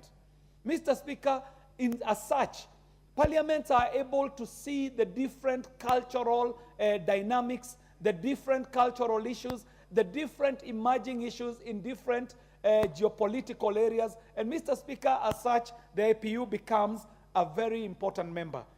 In this 146th Assembly, Mr. Speaker, there were 7 associate members that were represented at this meeting. Mr. Speaker, during the Assembly and the related meetings, the members of the Kenyan Assembly were involved in deliberations that greatly enriched the resolutions of that meeting. Mr. Speaker, all the IPU statutory bodies and committees convened along the IPU General Assembly were all attended to. And Mr. Speaker, I'd like to proudly, but also very humbly, report to this House that yours truly, who is presenting this report, is representing Kenya not only as a member of the Kenyan delegation, not only as a member of the IPU delegation, but also chairing one of the major committees at the IPU, the Committee on the Respect for International Humanitarian Law. An area yourself, Mr. Speaker, I know you're very interested. You are an expert and also a teacher in this area of humanitarian law. Mr. Speaker, on the agenda at the 146th IPU Assembly, among other things, we were able to do an election of the 146th Assembly President. Mr. Speaker, very importantly and close to my heart, as the chair of the Committee on Information, Communication and Innovation, there was a great debate, Mr. Speaker, that came up on cyber crime and cyber attacks. Mr. Speaker, the IPU is moving towards developing a convention that we would be able to develop and escalate on the issue of cybercrime and cyber attack. Mr. Speaker, there are a few things that I would like to note as I move. One of the things that I would like to note is that the African group delegations representing the African group were able to make 2 proposals for amendment of the statutes, and these were the proposals. 1, the introduction of an earlier deadline for the submission of emergency item proposals to allow the geopolitical groups adequate time for consultation, and 2, the possibility for each assembly to adopt 2 emergency item resolutions if members so decided. Mr. Speaker, at every General Assembly, the plenary has to pick an agenda to be debated. And what has been happening is that delegations like the African group do not get enough time to converse over the agenda that shall be appearing before the floor. And Mr. Speaker, that is why the African group was making these 2 proposals. Mr. Speaker, following numerous recent disasters experienced and the ongoing crisis that the world was facing, parliaments were encouraged to follow the 3 tenets in their work. Mr. Speaker, this was one of the progressive outcomes of this meeting. Parliaments were encouraged, 1, to lead by example by creating healthy, tolerant, and respectful parliaments, democracies, Mr. Speaker. That is why it becomes a concern, Mr. Speaker, the report we received this afternoon of a member of parliament being attacked while on the line of duty. This becomes a critical issue of concern. And I do see champions for ladies in the House, Madam Speaker. I see the county MP for Siaya. I see the Honorable Millie Odhiambo. I see the Honorable Rosa Buyu. And Mr. Speaker, when we were growing up, we knew that political violence was the preserve of men. Today, we are seeing women orchestrating violence against women. Mr. Speaker, this is a big shame. Mr. Speaker, I would like to note, to go on record, that the report we have received of the attack of the member for Kirinyaga this afternoon, while she was on the line of duty, is truly unfortunate. Mr. Speaker, honorable ladies should not be the ones perpetuating the bad notion that women are their own worst enemies. This young member was on the line of duty. She was conducting her business. She is a rising star. She should not be deemed, her star should not be deemed, and even worse, should not be deemed by another woman. Mr. Speaker, another proposal that was passed was to ensure that parliaments are inclusive and fully representative of all the society, and to create laws that would uphold the rights and dignity, or the rights and dignity of all. Mr. Speaker, during the 147th Assembly, the Governing Council approved the list of future meetings and other activities to be funded by the IPU's regular budget. And from the committee that I chair, we have already held not less than 2 events after the 146th Assembly, two of which were actually via Zoom. There were cyber meetings, and so there are many other activities that are going on as we wait to go to Angola, Luanda, for the next 147th meeting.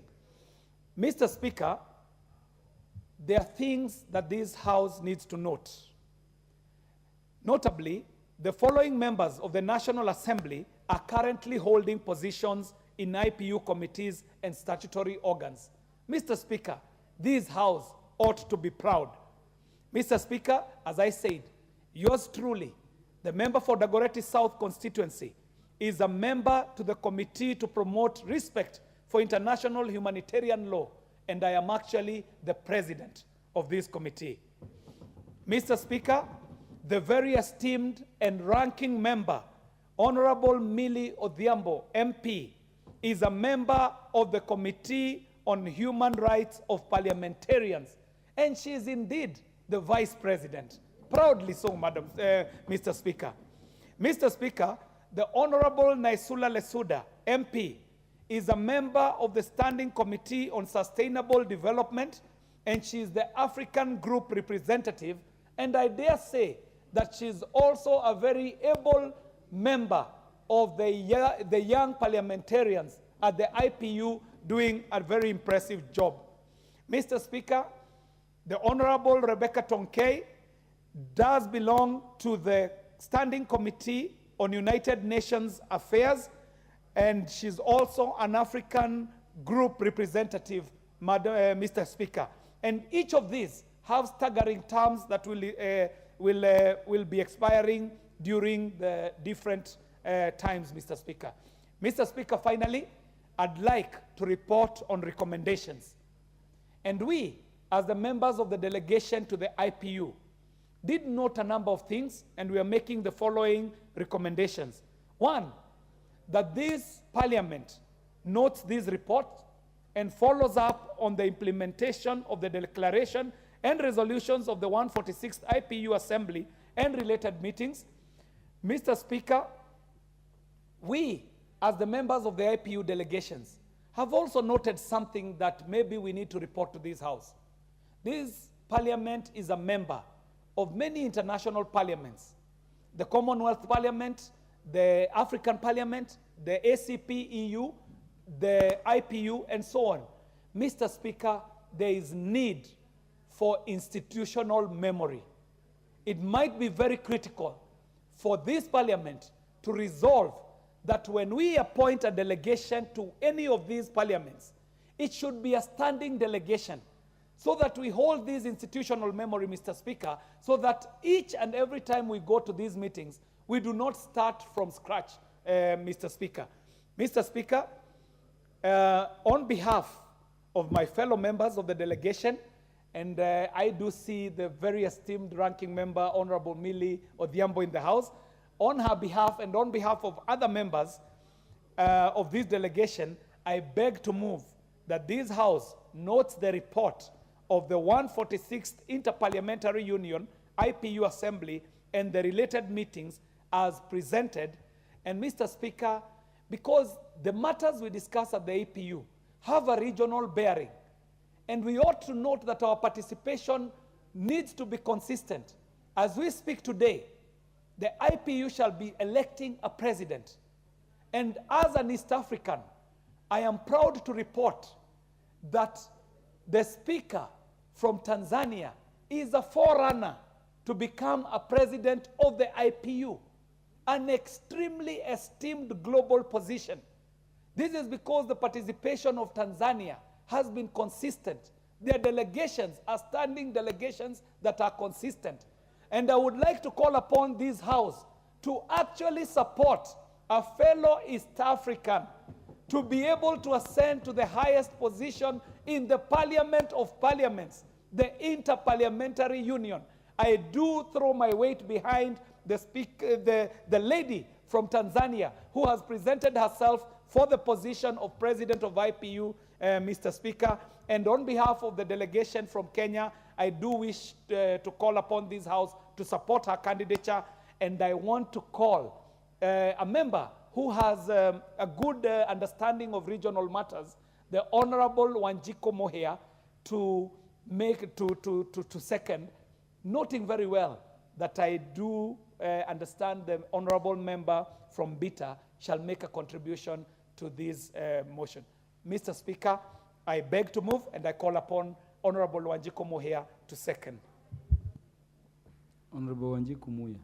Thank you, Honorable Speaker, and I cannot second this motion happier than knowing that the Speaker from the Republic of Tanzania is a running member who is expecting to take the seat, and I'm hoping that the members from East Africa, Rwanda, Kenya, Uganda, Tanzania itself, Burundi, DRC, and any other member from this bloc shall be supporting her to be our candidate.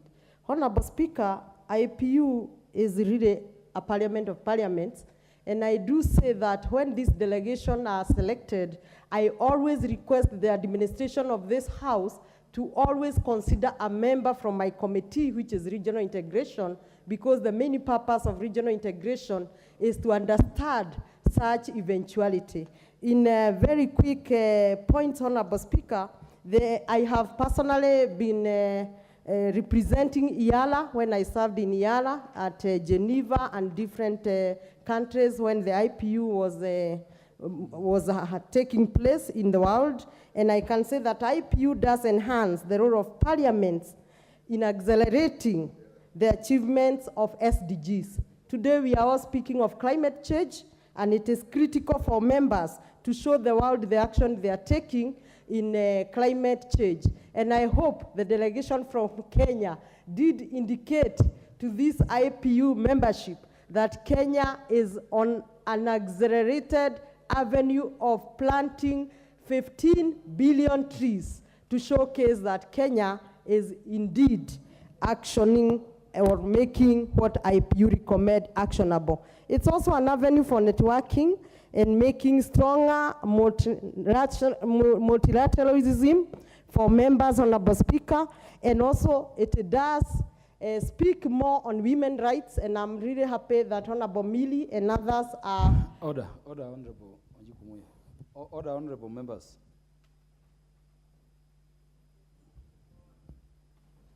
Honorable members, the time being 7:00 p.m., this House stands adjourned until Wednesday, the 23rd day of August 2023 at 9:30 a.m.